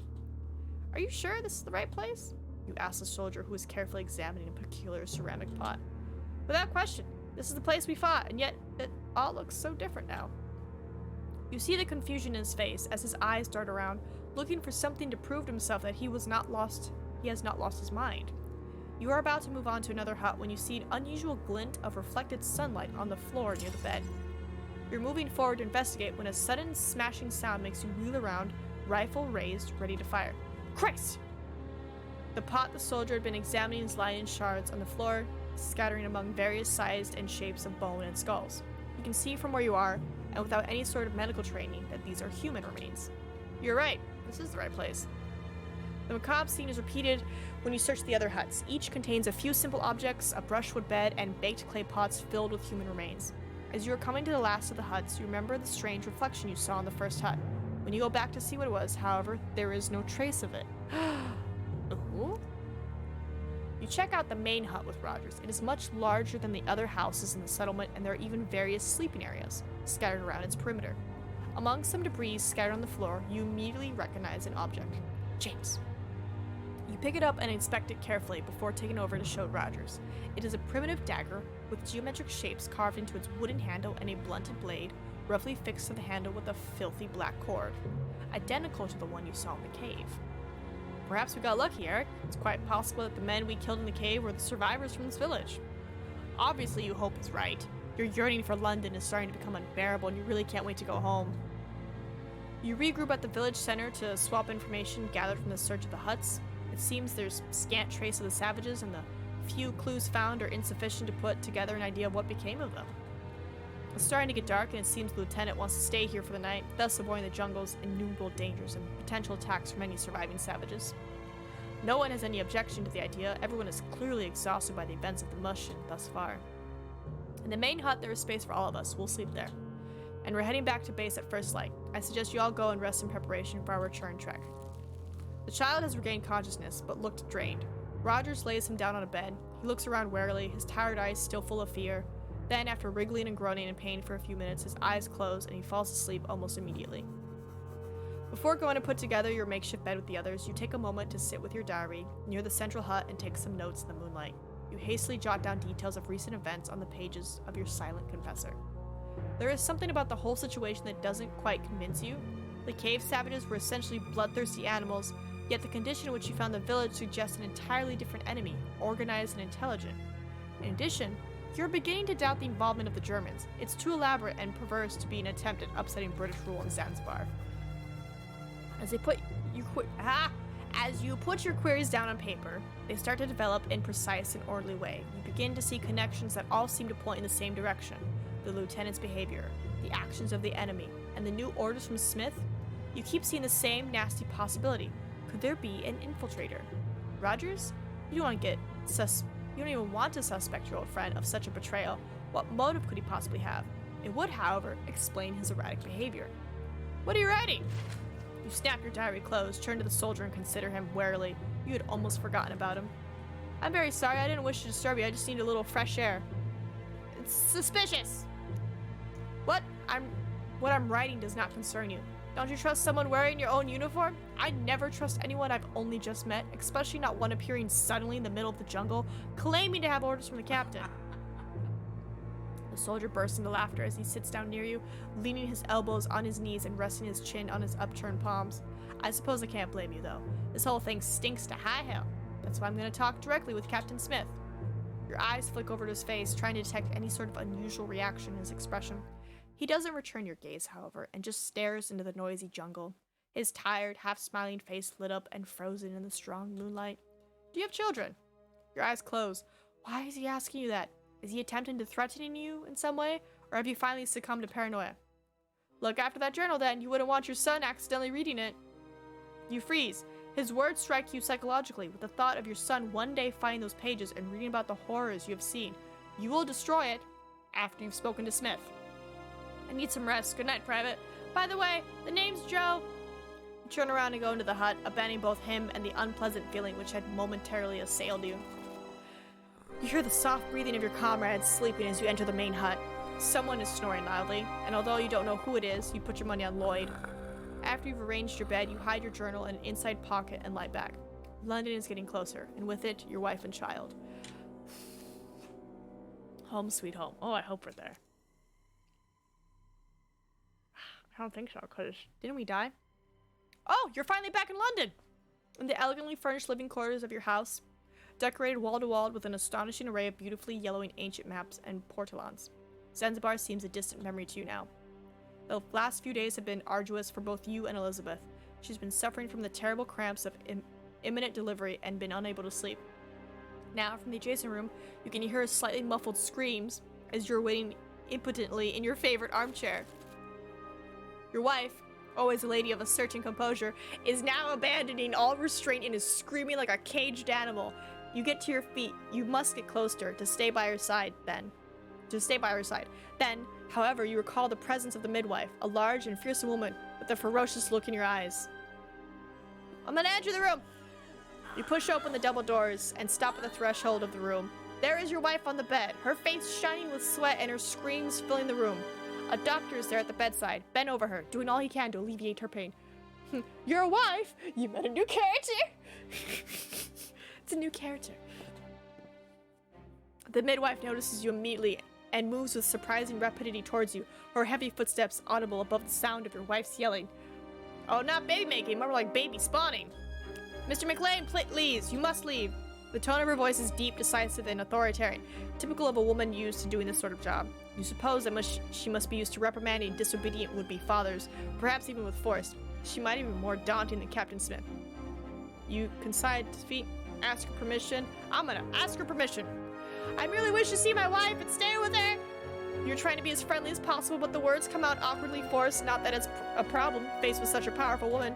Your wife cannot have distractions. The child is about to be born. I want to be there with my wife. But then again, my wife isn't calling for me. I don't know. I'm not a distraction. I'll help her. Honey! I'll decide where I can or can't be. Move aside. The midwife seems shocked, as if you are the first person to ever speak back to her, as is likely the case. She is stunned for a moment before making way for you to enter the room. Then Elizabeth lets out another of her blood-curdling screams, and your attention turns to the bed. The midwife returns to her duties, and you approach your wife's bedside. You approach Elizabeth, calmly.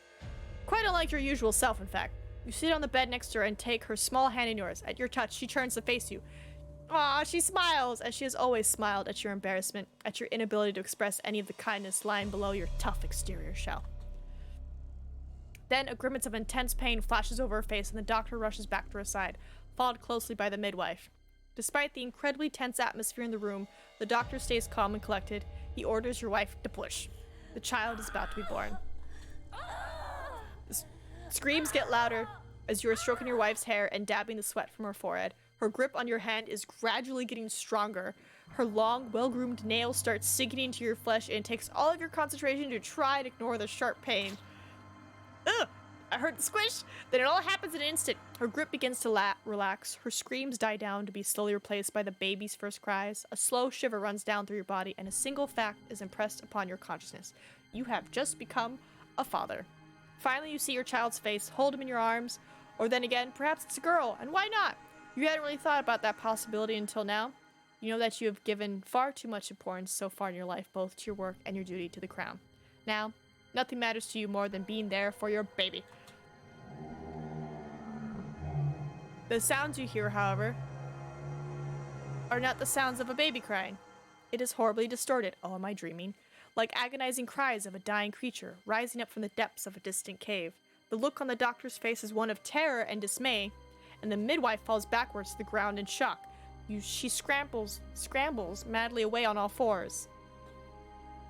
You move towards your wife and child, trying to understand what's happening. What was supposed to be your child is only a fractured image of a face on a broken mirror. Its face is twisted and wrinkled like a wet flannel being tightly wrung. There are pointed, irregular teeth protruding from its mouth which appear to revolve perpetually in their sockets, tracing out multiple simultaneous evil smiles on what should be its lips. Cast Witchfire, Tony! Slimy tentacles start to creep searchingly out of its tiny body, branching off at the navel. One of them darts toward the doctor's throat, and it is suffocating him before he can raise his hands.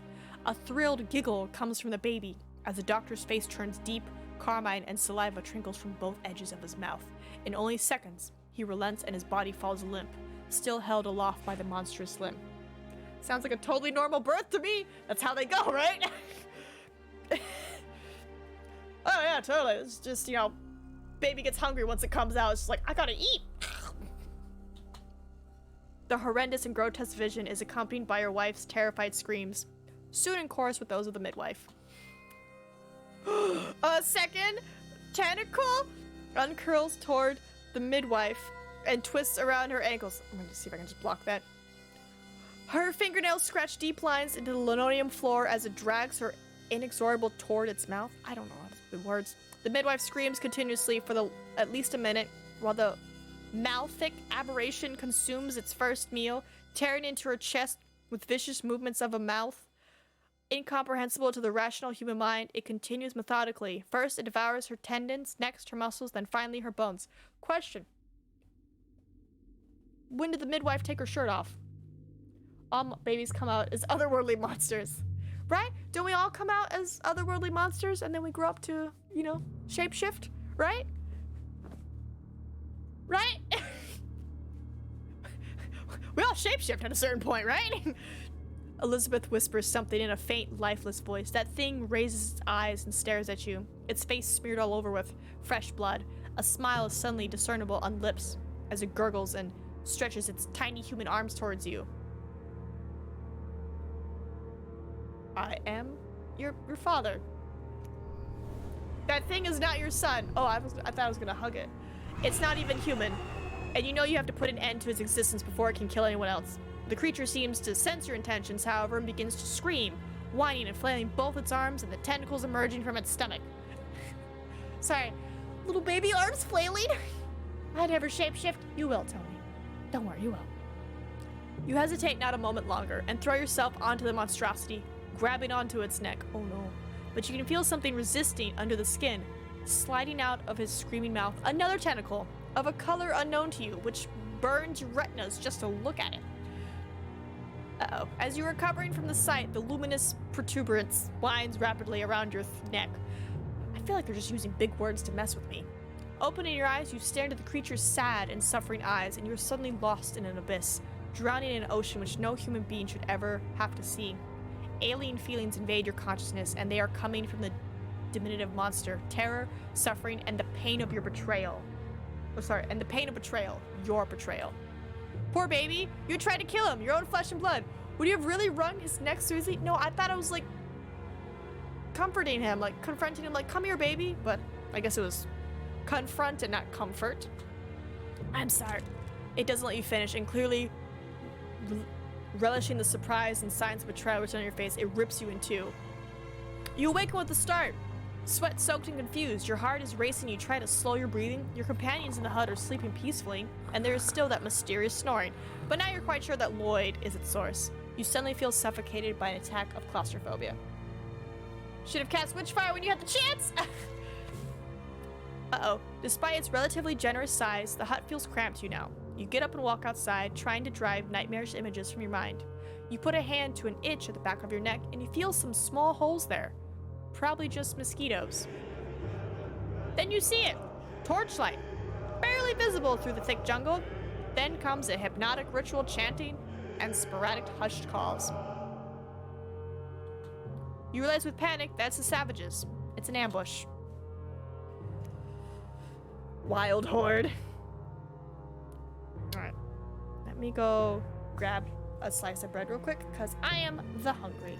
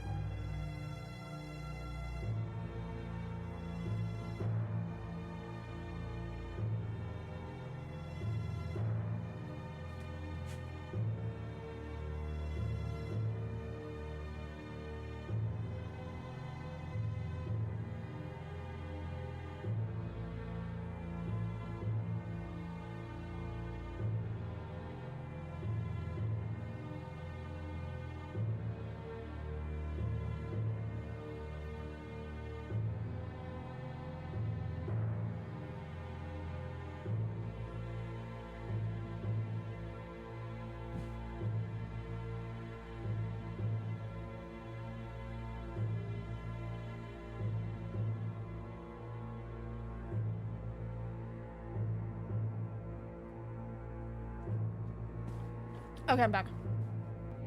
Yeah, they did.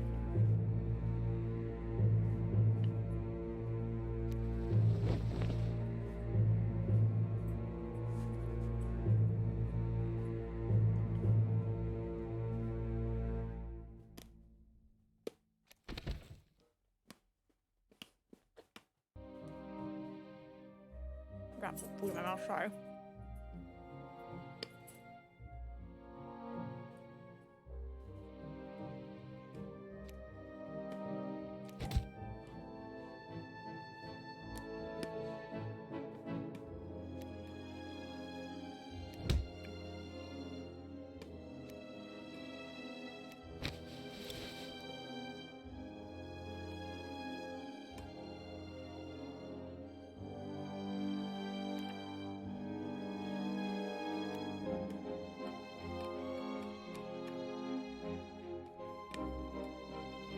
What?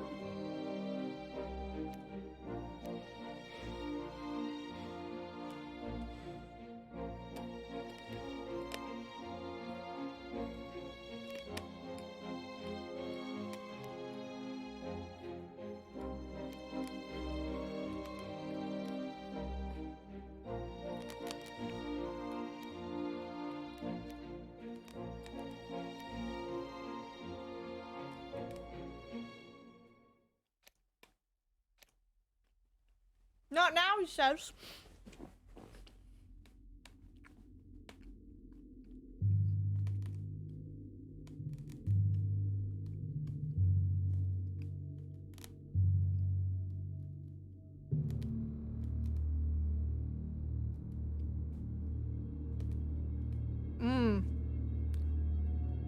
I don't think Rogers would lead me here, but like, who's hella sus, you know?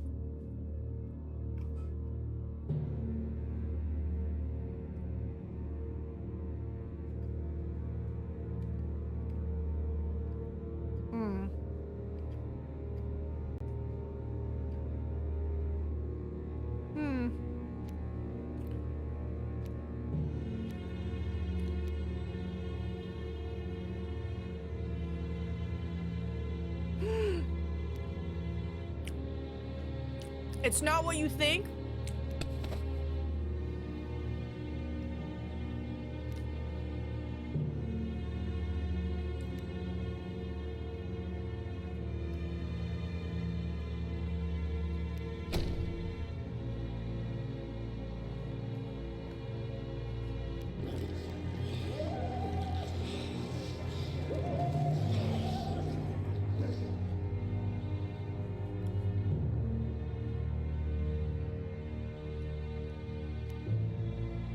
You are well armed and ready, but the enemy coming at you now is massive, writhing, growling bodies, frothy mouths, sharp spears. You are seriously unprepared for the chaos of bodies madly forcing themselves into the hut, and you realize that precious time has been wasted. Even as you're taking up your rifle, you hear a hissing in the shadows, and you are nearly pierced in the ribs by the sharpened tip of a spear, lunging out of nowhere. As you're still reacting to the danger, Roger intervenes just at the right moment, shoulder barging the savage to the ground and shooting him dead. The savages infiltrate the hut like screaming banshees, circling you, and the other men like rapturous wolves. There are too many of them for your rifle shots to keep back. For every fallen savage taken down, there are 3 more scrambling over his corpse, stretching out their filthy arms greedily towards you and your unfortunate companions. Yet another mouthed savage lunges at your throat, only to be ripped apart by a devastating close-range bullet from your rifle. Then you notice a group of torches near the entrance to the hut. Yeah, they seriously slept in the creepy abandoned village. They're like, it's fine. It's like... Oh! Shooting towards the torchlight, you hit a savage in the back, and when he falls back, you see that he had been bent over a small body. Flames flare up from the torches, setting fire to the wooden walls of the hut and illuminating a small, spear-ridden corpse, which other savages are hungrily devouring. Utter terror shines in the still conscious child's eyes, flowing with tears. You cannot fathom the reason for that last, desperate gesture of humanity. Nonetheless, it charges you with a burning desire for vengeance. You yell with rage. They ate him. Growling and frothing at the mouth, other savages block your path to the child's body, jealously guarding their meal. Then you hear a harrowing shout behind you. Effendi! Effendi! You're just able to make out the figure of the interpreter, lit up on all sides by dancing flames, a human torch. Saeed runs toward you and you swerve him just in time to avoid catching fire yourself. Effendi!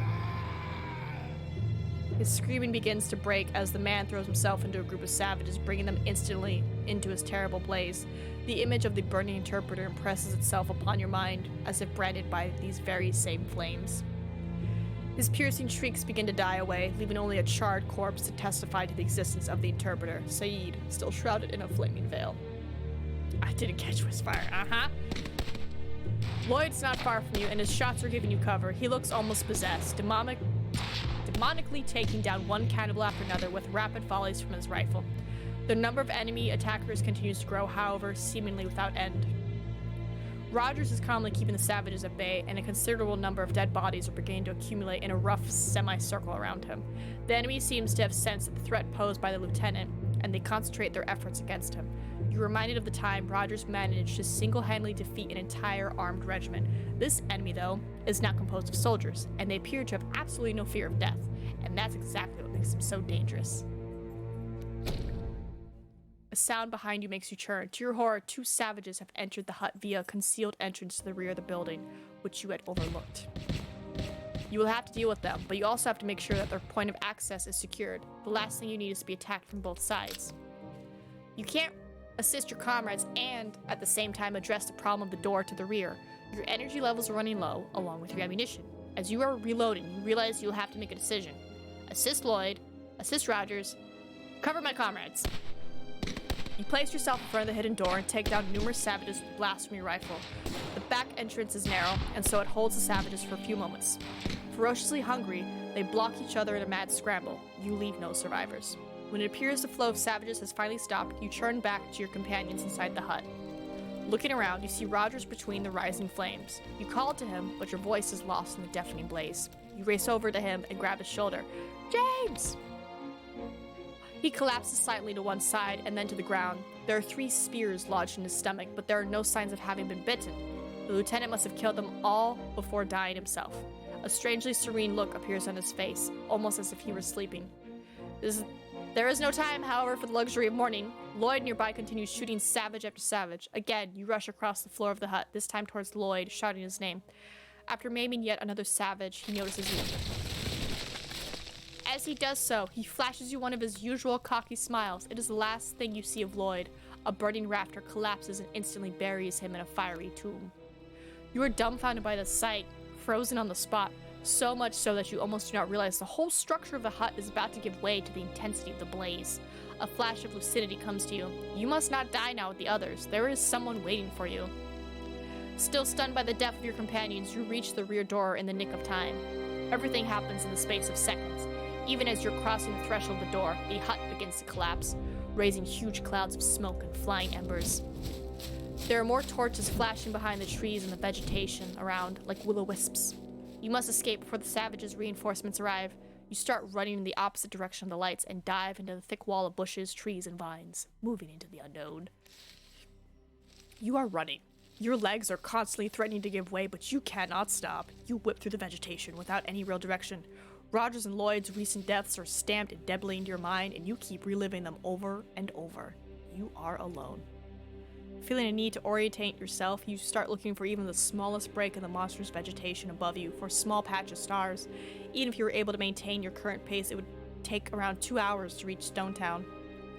When you finally do find a patch of sky, it is of no comfort. Then you feel a strange tingling inside you, followed by the intense pain of your intestines suddenly tightening like constrictor snakes.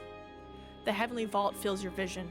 The stars seem to grow into giant, greasy stains, and the sky itself begins to transform into shape and color, becoming a dark ruby red, like freshly coagulated blood. The white moon, like an egg or a single accusatory eye, is encircled by the ruddy firmament like an enormous womb. There is a deafening roar in your ears, and it feels like the skin of your face is being peeled off in strips. Your jaw drops open, and you scream at the top of your lungs for what seems like an eternity. Reality slowly starts to recompose itself around you, and it takes you a moment to realize that you are on the ground, frothing at the mouth and panting heavily. Every muscle in your body is contracted, and looking down, you see that both your hands are clenched tightly around bundles of grass. Your heart beating wildly, you stagger to your feet. The savage's cries are getting closer. There is no time now to reflect on what just happened to you. You must escape or find shelter. I'm gonna say just hide. You stop to catch your breath, hidden away in a small patch of vegetation. You're trying to collect your thoughts even though your lungs are still burning and every single part of your body is in total agony. Suddenly, a sound from behind you startles you. A sound different from the savage's senseless roaring. It sounds almost like a child's voice. Without really knowing why, you abandon the safety of the bushes and follow the noise, feeling oddly compelled to discover its source. You find yourself in a small clearing in the middle of the forest. Now the voice is getting more distinct and you can hear what it's saying. Father! Then you see it. About 20 feet from where you're standing, there is a small child. You notice with horror that his body is covered head to toe with scars and bruises. Staring at you with wretched, tearful eyes, he raises his hands to protect his face as if afraid of you. He looks a lot like you, or perhaps he only resembles your memory of yourself as a child. As you approach, the jungle surroundings fade into muted shades of gray, and the young boy cowers even more anxiously. He appears to be unable to see you and is staring intently at something or someone in front of him. Father! I'm here. Father, don't hurt me! It is at that moment that you notice from behind a figure standing threateningly in front of the boy. Getting closer, you see that in his hands he's holding a walking cane, and the child's terrorized eyes are fixed upon it. Only when he raises an arm do you see his face, which you immediately recognize. It is you. No. Your doppelganger starts beating the boy with the cane, ignoring his desperate moans, his pleas for mercy, and the blood spraying onto his clothes. No! You launch yourself at him in a fit of rage. As your punches land, however, they merely create swirling eddies of black mist out of his dematerialized form. Your foot falls, and you are swallowed up by a carpet of leaves and snapping branches. You are tumbling headlong into a huge pit dug into the forest floor. Even as you are falling, you have another fleeting vision. This time, however, the characters have changed roles. It is your father, with his brass-topped walking cane, towering over you, now a child. Tears are streaming down your cheeks, and one of your legs is unnaturally bent. Then, you impact against the hard ground of the pit, and the pain overwhelms your senses. You have a vague awareness of having broken something, but the pain quickly becomes unbearable, and you slide into unconsciousness. Abyss. When at last you regain your senses, you find yourself face to face with the rocky walls of the pit. The air is thick with the musty smell of damp earth. Being in the grip of a fever, you only barely manage to sit up. The minutes pass, punctured only by strange moments when you think you can hear soldiers' voices coming from Stonetown, the mad screams of the savages, and worst of all, the deafening roar of the drifting clouds above. When in time between these strange auditory hallucinations, all the sounds you can hear are muffled, smoothed by the surrounding walls of earth, clay, and rock. Several times you attempt to climb the walls, but your handholds disintegrate between your fingers, and with each crumbling handhold, you have less and less strength for the following attempt. The sky begins to lighten as dawn breaks, throwing its first rays straight onto the circular edges of the pit, illuminating them as if to mock you.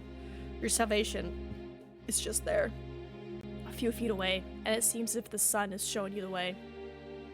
You're quite sure that before long an army scout will come looking for you. You're not even that far from Stonetown, so you might even be lucky enough to be found randomly by patrol soldiers. but no one comes to help. As the hours inexorably pass, your fever is intensifying, making every noise and smell seem amplified. You keep dozing off, only to wake up a short time later, suffering even more from lethargy and exhaustion, as if you're moving by small increments towards the endless sleep of death. You reach for your diary. You find much needed comfort in its leather cover and the beautiful smell of the pages. In the nightmarish delirium of the stretch, it seems like your only firm hold on reality.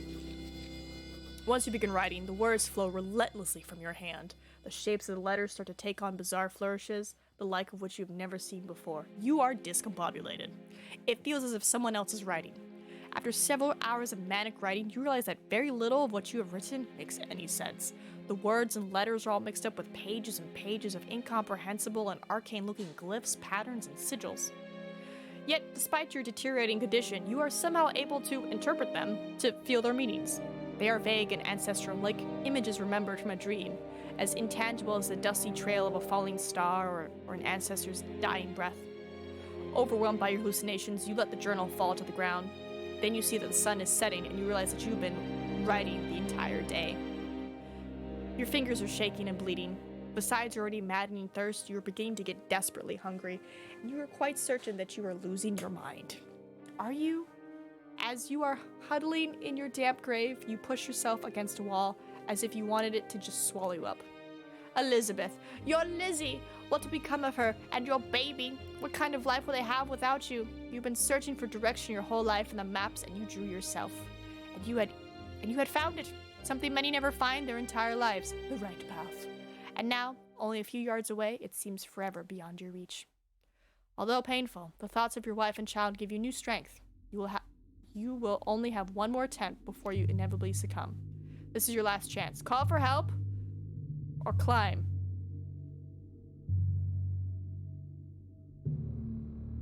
I feel like if I climb and I fall, I'll die quicker. Even though your muscles are hardly collaborative, you manage to stand. This time you try to traverse the walls, rather than go straight up, and pay more careful attention to the places where the earth is drier and less compact. Though your body is numb and aching, you succeed in gaining precious inches. You think of your son and clench your teeth. Each good handhold is bringing you closer and closer to your child, Lizzie in London. You gain a few more inches. It feels like you're climbing a never-ending summit, which stretches up into the night sky, almost to the stars themselves. Against all odds! Your hands finally touch the wet jungle grass at the edge of the pit. Clutching onto it with all your strength, you let out a loud cry, and with almost a superhuman effort, you heave your body up and out of the pit. Lying panting on the ground, you smile with relief, and before long you feel hot tears of joy crawling across your cheek. You never thought that the sight of Zanzibar moon would ever be enough to make you cry, yet your elation is getting the better of you. You are getting to your feet, ready to head towards Stonetown, when you feel something grab your ankle. Your other foot is then also caught, and you hear a strange, rasping laugh rising up from the bottom of the trench. You feel yourself being dragged powerfully back towards the pit. Your scream falls down into the terrible hole. Floundering, you dig your heels into the ground and try to anchor yourself with all your strength, but it only leaves wide grooves to witness your unsuccessful attempt to resist. When the thing pulls you over the edge of the pit, you turn around to face your enemy, and you are horrified by what you see. A terrible monstrosity entity, seemingly born of the abyss itself. Its face, or at least what you interpret as face, is covered with pustules and bleeding sores that pop one after another, and then reform to create an endless cycle of boo-boos. Boo-boos? Boo-boos. Boo-boos of different sizes and colors, so bright and repulsive that your eyes cannot bear the sight for long. The creature's bubbling noises then give way to strange, meaningless words, while it continues shedding large fragments of its face and blood sprouts from numerous openings on its skin. Its features continue to morph until they begin to take on some all too familiar features. Yours. Its head begins to churn, and you hear its meaningless words in your ears, until you suddenly realize that your very lips are moving too. An incomprehensible chant increases in volume, while your arms rise up towards the sky, quickly becoming tentacles covered with hideous, weeping pustules. From where you are, you can see the bright, high moon in the sky before your eyes explode in a wonderful vermilion eruption. Your hearing fades, your ears blocked by something dripping onto your shoulders. You close your eyelids and smile, feeling every inch of your skin as it cracks to make room for the bare gums of your jaws. You will never know the joy of seeing your child born. But this is not a problem when you're part of something so grand and beautiful. You, one of the virtual cultures that will make up the majestic mosaic of the end. Hostalki. Oh, the end! Okay. So that's what happened to Eric McLean. Oh, it's kind of sad. Well, what a way to end. Oh, poor baby. Cute story. Larrington. That was a really cute story. You know, I had a premonition that my baby turned into a monster. Good stuff. All right, lovely humans. I am gonna make myself some food. But, well, thank you, Rebel. Thank you. Thank you. Thank you for stopping by. That means tomorrow will be some new games. And I will see y'all then. And I hope y'all have a wonderful rest of your day. And of course, thank you for the opals and the re biscuits. So, Suzuas Masi. Bye bye.